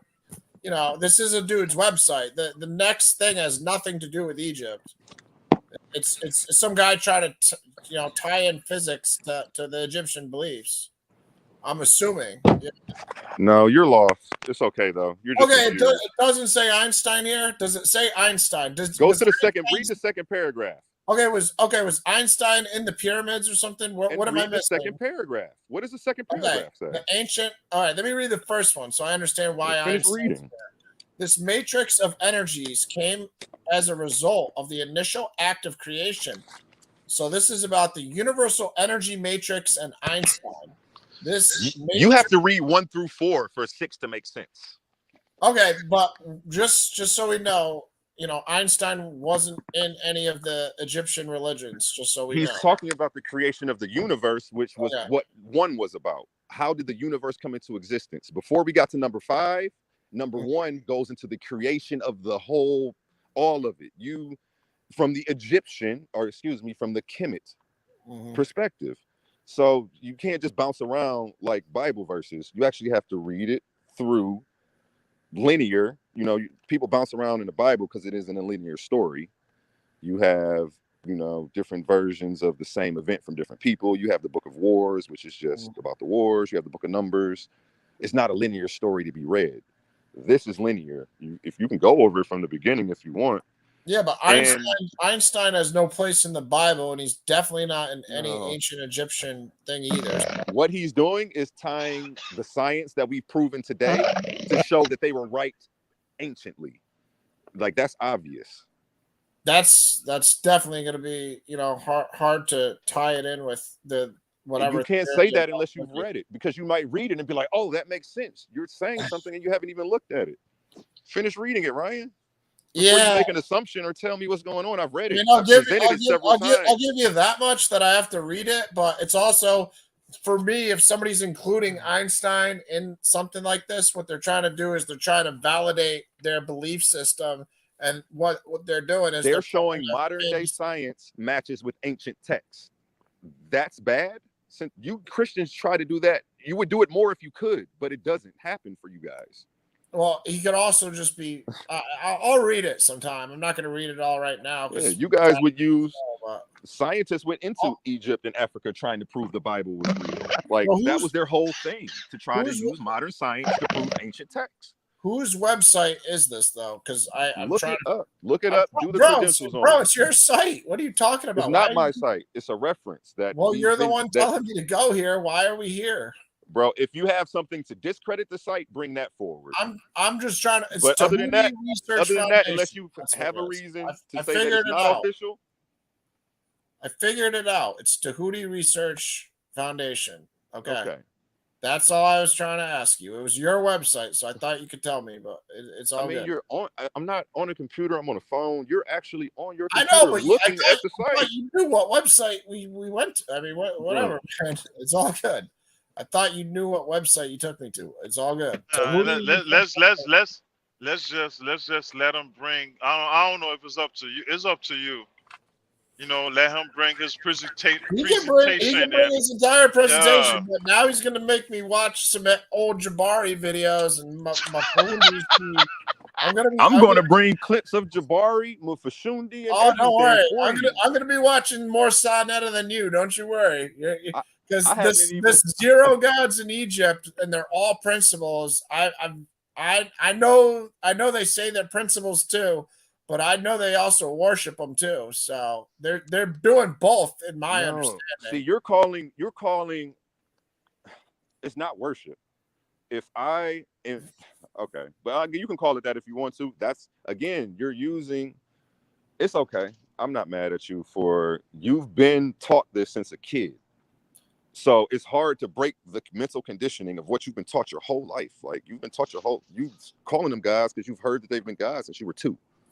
Nobody's ever told you they were principles, and now you're hearing it today, and you have it's not resonating with you because it's foreign information. That's the cognitive dissonance kicking in. No, I read the Book of the Dead too, man, and I know in the afterlife you go through a canoe with a god and you're saying magic spells, and you're trying to tell me that's not in the Book of the Life or the Book of the Dead. I didn't say it wasn't in there, but it's 100% in there because I've read the thing, and it's like 100 pages, 200 pages. I read the book, so I never said it wasn't in there. I said it's supposed to be a message that it's not something that actually happens. So you're not supposed to be reading those magic incantations in the afterlife, and the pharaoh's body didn't have things like that done to it when it was buried. Like, they weren't saying spells and stuff over it. Yeah, they were doing that. It's called manifesting. Your words manifest and have power, but it's not like demonic like y'all are trying to make it seem. I didn't say it was demonic. I'm just saying you said it several times that they were practicing worshiping the devil and Satan, and be careful there. And they definitely did that too. Okay, sure. So then you turn around and say that you. All right, the owl is Moloch. If you want me to say it, the owl is a representative of a shadow, darkness, evil force. The owl is Moloch. So if you want to, again, Google you know what the Kemet symbol is? The Kemet symbol is an owl, right? As soon as you say that the owl represents something, that means it's personifying an idea. You're not even recognizing what you're saying.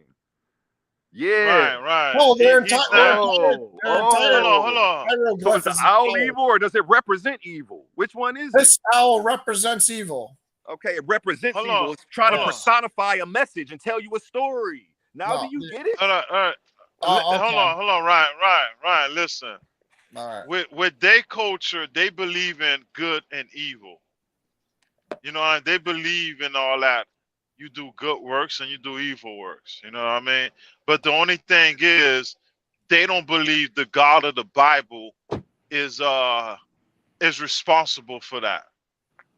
No, I know, but the symbol of their damn Yeah. fucking culture is the fucking devil. It's a fucking owl to represent Bro. Moloch. Okay, now You know that? look, You know Oh. Moloch existed in now that's in being those rude areas, right? though. You're being a little rude because I could sit here and make fun of your symbol too. I'm I'd be not like, the making symbol fun of for it. I'm not making Christianity fun of it. I'm is just telling you the the facts of cross what it of represents. I could I sit here know and say Reggie that, tried to tell me it didn't represent this too when I told him, bro, he said I it can just make fun of your represented the symbol. M sound. It's not cool. Reggie tried to say it just represented the M sound on Sonetta. So I get a lot of you guys don't know what it actually represents because you have to like live some foul shit to know. But Bro.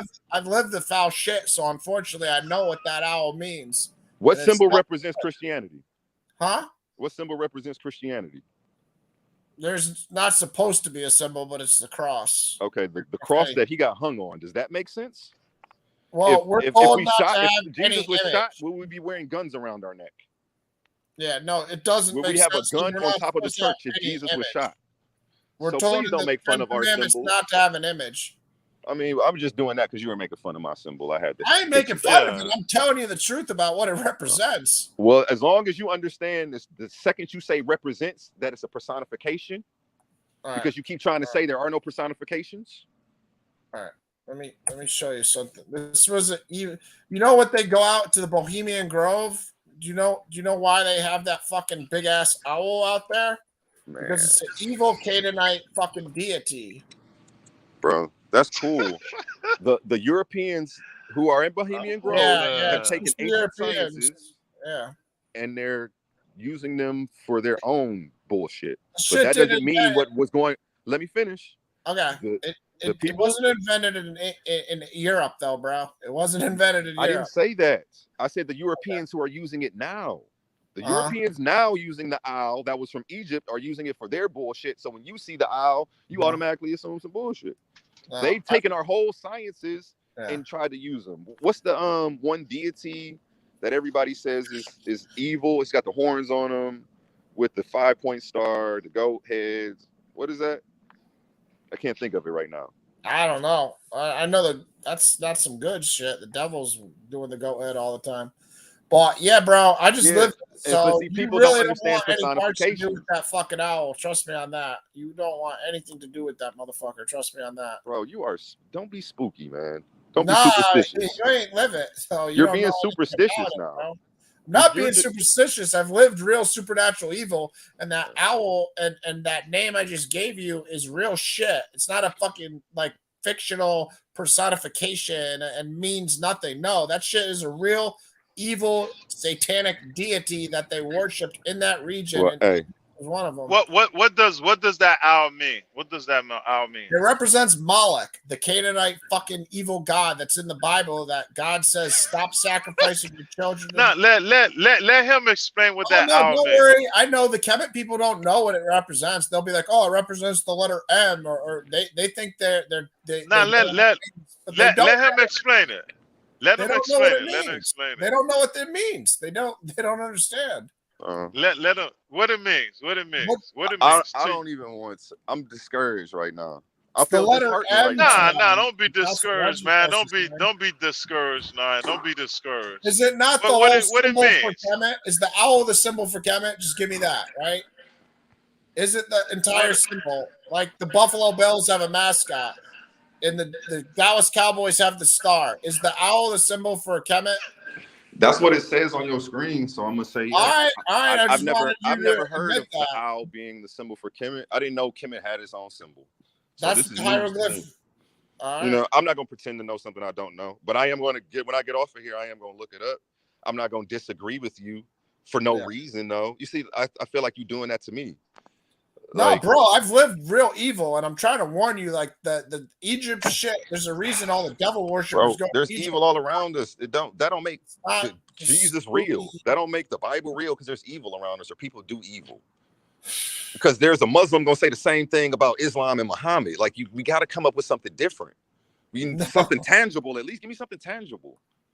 I'm telling you, they're doing a lot of evil, satanic shit in Egypt. They worship darkness. They didn't worship the light. Jesus is the light.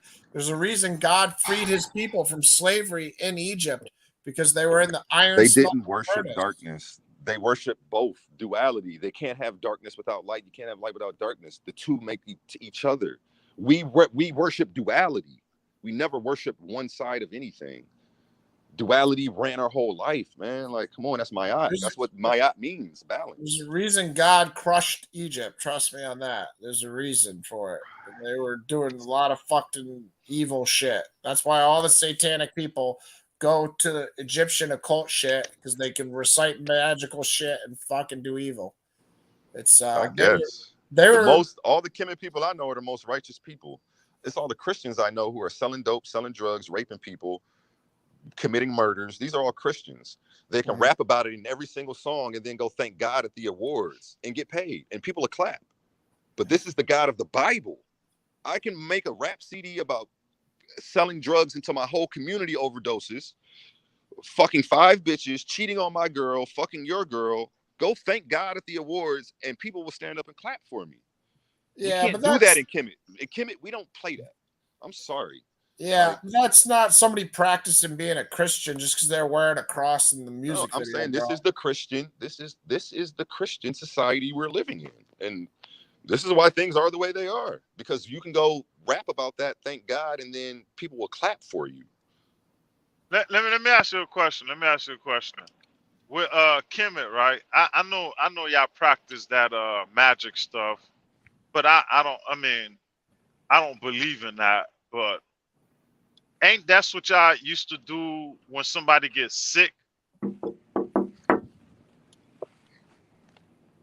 Oh, hold on. Y'all have these magic spells that y'all believe works when somebody's sick. But realistically, we know that don't work. Yeah, and if I heard that, I'll be like, that's bogus. I don't fall victim to belief systems, even the Egyptian ones. You see what I'm saying? Don't think I'm falling victim to an Egyptian belief system. I didn't fall victim to yours or Ryan's. Like, I stick to what I know, and if we can't prove it, it's just what it is. But to answer your question, like people of the faith today think they can pray cancer away. I don't want you to feel uncomfortable because back in ancient history, we know these people used to do some outrageous stuff. They used to do some outrageous stuff. We can't hide it. So I just want to see where your point of view at with these Kemet people practicing spells in order to heal somebody that's sick. If they were practicing spells, I think that would be the equivalent of a Christian trying to pray cancer away instead of getting healthy. And I talk about health on my podcast all the time because,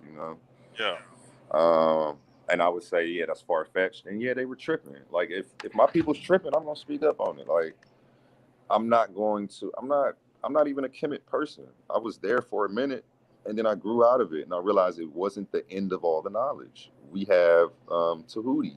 Where did he come from? He supposedly brought the knowledge to Kemet. He's from Atlantis. We have the Pygmies. They brought a lot of the knowledge to Kemet. The Twa people, they're not from Kemet. So it was a dope rest stop, and I was there for a little bit, and I learned a whole lot. But there's so much more to keep learning. There's so much more from the past to learn, and there's so much more that we're going to learn in the future as we continue to evolve the human race. And we just have to realize what we're practicing today is just the mythology of the time. The same way, if we go back 2,500 years, that was the mythology of the time. And 2,500 years from now, they'll be laughing at us. But until people can actually pull themselves and look at things from the bird's eye view, that's called being able to look at the big picture instead of being only able to see what's right in front of you. and that's a spiritual gift. Everybody doesn't have that. Yeah, yeah. I mean, with Kemet, I mean, for me, like I tell you, I don't believe in it. I understand it. Yeah, I'm not gonna say I understand it, but I understand where you guys coming from with it. Mhm. You know what I mean? Because I'm not a I'm Kemet but person though. my problem. Okay, that's cool. That's cool. My problem with What? some Kemet people is they try to make it seem as I mean they preach the fact that everything came from Kemet. Yeah, I had to get off of that. I was there. I was there for a little bit, and I grew. I'm like, that's why I hit you with the Hootie and the Pygmies. Like, Yeah. yeah, this ain't it. There's more knowledge to be had. There's a pyramid under the Bermuda Triangle underwater right now. Who knows what we'll find once we can get there. There's a pyramid under Antarctica. There's so much more information that we still haven't even gotten to touch yet. For us to be making decisions with our soul, I don't know. Yeah, because I'm like, okay, now I don't know if you keep up with science. Mhm. Scientists or archaeology people or paleology people, they find a skull in South Africa. Now they recanting about everybody coming from East Africa. That right there is gonna be a big hit on them heavy Kemet people. You know, saying that everybody came from Kemet. That's gonna be a serious hit on them. You know, and there was another skull they find in Europe that's pretty old. You know what I mean? And they going back to saying, you know, about where the original people came from. So I'm like, wait a minute, how everything came from Kemet? How is that? You know? Everybody didn't come from the Nile Valley. Obviously, Africa was a big ass continent. That's I'm sure there are that, people everywhere. yeah, that's what Jabari teach. Everything came from Kemet. I'm like, wait a minute, how is that? How is that? You know what I mean? I don't much think Kemet has a flood story. Yeah, I think they do, but you know, I'm like, I don't I know, hold to I know, that belief. I know people don't know exactly what was going on back then, but there's definitely foul shit coming from Egypt, man. There's a reason God saved the people from Egypt. It's because they were I they were mean, they were doing foul stuff to them. to be technical, and well, to be actually truthful, I mean, it was a lot of Egyptian influence. You know what I mean? Coming out of there, you know, when God was giving the laws, I mean, they knew what God was talking about living because you know they live in Egypt for 400 years. You Yeah, know, I mean, it's certain stuff that the Egyptians were practicing. You know, God didn't want them to practice, but God's main intent was for them not to do what the Canaanites were doing. That's why he getting rid of the Canaanites. But I don't see God anger really coming at the Egyptians how it was coming at Canaan. You know what I mean? I mean, his only well, anger with well, Egypt was to get them out of there and they yeah. leave I with mean, their I mean, I possessions. hear, I hear you because Joseph, they lived in Egypt after, Yeah. that's where the Israelite story started. And But that's one thing I be getting them Hebrew Israelites on is Joseph. He was practicing Egyptian culture because he had a divination cup. well, that's what I mean. You got something? The divination You got shit's something? real evil. Like the Benedict Yeah, that's where you get real evil. yeah, and they're like, oh, no, you know, they trying to, you know, how they be doing with the Bible, trying to switch stuff around. You know, that's why I mean, for me, I mean, I don't care what somebody believe in, as long as you don't trying to enforce it or lie about it. You know, just like I mean, I mean, have you been a Hebrew Well, Israelite? I'm not mad when people want to practice it, but I am worried for them because I got tricked by it. So it's where I was like lost in my life, and it definitely can lead you to getting Yeah, tricked by the devil for sure. yeah. Like, I mean, But yeah, the devil can a definitely take person, advantage of you not worshiping God and thinking like the answers in the pyramids because God himself has shown me that's where they worship darkness. So there's a reason the fucking those people have that pyramid for their symbol, man. It ain't whatever, man. If you ain't live it, you ain't live it. So it's hard to explain, but it is what it is, Ryan, man. but did his you know? but Did you know that the pyramids were power plants? Did you know that? Yeah, I mean that people try to say that on Ancient Aliens that every No, no, single no. ancient monument's on a certain electrical power grid. I mean, I've heard the argument before. Have you read Nikola Tesla's diary? No, I have not read Tesla's diary. Okay. Let me give you guys a little education real quick. Nikola Tesla, they wiped him from history, even though he invented everything that we're using right now. You only hear Thomas Edison. The reason they wiped him from history, in his diary, he gives credit to the Egyptians for his wireless energy. He created what's called a Tesla tube, which gives wireless energy. He created this in way back, when he was alive. In his diary, he says, "This isn't. I can't take credit for this. I got this knowledge by studying the pyramids. The pyramids were power plants. They gave off free wireless energy." And then he explains the science of what he's found, what the pyramids were, and how he created his version of it. So it's not a myth. It's not myth. It's not like throwing on ancient aliens. This is a fact. This man literally tells you, this isn't my science. This isn't my knowledge. This knowledge is ancient. I just happened to rediscover it.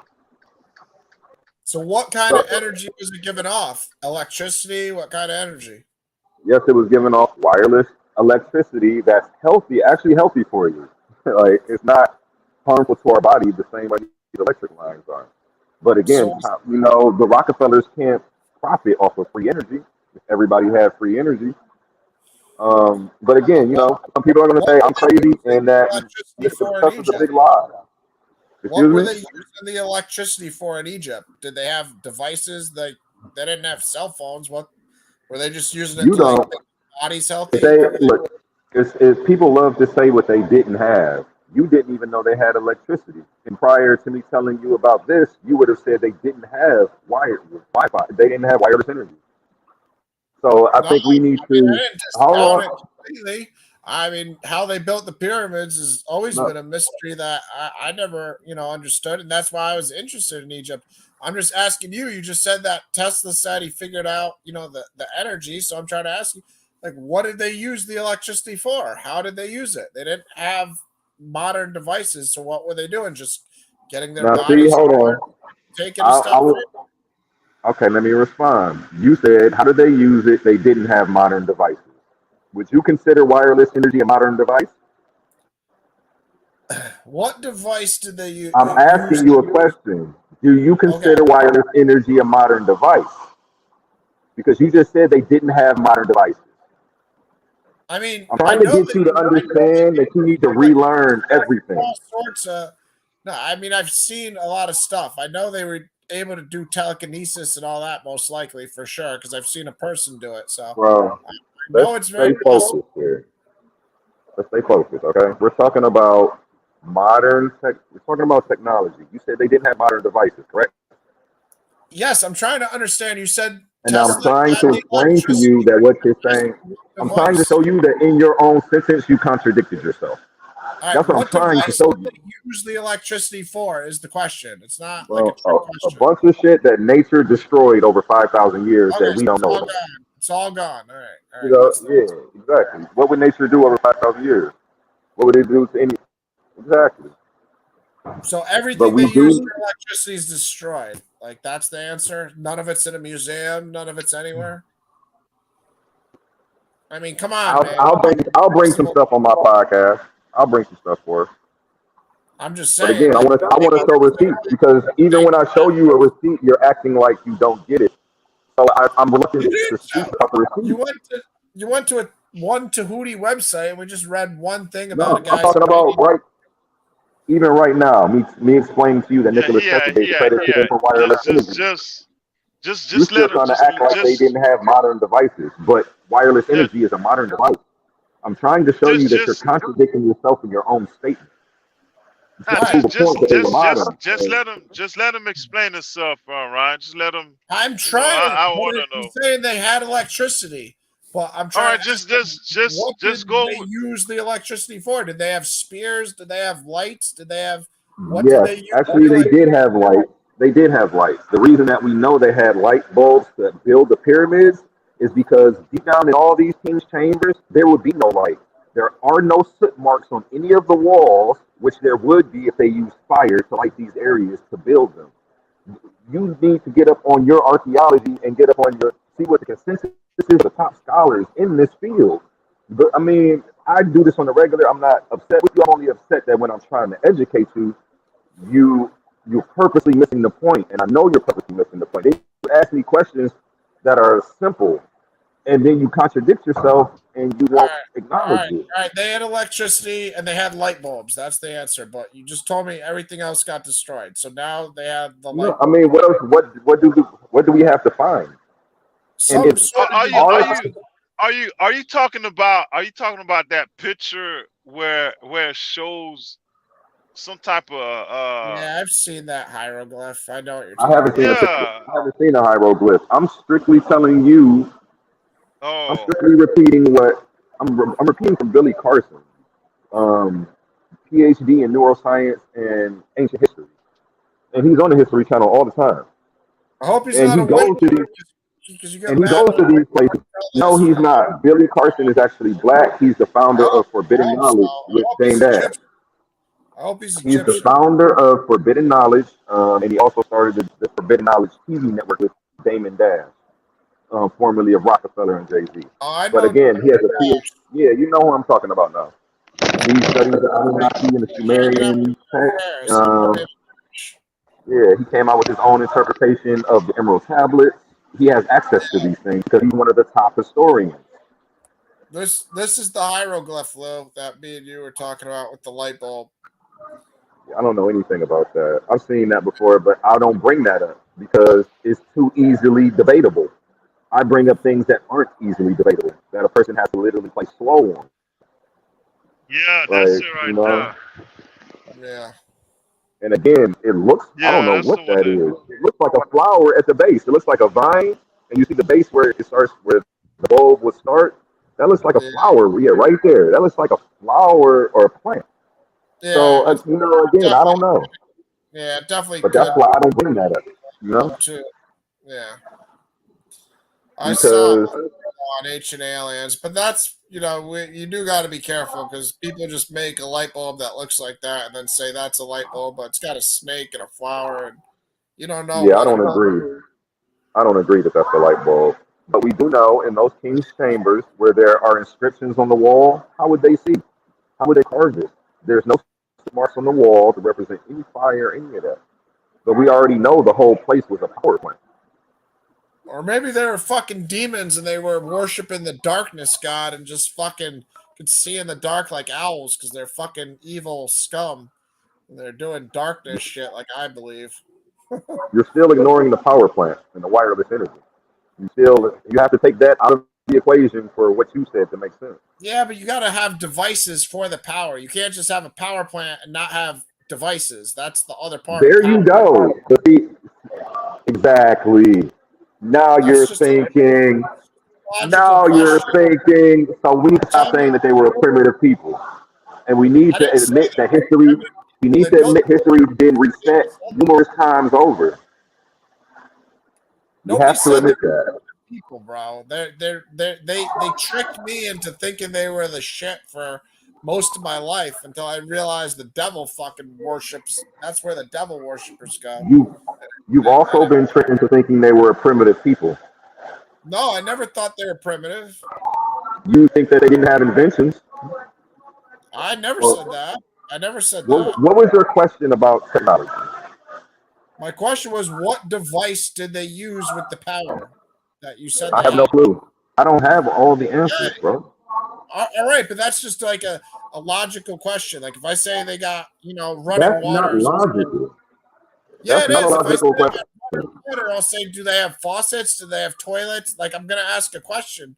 What running No. water means. Like you say they got I think you're electricity. trying to get me to commit to foolishness that you know nobody has proof of, and just start making conjecturous claims. That's what you're trying to get me to do. You know that we haven't found any modern technology from there, so you're asking me about it as if when did that revelation come out? That's why I'm asking you. When did I we think find if some they modern if devices? they if they had electricity, they were doing it from their own human bodies. That's would be my answer. I would think they would have power to like levitate shit and do all sorts of shit with their own body. So you think Tesla was Nikola able Tesla is a to do liar, that. and you think that he gave I didn't say credit to them Tesla. for his invention? I say What you're saying? Tesla did it all that shit with his own body at times too. He could he was known for creating electricity or being able to take powerful electrocutions and stuff. I know he did Go stuff to like go to that. YouTube. Go to YouTube since you're right there. I'm not gonna have you play anything. I just want you to pull it up and just type in pyramids power plant and watch how many videos, reputable sources come up. They what? Pyramids power? Pyramids power plant. Uh, Tesla. You can put Tesla with it. You don't even have to put Tesla. It's going to come up automatically. This isn't even. This is common knowledge now. yeah, but Yep. the first things Get that ancient one. aliens, like I said, those Okay. dudes, they say Well, everything's aliens. Those guys. have you They ever just want seen that? Have you seen that guy who did the joke that aliens don't like white people? Have you seen that? Well, aliens. he was going through Aliens. the history and saying how come aliens only go to black civilizations and help them build stuff? They never went to Europe. They never went here. He was like, I'm starting to think aliens don't like white people, or maybe we're just trying to discredit Africans as if they weren't masterful builders and scientists. Yeah, I don't And think we'll come up anybody's. with anything. We'll come up with anything before we say that they were brilliant. We'll even give it credit to aliens that we don't even know exist. Anything but to say that these people were brilliant scientists. We stole all of their shit, and now we run the world. Yeah, I don't know, man. I mean, that Yeah, sounds like interjecting racist stuff into it. Like everything's a it's conspiracy not. against Egypt. I mean, race is really happening. We have a racist past. I'm not interjecting that.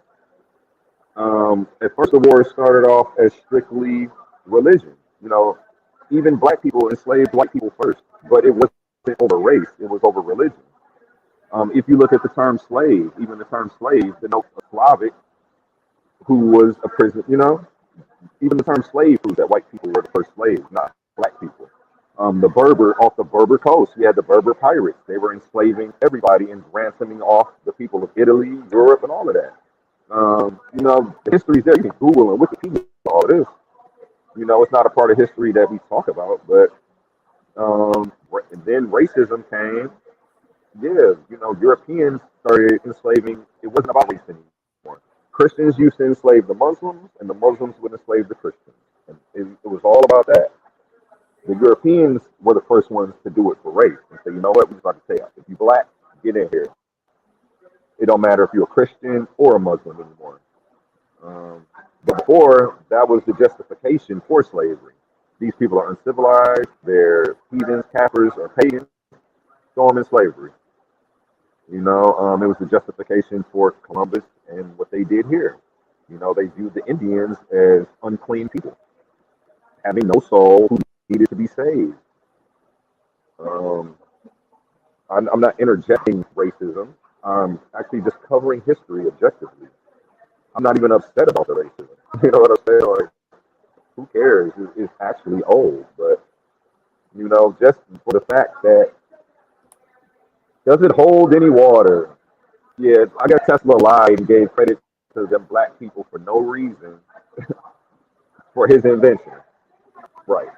Doesn't I make don't sense. think he's lying, but I'd have to read exactly what he's saying because you're saying electricity, and when I think electricity, I think light bulbs and all the devices in our house, like power my toaster, my microwave. Like, so I'm just asking what they did with what devices they had for the electricity. Do you know of any devices? That's like I don't not know a of any crazy. devices that they had because history has look, bro. They didn't even teach us about Egypt. How would I know what devices they had? They created a whole ology so that way they could control how the information about this place comes out. There isn't a Swedenology. There isn't a Europeology. They literally put the ology on it because they had to control this information. You gotta be Okay? careful when you say they, because you're not saying anything. You're not Okay. saying When I say they, I'm talking about I can tell you exactly who. Don't even tell say me that who. man. Who are you saying is the they? The elite, Ah, the but one percent. dude, that's the You game they want a want me specific to name? play, man. I used to play this game like it's a dangerous Okay, game. let's play this game, right? It's a trap from the devil, Christianity. man. It's a No, trap let's from play the it. I'm gonna tell devil. you who. No matter what book you pick, whether you're a Jewish, Christian, or a Muslim, each one of those Abrahamic faiths say what? That there's a small group of Caucasian Jewish people who are God's chosen people. Them. That's who None, they none are. of the Okay? books say anything about Caucasians being the chosen people of God. None of them do. No. Are there a small group of Caucasian people right now who are claiming to be God's chosen people called Jews? Listen, there's black I'm Hebrew asking, is Israelites doing that the a yes same or thing. no? So, yeah, but that's not And what do the they book says. That's not what the Bible says. So why does it matter? listen?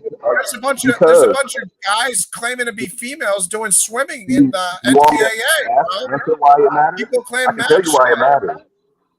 It matters because no matter which book you subscribe to, the group of Caucasian small people are running the world, and their magic is working. Because who's running the world right now? And what does everyone? That's why they don't care which book you pick. They be like, pick a book, any book, like a card trick. They don't care if you're Muslim, Jewish, Christian, because each one of their books says that they already know that they're chosen people and that we're supposed to be slaves and through the curse of Ham and all of that.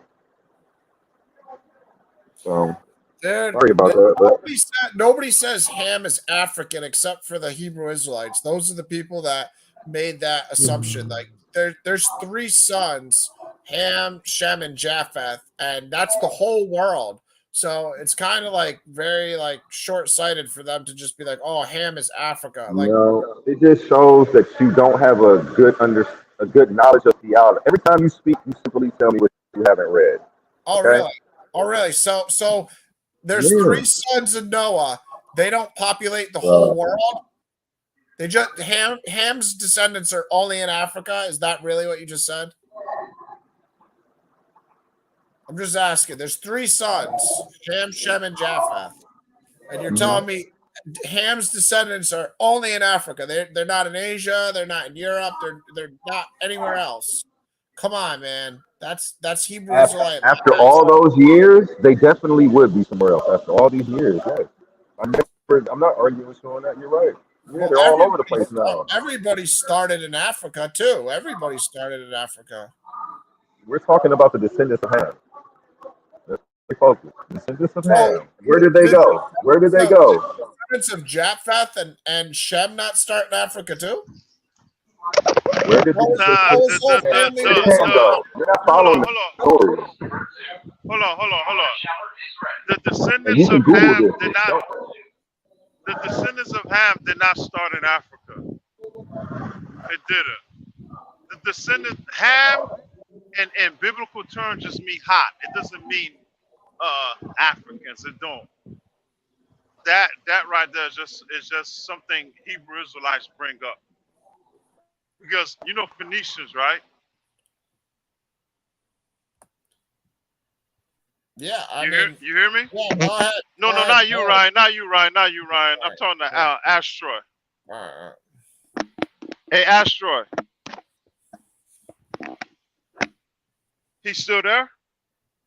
I think he's working. Oh, He's probably listening.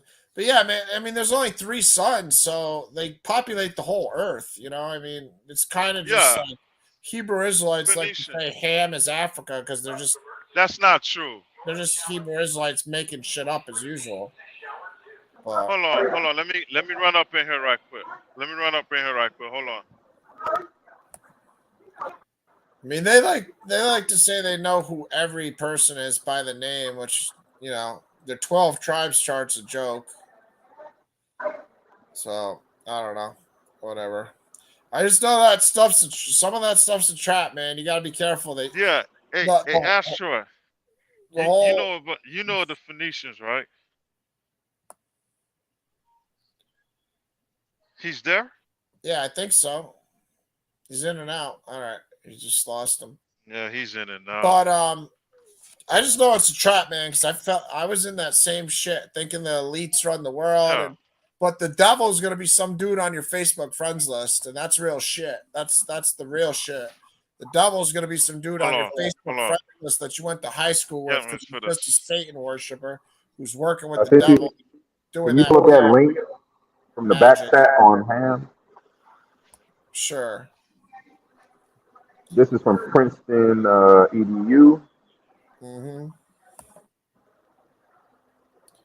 No They're thanks.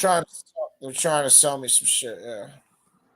The Curse of Ham, Race and Slavery in Early Judaism, Christianity, and Islam. All right. Where am I going here? The whole article? It's not that long, but like I say, when I was saying, Well, when you we every time can read you the tell me whole what you article. haven't read, It's not long. okay, I'll read it for you if you want me to. I didn't want to be I'll read long-winded it. or take up the Hold on. Isn't this one of the elites one of the Jewish elites I should be worried about? His name is Goldenberg.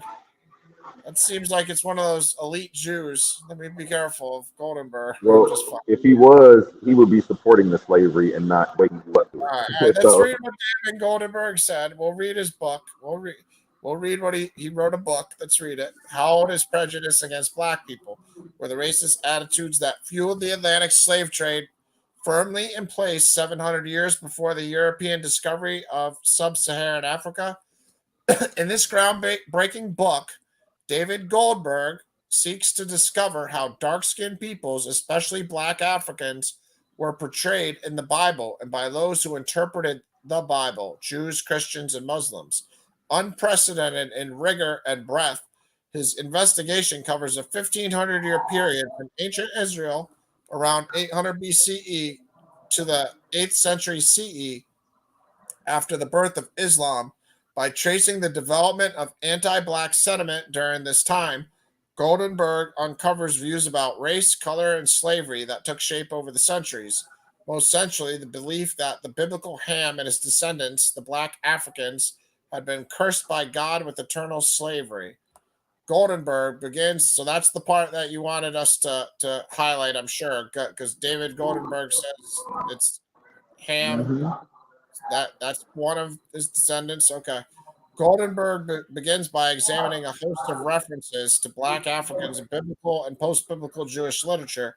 From there, he moves the inquiry from Black as an ethnic group to Black as color, and early Jewish attitudes toward dark-skinned people. He goes on to ask when the Black African first became identified as slave in the Near East, and in a powerful culmination, discusses the resounding influence of this identification on Jewish, Christian, and Islamic thinking, noting each tradition's exegetical treatment of pertinent biblical passages, authoritative, fluidly written, situated at richly illuminating nexus of images, attitudes, and history. The Curse of Ham is sure to have a profound and lasting impact on the perennial debate over the roots of racism and slavery, and on the early study of early Judaism, Christianity, and Islam. Okay, so Like David so, when calling you the. begin, and I'm sorry, I've been getting frustrated tonight with you, Ryan, but it's just like I know this happened. I've been getting defensive too, man, because like I read the I'm book. sorry because I really fuck with you. I So I fuck with you, apologize. man. I'm stubborn sometimes, man. I don't want to give in because I've I also just want lived to hell shit. apologize. I don't want anybody else to live, man. So I'm warning you, like Egypt's no game. Like That's how the Oh, devil tricks people. He gets you to think like, look what happened to the pyramid, and then next thing you know, you're not worshiping God. You're in trouble, man. It's no joke.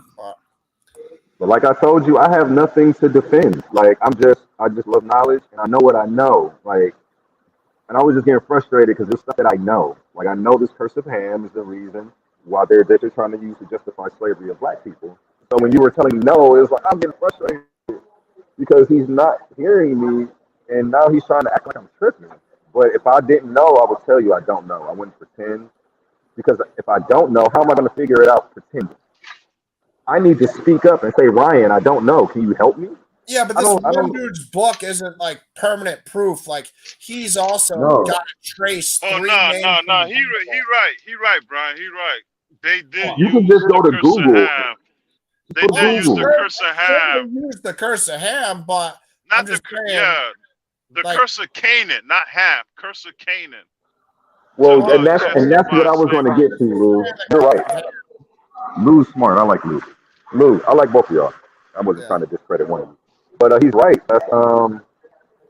And they went to. That's why I was asking you, where did Ham go next? I was about to get to Canaan, so that way, because you're like, well, how do you know that Ham was black, or you were trying to go with the three brothers? I was about to break it down for you, but yeah, I mean, it's I'm not. I don't have any ego with this knowledge. It's not my knowledge.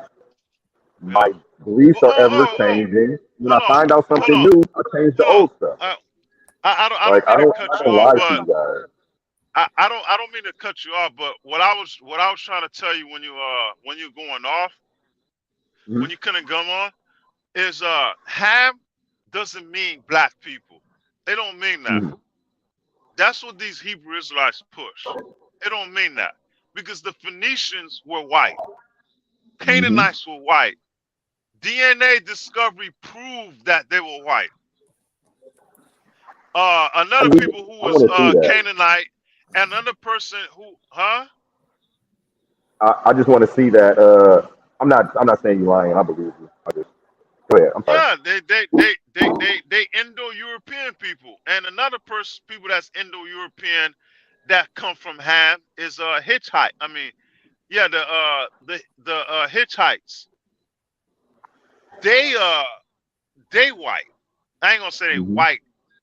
white, but they from that lineage. So I mean, Ham is not based on black people. It's just okay. It goes all the way back to coloring. You know, at that time in history, if you study it's this stuff called where they study colors, the evolution of colors, the phases of colors. The ancient world is proved to live off two colors. It was black and white, but to be technical, it was light and dark. You know what I mean? Mhm. So for these Hebrew Israelites to talk about Ham was black, that's false. That's false, bro. Don't listen to that. You say Don't nobody have the answer to what color these people was. DNA proved it was a whole bunch of migration going on. You know, and they're not gonna follow DNA, but I'm gonna let you know with this platform, we follow it. We follow. We believe in dinosaurs and all that stuff. Because we can't debunk that. That's what DNA is telling us. But I don't believe in the carbon dating stuff. But I do believe what they find. But I just wanted to let you know, man, that Ham stuff, bro. We don't hold to that. Them being black people, they don't. It don't. I just think they still could be all over the world just because some dude wrote. Yeah. I mean, Rabbi Lewis has wrote a fucking 35 fucking books, so I don't care if the guys at Harvard or at Princeton or wherever the fuck they are. Like, people can write. I can write a book right now and say Ham's in fucking Japan. Like, and I know people do research for books, so I'm not saying they don't, but all I know is the whole world goes back to Ham, Japheth, and Shem. So where, you know what I mean? Like the whole world. So that's the Asian people, that's the South Americans, the Indians, it's everybody. So to me, you can't just say ham is just Africa. Like I don't know. I'm Oh sure. no, I I'm didn't. I wasn't saying that though. sure I no, I was know. really just saying that that's the justification for slavery. Like I don't debate the points because, like I say, I didn't have the information that he had about the DNA. You know, I don't know any of that stuff. So, like, if you can shoot that to me or add me on social media or something, Oh, so we can stay in contact with you don't follow DNA? DNA. I mean, I'm studying DNA, but not like Nah, it's I mean, not my I'm with main you. thing right now. Yeah, I I don't know as know. much as you. I didn't know what you just I, presented, you know, and I still want to yeah, look it up and fact check it. I'm with you on that. I mean, I ain't that strong in DNA, but from what I've seen, you know how they say out of the Africa theory. You know what I mean? It, with the out of Africa theory, or how they say everybody came from Africa, it was a lot of back and forth migration going on. If you look at Definitely. the DNA chart, you look like, I mean, ain't much gonna lie, bro. I ain't understand. If they would have just wrote it down, I wouldn't understand nothing they tell me. I wouldn't understand shit. But when they made it like a pictograph of the arrows and all that, I say, okay, now I understand. You know? hmm I see what I you're mean, saying. yeah, Ryan looking it up right now. You talking about the haplogroup arrows and stuff? No, Nah, the I'm trying to figure migration. out the descendants of Oh yeah, yeah. Shem and Are you Japheth. talking about like? Have you read the book? They came before Columbus. He has a migration map inside of there that shows the Oh man, routes Hebrew that we took. Israelites read that book all the time. That came before Columbus. I've heard that name before from fucking IUIC, and it's got something about black Jews in it. I think, right or no? They're probably twisting it. Hey, look, I think that the Hebrew Israelites are the worst versions of the Christians. I'm sorry. If there's anybody watching, I apologize, but y'all be twisting that word like crazy. Everybody has Yeah, their own beliefs, but man, maybe, and it's funny because they have a lot of you know, when they bring it forth, it's a lot of spirit. Like on their channels, a bunch of yelling. I'm like, can we sit down and talk? Like, why are you screaming at me? Like, you know, about the knowledge. Like, but Nah, you're not lying. You see what happened to Gorilla Hebrew the other day with the yeah, didn't he say his debate? DNA was white people? R Didn't he say that? Yeah, I R heard about that. RM269. I heard Ryan point that out yesterday or 2 days ago on the show when I was watching. He was talking to Yeah, ISPK, I think. And yeah. ISPK was like, what? I gotta go watch it. But I They was yelling at IUIC. I like it, I yeah. ain't They much were gonna probably lie to you, Ash. When it comes up to outside biblical sources, I mean, we ain't that well equipped on that. So we stay in our comfort zone, you know? hmm We ain't that well equipped. And with Gorilla Hebrew, he trying to play cocky and trying to go to DNA, and DNA pointing him the wrong way. This is probably a good chart. he Dang, now he got to it took reevaluate everything, huh? they always reevaluating everything they teach. They always do that. But see, I think that's why I'm dope because I'm in a constant state of evolution. I don't have to reevaluate. I know I'm going to change. My thoughts are going to change. I know I'm going to learn more, and my perspective is going to shift. Like they really want their perspective to stay the same, and even when new information is presented that's supposed to change that perspective, they will literally ignore it. And this is getting scary because now people aren't dealing with reality. And that's my biggest contention with like um, just having conversations with people at the face sometimes. It's like, oh, you hit that wall where they, you know, they they'll reason only for so long, and then it just has to. They just have to say either like act like they don't understand, or When it make them not look like a, when it make them not being, when it make them not make, when it makes them not to be an Israelite, that's when things start to crumble with them. and it's like, Yeah, dang, like I don't know. I mean, yeah, and I I man. went through the mean, same thing though because people were trying to wake me up to Egypt, and I wasn't hearing nothing. Like nothing made sense to me. Jesus, Jesus, Jesus, Jesus, Jesus. And then I actually tried to prove that Jesus was real to them, and that's how I end up waking up. It wasn't because nothing they told me resonated. It wasn't until I went and did my own research. Like I'm about to prove this shit to them. The shit I found out was amazing.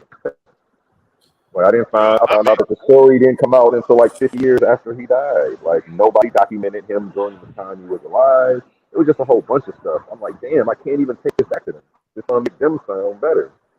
And then that was the beginning of me, my knowledge. My me really starting to search. I had those questions as a kid, but I don't know. My parents whooped them out of me because it went away for a while. I started going to church, but I was still a Christian.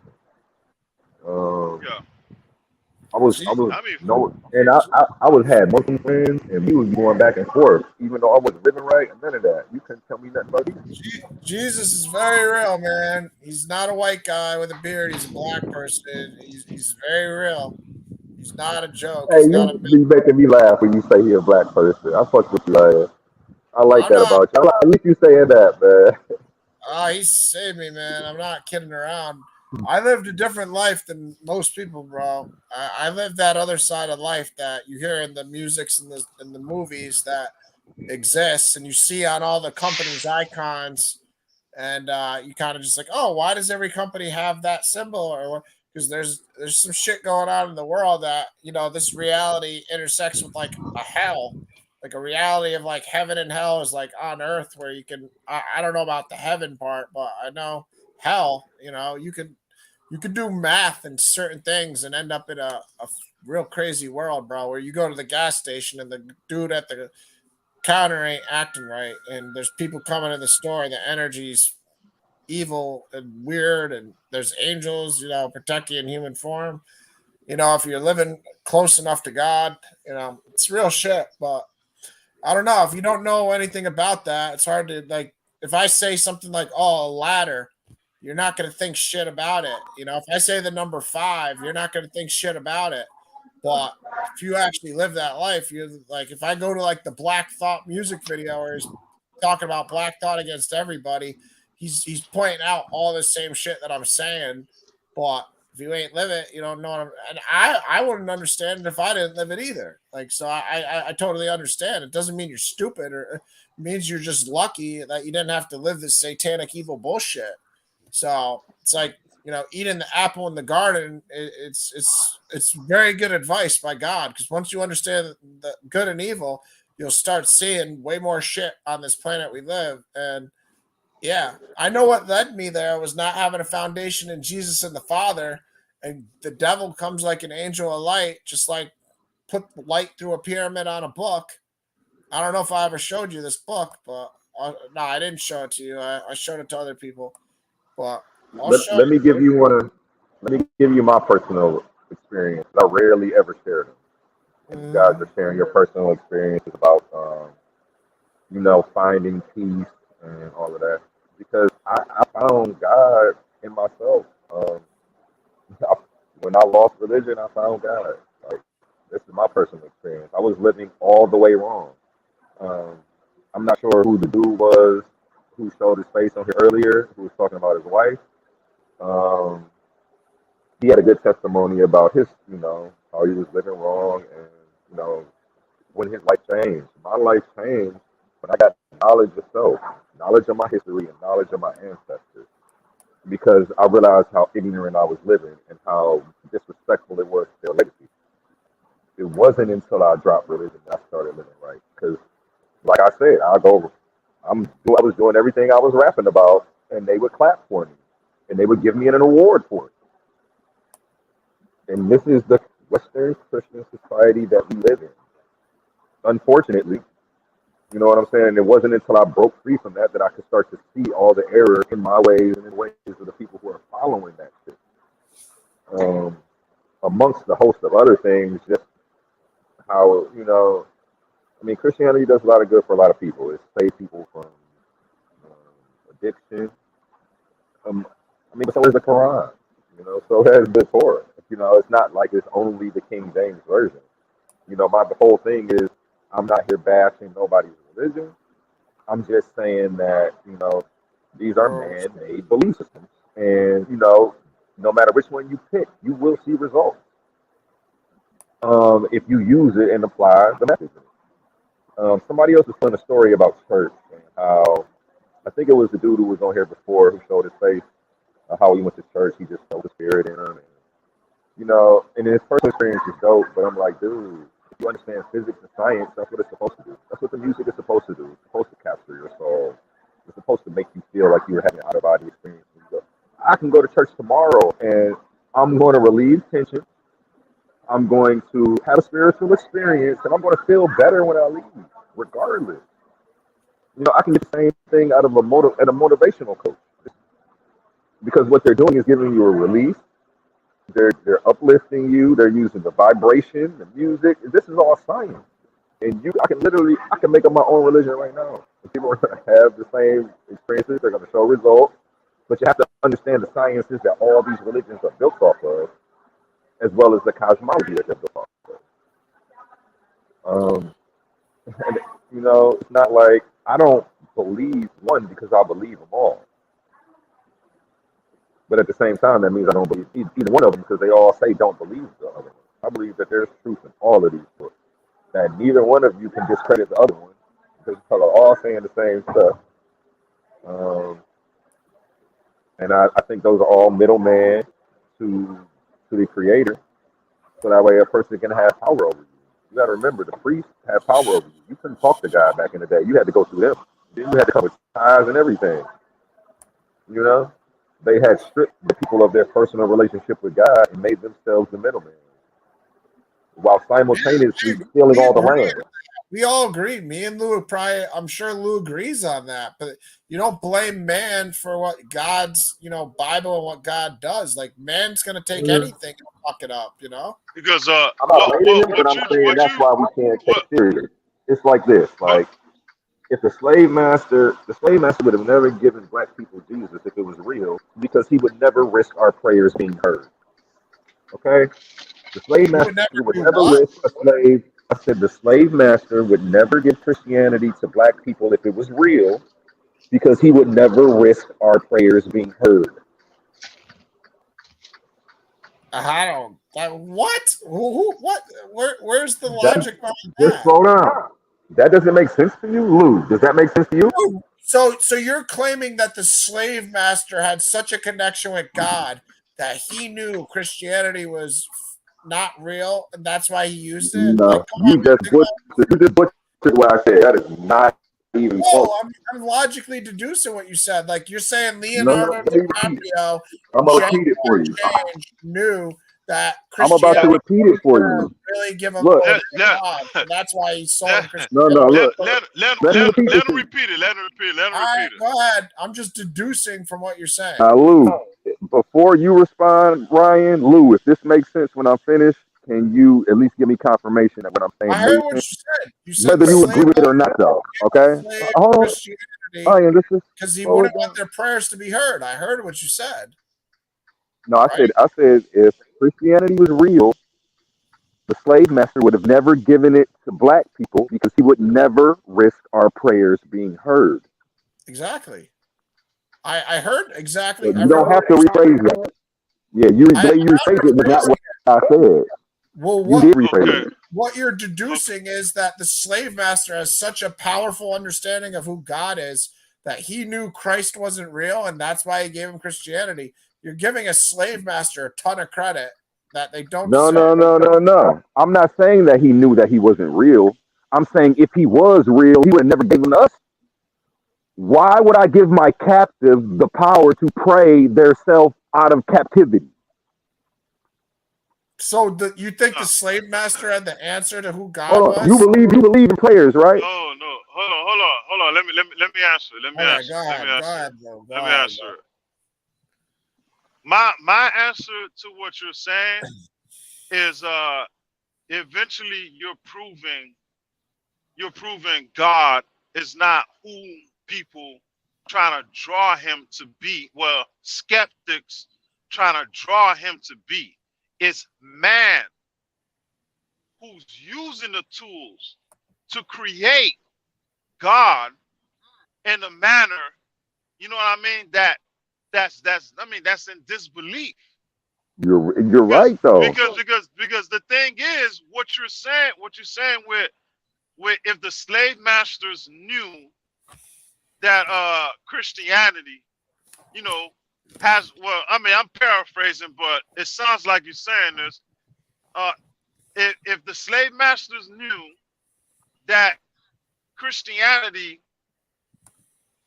has the power to free their slaves, then they would have never gave them Christianity.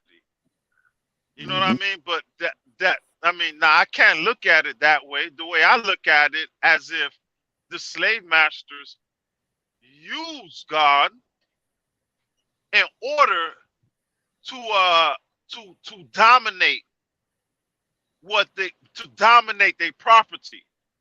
Unlike, I ain't gonna say unlike, just like other kings and queens in ancient history, they use this mythical god that they say exists to rule over people. Because Exactly. I mean, you and I. You're right. You Can and I pause you?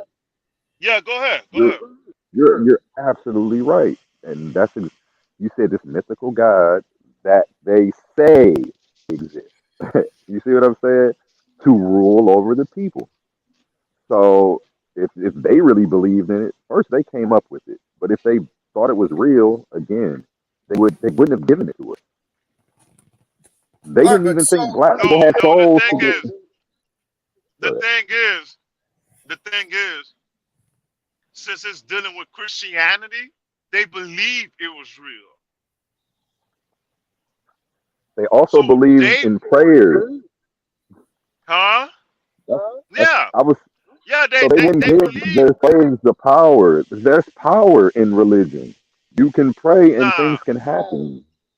nah, No? nah, nah, nah. Not in the slave Bible. Prayers, the way they explain prayers to the slaves is not the way prayers is being explained in the New Testament. Because have the slave Bible would have followed the New Testament, they would have never have slaves. You cannot go to the New Testament and show me somewhere where Jesus is preaching slavery. Nowhere. Nowhere in the New Testament. Have they would have Where read the that's Bible? all Yeah, go it's ahead. all I Old mean, if you Testament. have no, not Old Testament. no, there's The scriptures reason in Paul's the letters. okay, hold People on, Ryan. misconstrue it too. I know where you're Slaves going obey though. your See, earthly no. masters. No, you could go to the Old Testament, or you could go to the New Testament with the servant obey your masters. But here's the problem: in ancient time, they wasn't living under the slavery that me and you. Well, I ain't much gonna say me and you, because what black people don't research is those white slaves too. If y'all Hey, I wanna was telling lump Ryan. slavery, it was white slaves too. But if y'all Yeah, want to lump yeah. slavery, I mean, it was white slaves too. But here's the thing: the slavery that our people went through ain't the slavery that the ancient time people went through. In order to have a job, you were around the time of around the time of Moses, around the Bronze Age or late Iron. Slavery was considered a job. So if you want to go back to the Old Testament, slavery was actually considered a job. That's how you make your money. That's how the slave masters made their money, by having a slave. If you kill a slave, you don't have no money. That's how you survive in the ancient world, is with a slave. You have to have a slave, because without a slave, you ain't gonna survive. So if you want to go to the Old Testament, then I could bring that up to you. But if you want to use God, I could simply use God. It was only three types of slavery that God dealt with. Slavery is who's in debt, slavery is who were born into slave, and captives of wars. Them the only three types of slaveries you'll find in the Bible. Well, selling Anything else? too. Yeah. That's what I'm talking about. Yeah, The debt. selling yourself. Slavery's in debt. You selling yourself. I mean, Yeah, that's what I said. There's only Yeah, three yeah. slaveries you'll find in Yeah, the yeah, Bible. yeah. I've heard the Anything debate. related, I've heard the debate. anything related Mhm. to the transatlantic slave ship, you won't find that in the Bible. Yeah, no You way. won't. That's totally You won't different find form none of of that. slavery. That's like I use the example of saying like football, and we think American football, and then you're actually talking about soccer in Europe when you hear the word football. Like that's how different the slavery in the Bible is compared to what No, it's. Yeah, it is, I man. I hear mean, y'all, but whatever, I've seen the debate both ways. That's why I was quiet because it's still a debate, and it's a debate that's still being had actively today. So, I don't want to actively engage in it today, but I've seen facts to both sides. So, I it's not I the hear what you're most saying. ideal position. Nobody's arguing like, "Oh, I wish I was a slave back in the Bible days." Like it's not, but it's more closer to being the dude who's working at Walmart than or working as a landscaper than this. Have you seen the debate between? There's a debate between Jabari and Shaka Amos on this topic. Um, uh, I can't stand Shaka Amos. Him and his list pissed me off. So oh yeah, yeah. I got I tired of how he's he keep putting arrogant. all this He's damn arrogant. chapstick on. He's arrogant too, so his arrogance gets on my nerves.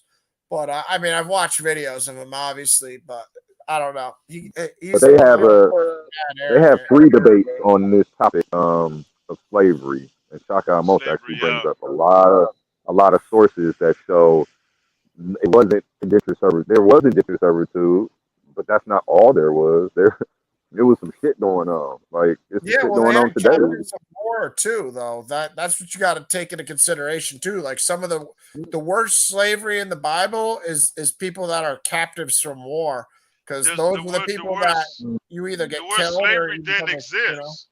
It didn't exist. They didn't exist It yet didn't because they weren't exist. Slavic people. Slavery Yeah, didn't come until Slavic people, which shows that white yeah. people were the first slaves, which was Lou's point too. So, But yeah. I want to no, revisit your look, original if you look at dude. Like that's if you such look crazy at logic. You're way too smart to put credence in that logic. Like who's given a slave owner in the South all this authority to know, like, oh, they definitely know who God is. So they have the power to know who God is, but we're all still like trying to figure it out for ourselves. Took me 35 years to figure out who God is. I'm sure it took Lou some time too. Like you're still trying to figure out who do you want to call God? Like, no, let's not give no, these slave well, owners in the South this sort of amazing ability that none of us were born with, that we are, took a lot there's a of. book that you should read called. You can get it at Walmart.com called "How to Make a Negro Christian." This is a book that they used during slavery that was passed around to different slave owners. Look this up. I mean, I've read this book, so I know this information. Like, so But that again, that this that is a don't shock that don't almost line. Just bad logic. Go but ahead. that don't account for the whole population of slavery. That Oh no, doesn't no, mean no. But every I mean, just for slave. his point. No, no, no. You're right about that. I was just saying his point about Oh, giving them okay. this much power. I was trying to say they knew what they were doing, but if you read that book, then you'll have a better understanding Listen, of I why they know put they these. were using it, but you're trying to say they knew God was fake, and that's why they used Christianity. Isn't that Well, what they you're didn't saying? know. God and Christianity are two different things, and you can have God in your life without Christianity. And that's people. Christians can't separate the two, and they're confused when other people do that. So they believed in God. They didn't believe in Christianity like that. You see what I'm saying? That's why they pushed it on us. Um, they didn't want us. If they really believed that there was a heaven and an afterlife, they would have kept it away from black people like they did land and wealth, and we wouldn't have known about it. They wouldn't have let us actively practice it. So who cares what the slave people thought, though? So maybe they didn't think Christianity was real. What does that prove? The point that people who gave it to us were had an agenda. And, Christianity Okay. wasn't and when has man. you got to remember, church and state were just recently separated. Church has always been the rule of the government. Church was the government. You see what I'm saying? So these people didn't All have right. righteous hearts. These So people were people power teach hungry. There's a saying, absolute power corrupts absolutely. Have you heard that saying? We have a very accomplished author on the screen who many of us are familiar with on the channel. So just so we all know, and I'm sure we'll all agree, just because you wrote a book, because I wrote a book and never published it, and there's no like barrier of entry. I could write a book tomorrow that says grasshoppers have sex with kangaroos, and nobody's going to stop me. And I could have it on Amazon if I knew. You wrote a book, Astral Projection. You know how it works. Like, did you have to pass it by any bar? Nope. No, it's whatever you want to write. The book is what you write. So you gotta, like, if somebody made a book and they said that white people in the South abused God and tried to manipulate God to make black people want to be slaves and not try to escape, I agree with that. But I don't agree with the premise that because the slave owners use Christianity, then Christianity somehow is void. I don't agree with that at all. Maybe you don't. Maybe you don't understand how people, if it was real, they would actually be giving the people who they're trying to control the power to get their own freedom. Do you see what I'm saying? That's counterproductive. Yeah, but I'm saying listen, what you're saying would make sense, but you're giving the Southern slave owners this amazing ability that none of us had when we were born. He's not. Yeah, he is. He's saying. I'm gonna tell you why. I'm gonna tell you why, Ryan. Hold on. I'm gonna tell you why. All right. I'm gonna tell you why. All right. The reason. All right. You see what you're saying, Astroy? I disagree. Yeah, his name. I can't be. Yeah, I just say Astroy. I just want to be short. Call him I just want to be short, man. You called him Asswipe. Somebody called me asswipe.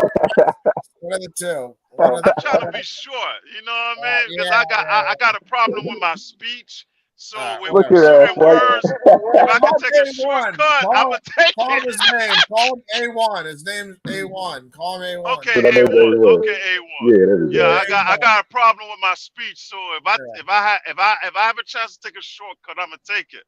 But back to the slavery thing.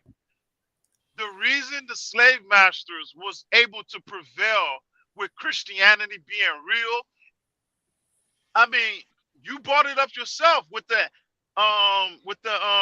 ham situations, with the Cain situation. That's what they use to downgrade black people, to say you're under a curse. I mean, basically, you ain't gonna be nothing.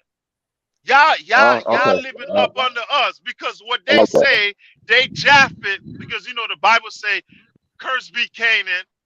You know what I mean? And Japhet would be, so they use that terminology to the slaves to get the slaves to buy in as if there's no hope.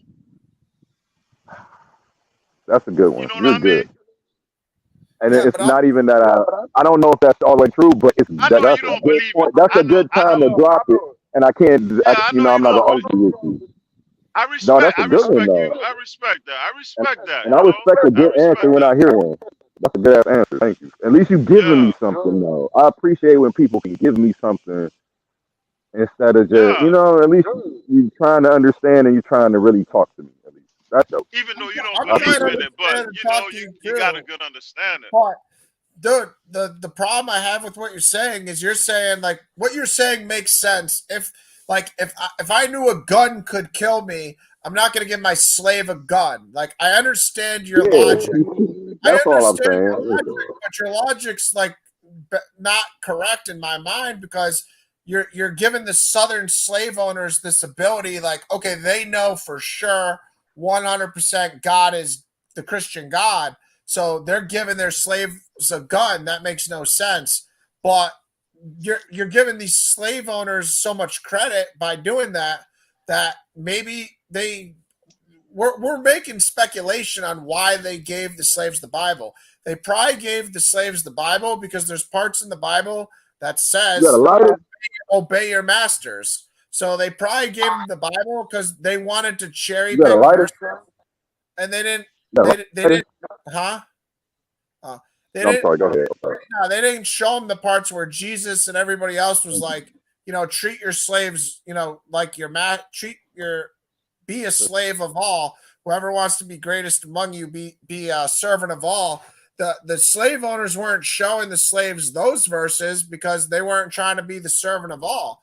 So like they were probably using the Bible as a weapon. They were going to the verses that say slave owners obey your earthly masters. They were God's word. Like, so I don't think they were doing it because they knew God was fake.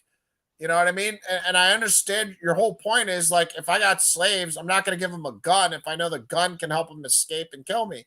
That's a point, but it doesn't equate with the Bible, because the slave people were just going to the verses of the Bible and manipulating it so the slaves would see obey your earthly masters, and maybe the slave owners did somewhat fear God and have, like some sense of like, okay, we better give these slaves a day off and at least try to let them read the Bible of God. Like, who knows? Maybe they at least feared God. We're speculating, but it's not equivalent to. You have to understand. You have to understand. The Bible explains that you can call on God, you can ask for help, and all of this. So, again, if they believed in Christianity and prayers, I mean, I want to speak for myself. I'm not going to speak for nobody else, because then nobody can take this from me. If I believe in prayers, I'm not going to, and I want to keep you captive. Why would I teach you about praying? Why would I teach you about any of this? Because what I'm actually doing is starting my process of everything unraveling. It doesn't make sense. And I'm not giving them any power, but you reverse my words, and it makes it sound better for you. I just want you to leave it how I say it, because when you say, well, like they knew God wasn't real, like I didn't say that. God and Christianity are two different things. So they cannot believe in that and still believe in a higher power. Or I've also heard people say, oh, well, that's why they used the Greek name, and they gave us the Greek name today. So when we're calling, we're not even calling the right person. I've heard that one. I've heard various different arguments, but never yours, where you're just like, oh, you're tripping. And what about the slaves? What about the slaves that didn't believe in God, where they hold on to their culture with voodoo? Why they don't never bring that up? They try to make it seem as if slavery was predicated around Christianity, and that's not true. You had slaves who did not believe in Christianity, who held on to their African culture, believing they could dethrone their slave masters with voodoo.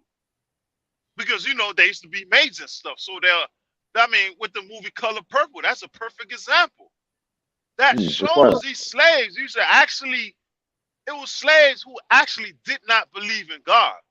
I mean, I don't know if you watched that one documentary of the last slaves, and that one lady explains how this one certain slave was trying to do voodoo on the master, and it didn't work. No, but they don't. But that's the thing. That's the thing about skeptics. They don't bring that up. They try to make it seem as if the whole black slavery thing was predicated around Christianity, and it wasn't. No, it actually was predicated around religion, period, not specifically Christianity. We were actually enslaved. We actually were under the Muslim slave trade before the Christian slave trade. Yeah. So, you know what I'm saying? And that's something that people don't bring. I know my history. I'm a history guy. And if you want to understand religion, you got to study history. And you can't just study religion. You just got to study history blankly, objectively, and see the evolution of it. You were right about that, because there's people like Duddy Bookman. I study Haiti fluently. I can name several people. So you already know Duddy Bookman. I can't remember the queen's name, but it's a whole bunch. It was more females than men who led these revolutions, who went convert. And like, you talking about that one Haitian lady that went to Britain, and became a queen over there? No, I ain't hip to her. I ain't hip. That sounds like a fire podcast. That's the thing. No, you don't learn anything. Yeah, it was a Haitian lady who went to Britain and became a queen, the first black queen over there. Swear, yeah, I'm definitely gonna have to look her up and do a podcast Yeah, on her. that's Haitian. But That's Haitian history, man. and I've even studied the forms of voodoo that they were supposedly doing on these people. They were poisoning them with herbs. But you have to Yeah, remember that's to know herbs was considered witchcraft. But yeah. now they've taken the knowledge and they're using it though. You see how they keep doing us? They'll demonize it, then they'll steal our shit and use it. And tell us to stay away from it. Now we have medications. Where do they get the medications from? They have to do botany and go to the plants and extract these from the herbs. They're putting them in pill form, and they've literally stolen our science, perfected it, and giving it back, selling it back to us, watered down. I mean, this is all across the board. Come on. Let's be fair now. The way our ancestors were using it, they were using it with as if it's a magical power thing. Of course, of course, they're gonna look at it like, nah. These people think this stuff actually bring magical powers or healing. But at least out of one of these explorers decide maybe they have a particular reason why they use this type of herb. Let's do an investigation on this herb they use. You know what I mean? Thinking it's some type of magic or voodoo as a healing process. Because I'm Haitian. Trust me, I know about voodoo, and I know what the voodoo people use, thinking you know what I mean, thinking it's going to bring magical powers. You know, Bro, that voodoo's You know what? definitely You're probably right because it is a bunch of spooky it's stuff. not Like, just herbs and actual tangible. Like they definitely could get dark spirits and fuck with shit, man. like with candles, the voodoo people use candles. They look at candles. They look at candles as some type of stuff to scare away the evil demons or demons. But for us, we look at candle as like, you know, it's just light. When we ain't got electricity, we need candles. But voodoo people don't look at it that way. They look at it as some type of spiritual matter. Yeah, they were like, you know, red candle for this and a white one for this. You right. I mean, you don't believe in God, but thanks God. Yeah, but thanks God. Even though you don't believe in God, I'm gonna say it, but thanks God, He chose. I mean, He put it inside somebody's brain. Candles is not meant for spirits. It is meant to bring light into dark. You know, so we can see in the dark because we don't have no electricity. I mean, I grew up around these spooky stuff, so I know everything about it, bro. I'm not saying that my family practiced it, but I grew up in a community of spooky stuff. Like you walk to a block and you see a whole bunch of clothes and it smells, it automatically is telling you it's voodoo. Automatically, it's voodoo. I don't believe in that stuff. I mean, I don't believe in all real. that spooky stuff.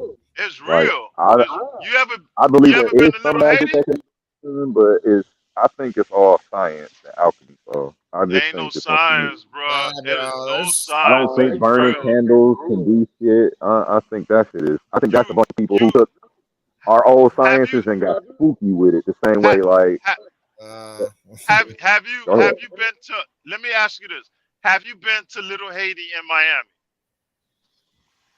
I have, but it was weird. But I don't remember nothing weird happening to me. Go ahead, though. Okay, no, not you.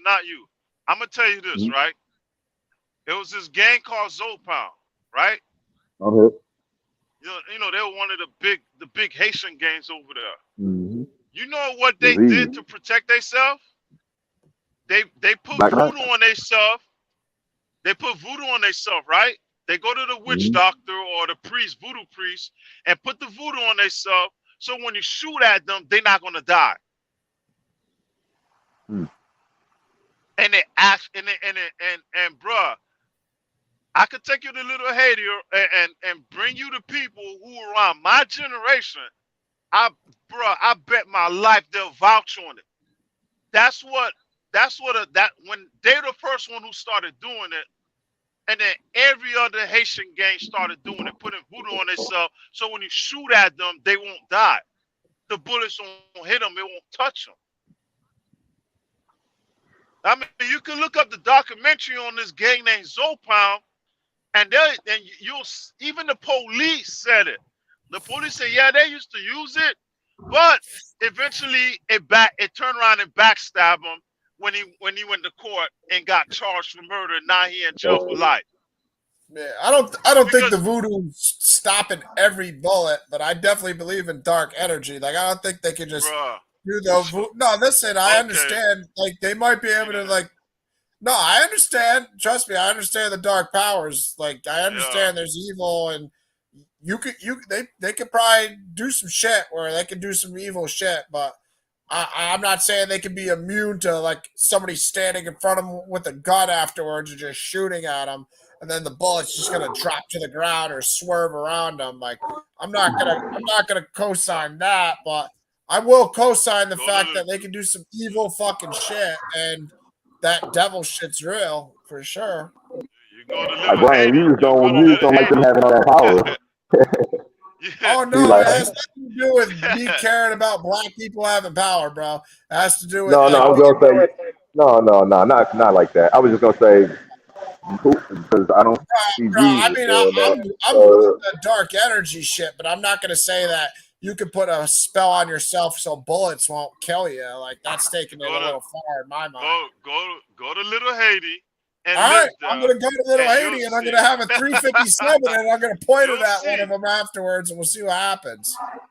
That's what I'm going to do. I'm going to go to Little Haiti. They can go to the witch doctor, and then I'm going to get 357, and they can stand 10 feet away from me, and we'll see. We'll run this science experiment to see if the bullet just drops. Yeah. You know, the gun could blow up in my hand and kill me. I wouldn't be surprised, Lou, if that did happen, because I know there's fucking evil shit out there. I'm not the one who's saying there's not evil spirits and shit. That shit's very real. I understand. It's just you can't have a whole gang of guys to buy into that and go to the witch doctor and put this voodoo on them so they won't die. They might be giving up their souls, and shit might not happen to them. But yeah, I don't know. Ain't no way, bro. I mean, dog, this Zopound gang ain't no little gang. They big, and they use that. They used to use that shit to survive, dog. I know, but some of them had to have died too, though, Lou. You know what I'm saying? Like, they didn't all. The only reason you'll die, okay. This how it goes. Either they're gonna give you a chain, a bracelet, or some paper to keep on you. When you don't have that material on you, that evil spirit that's supposed to be protecting you is not gonna be there.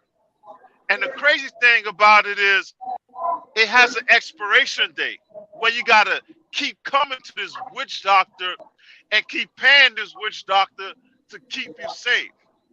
I mean, bruh. That's just some shit she added. That's just. It sounds like so they got to come back and pay tithes on a regular basis. Yeah, she just added that. That curse worked for 10 lifetimes. That curse worked forever, man. She just added that. Go. I'm telling you, when you have time, you almost had me. So you told me that they got to come back and pay. Now I know it's a scam. Listen. When you have time, right? Dig into the Haitian culture and look into the Haitian culture. Look what they practice. Not the Christian ones, the ones that do straight voodoo. Dig into their culture, and not only that, look up Zopound, ZOE. And look into the documentary. Kodak Black's gang. I mean, I've heard of them. Yeah. I'm about to look them up because I'm going back to Miami next month. I've watched. So I want to know about this before I go. I know Zopound. I don't want to be in the wrong area. I want to know what's going on. Thank you for hitting me with that. I'm going back to Miami next month. Who's from there? I'm telling you, this ain't stuff. This ain't stuff. I'm saying that. I'm not saying it just to say. I'm saying because I witnessed it. Bro, I believe you. Hey, well then while I got you on here, right? The person I kick it with is friends with Kodak Black and them, and I'm gonna be around him when I'm down there. Tell me, you know anything about Kodak Black? Yeah, What you yeah. can tell me? You see with Kodiak Black. Mm-hmm. You see all that. You know that one cover he had where he was in all red. Okay, you want to know what That was that last year. represent? Yeah. You want to know what that? You know what the actual representation of that with him wearing all red? Lucifer, the devil, what? What you say? Probably. The devil? Huh? The devil?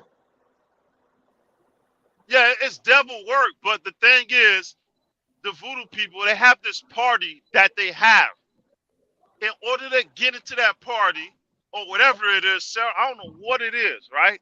But everybody meet up at a certain house wearing all red. Where? Yeah, all red. How you know all this? Bro, I just told you I'm from Oh Little yeah, you from Haiti. Miami. You from Miami. Yeah. That's the cover right I'm there. That's the Haitian. cover. I know all it is. Was this the thing you're talking about, Lou? The Haitian boy Yeah, that's what we're cover? talking about. Yeah. You dropping game on me right now. I'm listening. I'm learning. I'm soaking it all up. That right there represent the voodoo party. That's why he got all that voodoo custom around him. Yeah, They go. My auntie, God bless the dead, she used to practice voodoo. And what do they do?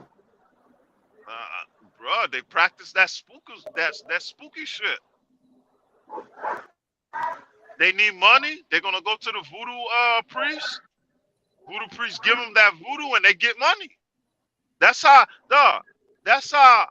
back in the 80s when the Haitians migrated to Miami or Florida, that's how a lot of them Haitians used to live off voodoo. That's how they made their money through voodoo. Crazy. I mean, bruh, this stuff I witnessed. They didn't have no jobs. They couldn't have a job because when I was a jit, when I used to have to, when my mom used to leave us at home around the age 5, 6 years old, dog, we used to see these people every single day thinking about how the hell they pay their bills. They got food, they got all this stuff, and they not working. He's got some weird ass fucking wand in this picture. I don't know what he's holding, but it's some weird ass shit for sure. This whole album cover is definitely suspect. I mean, it's definitely voodoo. I know they deal with the voodoo, bro. He ain't hiding it very well. He ain't hiding it. No, he's not trying to. He represents that. That's his thing. That's his heritage. So. And in Haiti, right? Like in Haiti, they got this type of voodoo where you could be like, in science they call it you being in a coma, but in order to be in a coma, that life support stuff, where you practically dead and they just giving you life, they got this voodoo stuff, right? You'll be in a coma, you'll be dead the whole time. You know what I mean? You'll be lying dead and then they bring you back to life. Almost like Black Panther. I don't know about Black Panther. Remember they laid him down, and then he went to the spirit realm after he took that stuff and laid it under the dirt. Yeah. Yeah, I don't know. I know what you're talking about. Like the purple flower shit. Yeah. You'll be in the streets of Haiti thinking the person dead and they not dead. Yeah. Kodak Black, something no good. I know that. I mean, if you know Kodak Black, you speak to him, he'll tell you, dog, he will vouch what I'm saying, bro. Remember that incident? I'm gonna tell you. Okay. Here's something. Here's more proof. Remember that incident that Kodiak Black got into in California when he almost got shot? Did he had I'm he had looking an at. afro, right? Mhm. He had an afro, right? Yeah, And what happened after that incident? Did he not get a haircut? he did. What's that signify?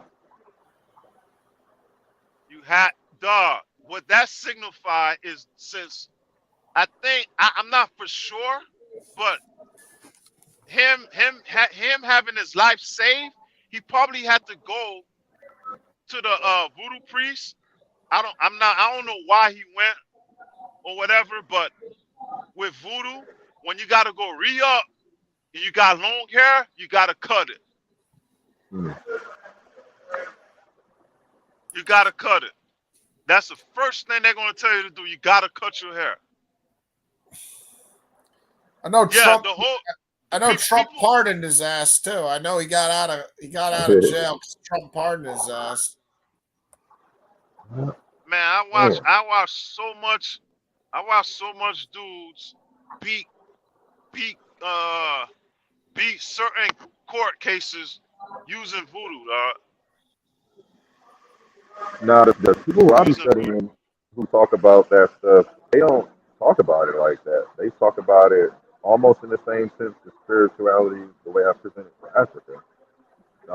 There's this female No. Professor Babayo or something like that. Because with I'm Haitians, listening. with Haitians, what I study and what I find is that Haitians and You Trinidadians hear? What you came left? from Benham, I'm came sorry. Go from ahead. uh Benham, Africa, Benham, Africa. Mhm. That place that the Hebrew Israelites talking about, that's Judah, Ouida, Mhm. Africa. That's where they say most Haitians came from. And that's the world's capital. That's the capital of voodoo, I think in Africa or in the world.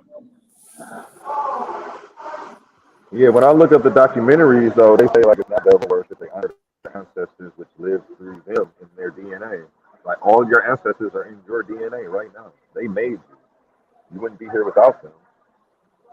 If you're good at something, it's some of your ancestors practice that shit. And now you have that DNA that makes you good at boxing. All the training and stuff that I'm putting in, I'm gonna pass on to my next seed. And and it keeps building. And that's why they honored the ancestors. It wasn't worshiping the dead. But this is the knowledge that I have from the elders who I tap into. Um, and if I somebody mean, did bring me that spooky stuff, like you talking about, I wouldn't deal with it at all. I, I wouldn't trust me, yeah. So if some do come our way like that, one, I'm gonna be like, I don't believe in that.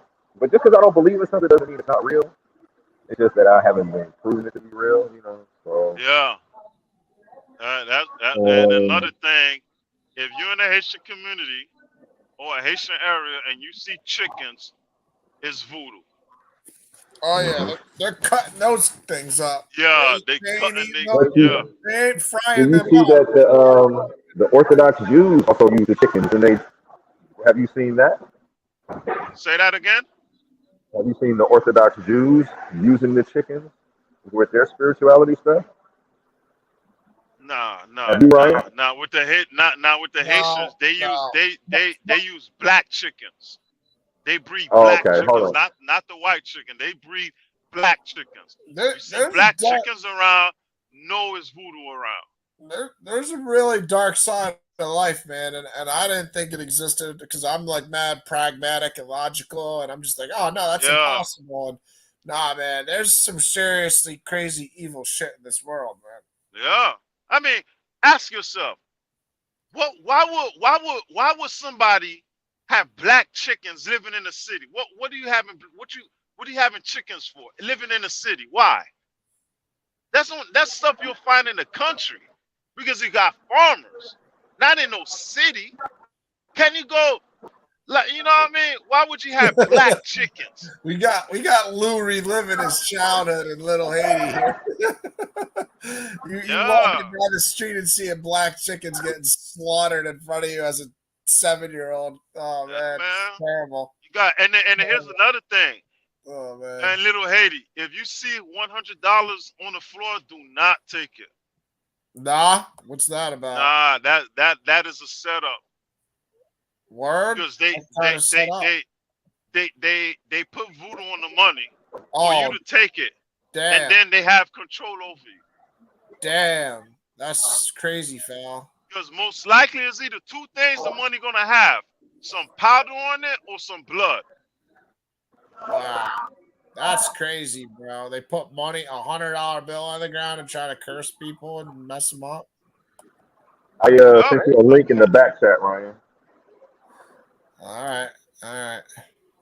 Yeah, man. I mean, that's realistic stuff I seen. Nah, like, Listen, bruh, Orthodox Jews are weirdos too, man. So this doesn't co-sign with Christianity, just for the record here. There's nothing in the Bible about sacrificing chickens. There's like every other animal except chicken, you know. But what's this nah, white? that's spirituality. They ain't doing that for voodoo, dog. Yeah, but these Oh guys. yeah, I know they're not. I know they're not doing the exact same thing. I was just showing you how I know about it. physicians care. If you once you start And studying, you see how the evolution of all of this and how it's still carried over. yeah, Like, and you would think if they said our stuff was evil, why would they wouldn't want to do anything that looks like what we were doing? But everything they do looks like what we do. Um, but crazy. that's a prime example. That's a prime example of God being the good one and they being the bad one. I mean, God didn't create chicken for us to use to do voodoo with. He created chicken for us to eat. So And even I want to go take that do we because just I'm vegan. I'm vegan. I mean do we discount God for that? Nah.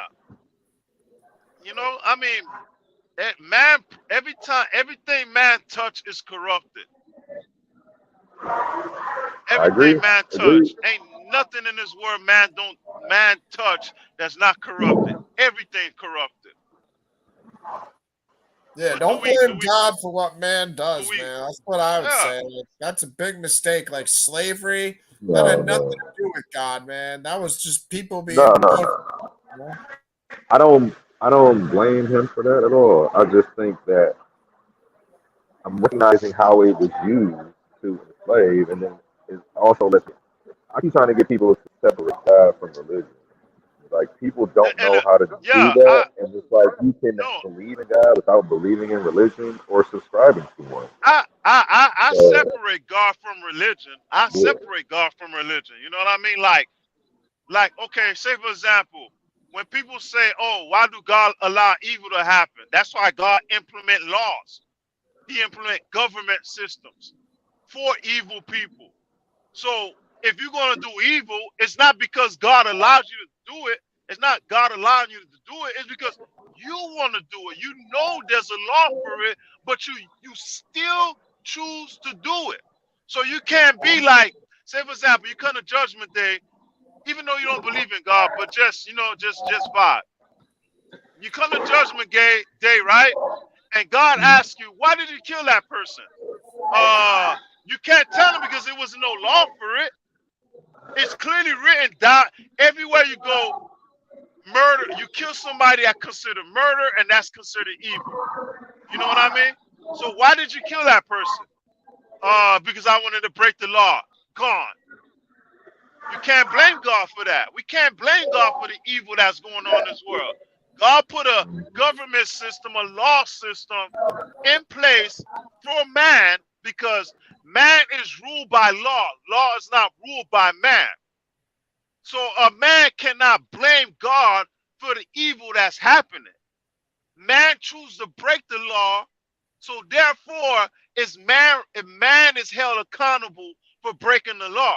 It's just like with slavery. By nature, slavery is evil, but man chooses to break the nature of slavery of evil. They decide to break that law and have that cruelty of slavery. Yeah, I got a God is bunch not held accountable for of that. scriptures about that because I was prepared for that for Chris Harris. Like a real good one, Lou, is 1 Timothy 1:8. We lost Astro for a second. I'm sure I'll be right back. But 1 Timothy 1:8 to 11. It's talking about people that are going to go to hell. And, you know what I mean? They didn't. It's one. I'll go do it on the screen. But Yeah. it's talking about like the sexual adulterers. And, you know what I mean? Now we know. Let me add him. But now we know that the law is good if one uses it lawfully.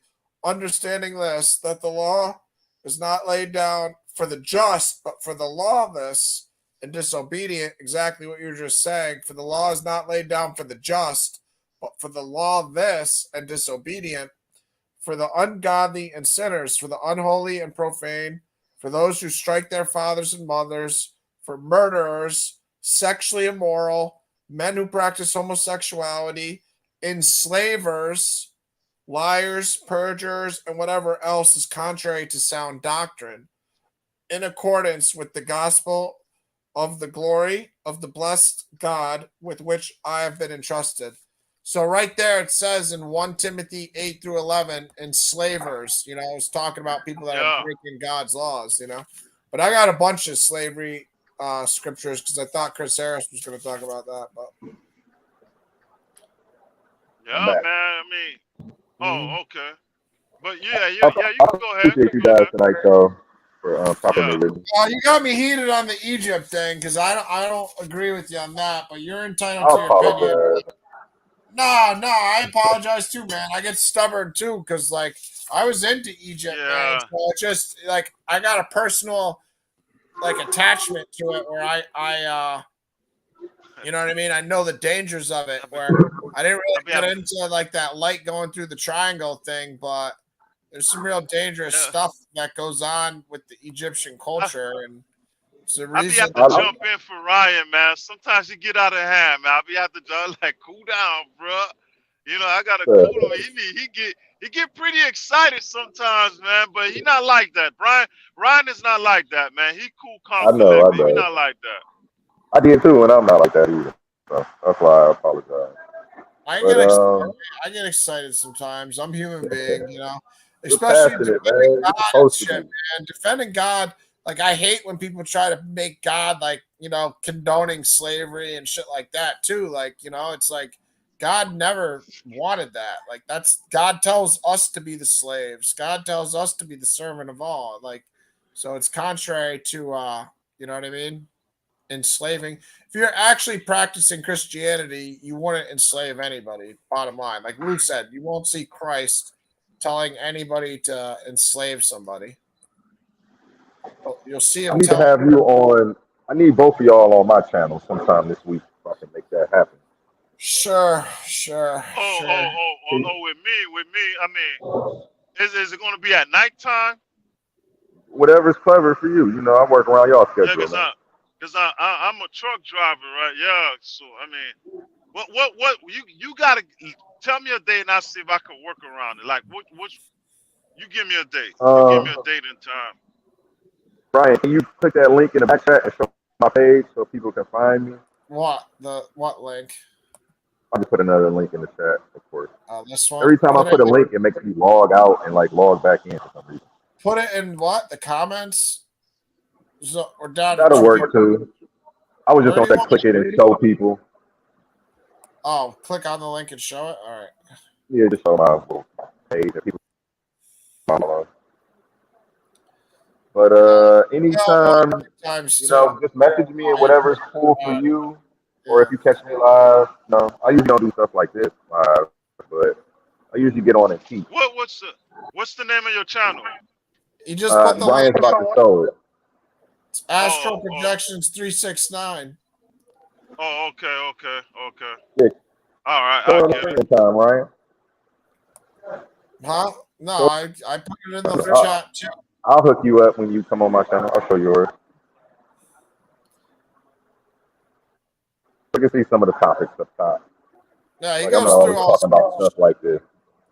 I keep a diverse channel. His third strike will be coming within the next month from YouTube. That's The subjects he covers. He's definitely getting that third strike soon. It's good stuff. I don't know what the sound is. Your screen isn't showing.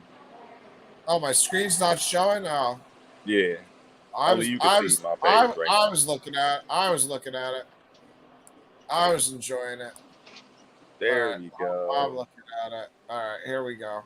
Yeah, this is. I was wondering. I thought I was showing it the whole time. All right, there you go, Lou. Astral projection 369. Same All right. picture there. Yeah, I got it. I got it screenshotted. Yeah, subscribe for me and just drop me a message with one of your All right. social medias or something. Or you can find me on every social media at that title right there, the Astro. All right. Yeah, so you can hit me up on Instagram at the Astro Projection 369 or TikTok or Facebook actually too. I did just do the Facebook too.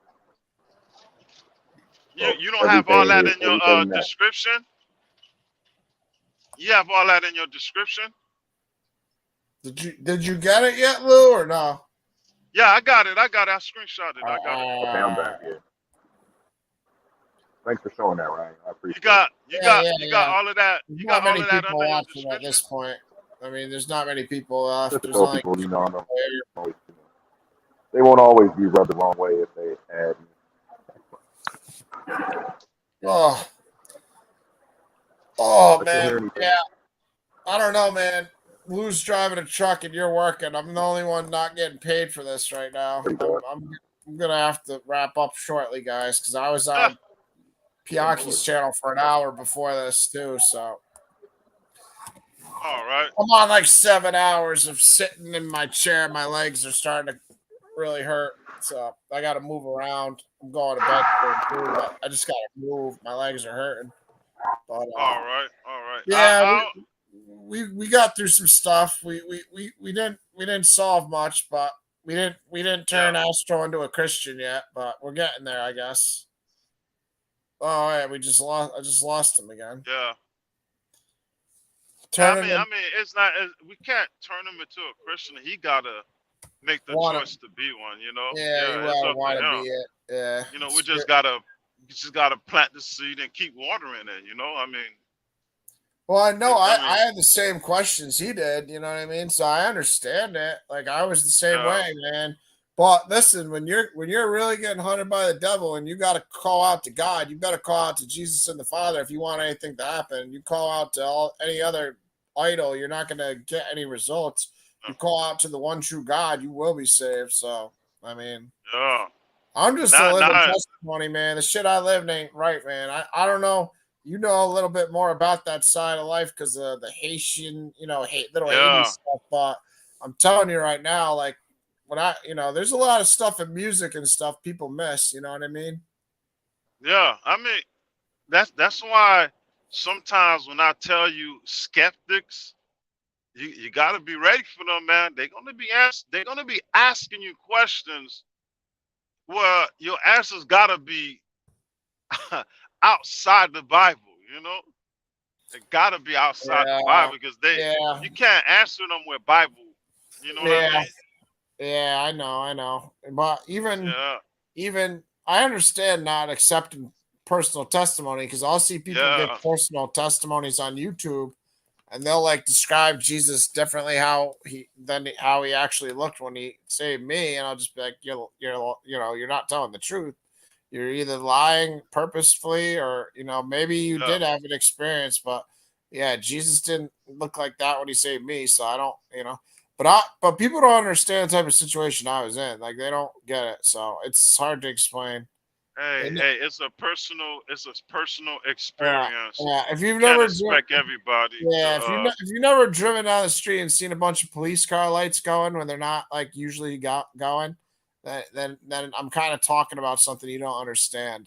You know what I mean? It's like if you ain't never seen the police car lights just going on for no reason, then you don't know what I'm talking about.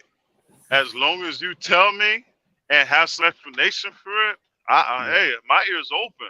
Yeah. You know, I mean, because not everything we see we have an answer for. You know, but I mean, for me, dog, everybody got their personal experience. You know, everybody done seen some stuff they don't want to tell nobody because if they do tell somebody, somebody gonna think they crazy. You know, Yeah. Just put it this I'm way. cool. Prodigy says, "From my life to the paper," very accurately. Give you all my two, Yeah, maybe you could three. If you ain't ever lived that, then you ain't ever lived that. But if you ever lived that, he's saying something right there that look at that. Look at that. That's the thing. That's the thing I was telling my sister one day. Like the Holy Ghost could work through anything. It could be through yeah. anything. You know, I told her literally, I told her like, you know, I was listening to Trick Daddy, you know, and I find God in Trick Daddy. You know, the Mhm. words he was saying to me, the words he was rapping, like, you know what? You know, I find something in what he's saying, not something.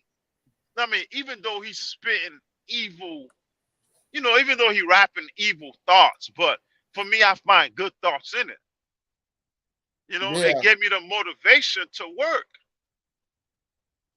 You know, I'm like, come on. I mean, let's be honest, man. I mean, listening to Christian music, I mean, sometimes, and bro, it's not going to give you that motivation to keep going. Because you're going to look at it like, these people haven't been through what I've been through. It's easy for them to say this, that about God, but can they say the same thing about God if they was in my shoes?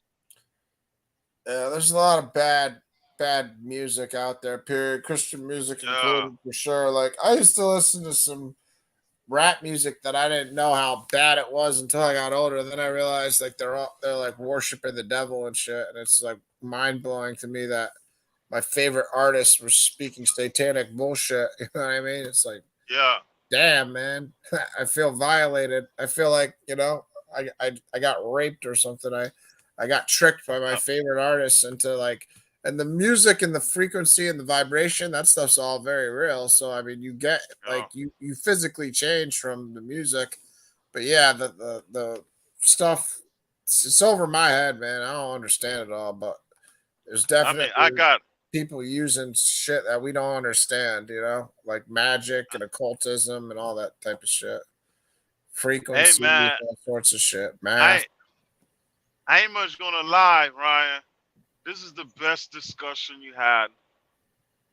This is the best discussion I seen you had ever since I've been on your channel, man. What This is the best. what me screaming about Kemet? What was the best Nah, thing nah, about because it was more educational versus dealing with Hebrew Israelites, man. I mean, it's like, okay, you see how he brought the work to us to where, oh, we got to give this man a good explanation because we can't go to Bible verses.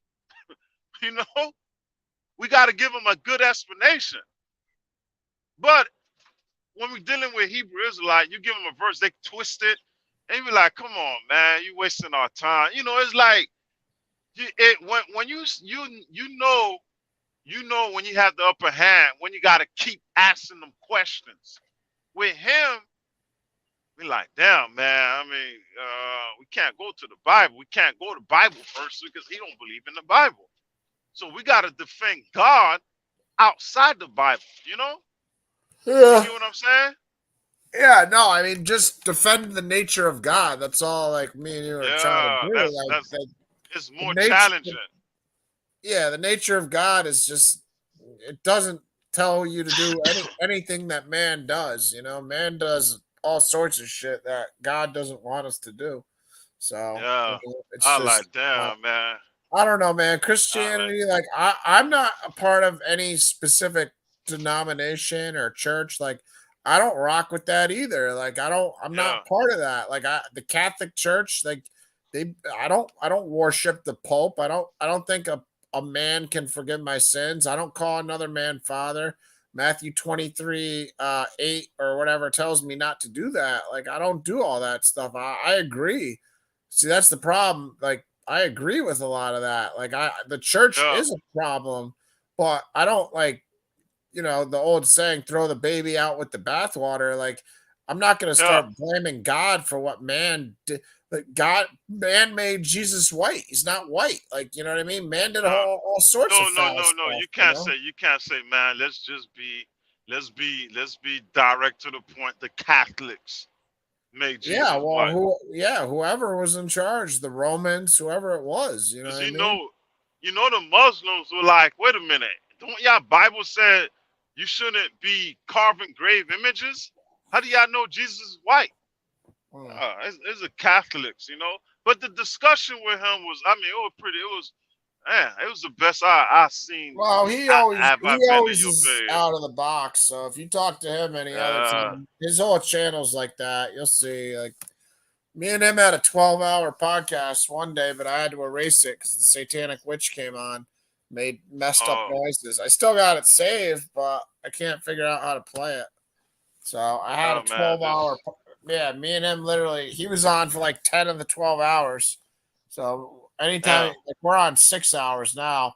But like I said, I was on Pianki's for an hour, so I got to start. My legs are like, I took mad pain meds, so I'm like starting to damn, wear damn, off. yeah. Well, Well, just well, sitting still like this, I'm gonna pay the price for it tomorrow. Like, I wake up in mad pain every day, no matter what. So it's not like a big hey, deal. I live in chronic pain every day, no matter what. Don't you know? You break bro, your neck, and that's kind of all I, that happens in life afterwards. But I was, supposed to take my 30-minute break and get some sleep, but this man had me up, man. Like, damn, I want to take my break. When he just kept coming and coming. Like, damn, dog. You know, yeah, man. I'm like, nah, when it comes to defending God, you have your energy just be like an adrenaline rush, man. Like, nah. you didn't take your break, Lou. Yeah, I'm looking for someone to park to take my break, man. Get my little nap in, man. Oh Yeah, I man, should have.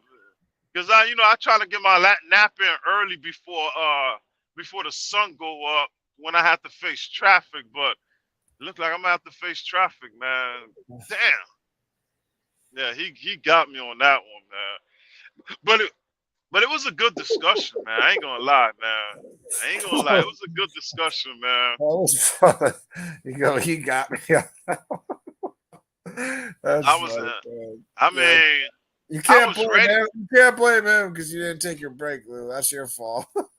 Yeah, man. He got me running. He got me running.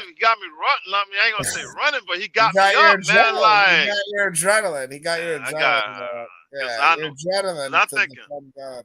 You were like, yeah, you're like Peter. I'm thinking like, man, I'm gonna take my break, man. I ain't gonna be on here taking my break, man. I want to take my break and take a little nap because Yeah, he's driving gassing at you up. night. He's still listening. He's gassing you up, saying you had really good answers. So Yeah, he got some good questions, man. Some real good. no, I mean, he's that's smart. why Smart guy, that, man. I just feel bad, like, because I went down that road of, like, all those rabbit holes. Like, so did Jesse, and like the whole trick is like, so you start believing in aliens and you stop believing in God, and then that's when the devil just fucking comes up from behind and acts like he's God, and then you get tricked, and next thing you know, you're in hell on earth, and you're praying to God, and then that's when you got to find Jesus and the Father. Like, that's what happened to me. So I'm just going through my own life, but I'm just saying that's what they try to do. They the when I'm not when I say they, but yeah, the evil people that try to control things, they try to push aliens to try to get you they try I'm to push telling you, aliens when really it's demons and angels and all that. But yeah, I don't know. right? Take a break, man. Take a break. Messing, We'll do this again. messing with me. Hold on. Messing with me, you gonna learn patience. You're gonna learn patience, right? You're just gonna have to let the person talk, let them get it out, figure them out, and then go do your homework. Then when you come back at them, they try to come up with the same stuff, and you find a whole couple of holes of what they saying. Yeah, then you attack them. You know what I mean? Because I mean that's what I was trying to tell you. Like with Kemet, they got different sects, different beliefs. you know, you can't broad brush all of them. You know, How do that's you? why I'm How? trying to. Yo, he's asking how does he follow you? How does he stay in touch with you though? Huh? How can astral projections Oh, follow? tell him I don't got a channel. I You ain't got a I Twitter just meet. or anything like that? Something he can hit you up on? Nothing. Nah.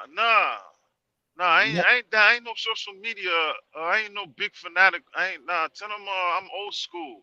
Yeah, yeah. Well, you'll find I'm him. old school. Just comment. Just find him over here. He's Yeah. over here a lot, I'm and comment on his yeah channel, and then maybe you give him your phone number or something. If you comment on his channel. yeah yeah. Tell him I'll hit him up on his channel. All right, he's Yeah listening. yeah. I'll hit you up on your channel. I'll Oh, hit you up on your channel. You know what I mean? Yeah, yeah. He I said got his channel. just comment on his page or something, Lou, and that way you can give him his phone numbers. Okay. Yeah, if you want to Okay. give Let me. phone number to him or whatever. I mean, yeah, Yeah. I got his Yeah, I phone number. got He's him. a cool guy. I mean, yeah, it's not like I call him. I got him. We haven't even talked since on the phone. So, but Yeah. yeah, whatever. You guys might talk But because you guys like building. He's yeah. different. He's not dealing with people that aren't in a set religion is a different discussion. It's hard because you can't use the Bible to prove stuff all the time. But Yeah. that is But one thing it's with the Hebrew Israelites. You can at least go to Bible verses and be like, "Oh, see, the Bible says this," and it helps your argument. But yeah, it's a challenge, dude. There's no way to prove God. Like I don't know what to tell people. You're like, you know what I mean? Like nah. you got to find it for yourself. It's like trying to tell somebody like that hasn't had sex, like what having sex is like. You know what I mean? It's like you gotta go do it, buddy. I don't know what to tell you. Like I can tell you so much what having sex with a girl is like. You're not gonna know until you do it. You know what I mean? Yeah. It's like not the greatest analogy, but it's pretty good. It's like it's hard to explain it You until never know until you try. until you have sex with her. You're not gonna know what having sex is really Yeah. like. So until you truly figure out Let God me let is Jesus and the Father, it's hard. let me let me let you go, man. You sound pretty tired and sleepy, man. Yeah, well, I'm not driving either, but yeah, you need a break too. Yeah. But yeah, I'm gonna pay the price for this tomorrow. My legs are gonna feel it. But anyways, but yeah, all right, bro. I'll get up with you. I'll All probably right. do my book of Joshua tonight. So Yeah. just you got his page, you got Astral Projection 369 screenshot. Yeah. All right, Yeah. I got it. all right. I'll get up with you. Thank Yeah. you, Astral. Thank you, David, for coming on. Thank you. And God bless everybody. And it's been a long show. Thank you. And see you again. God bless.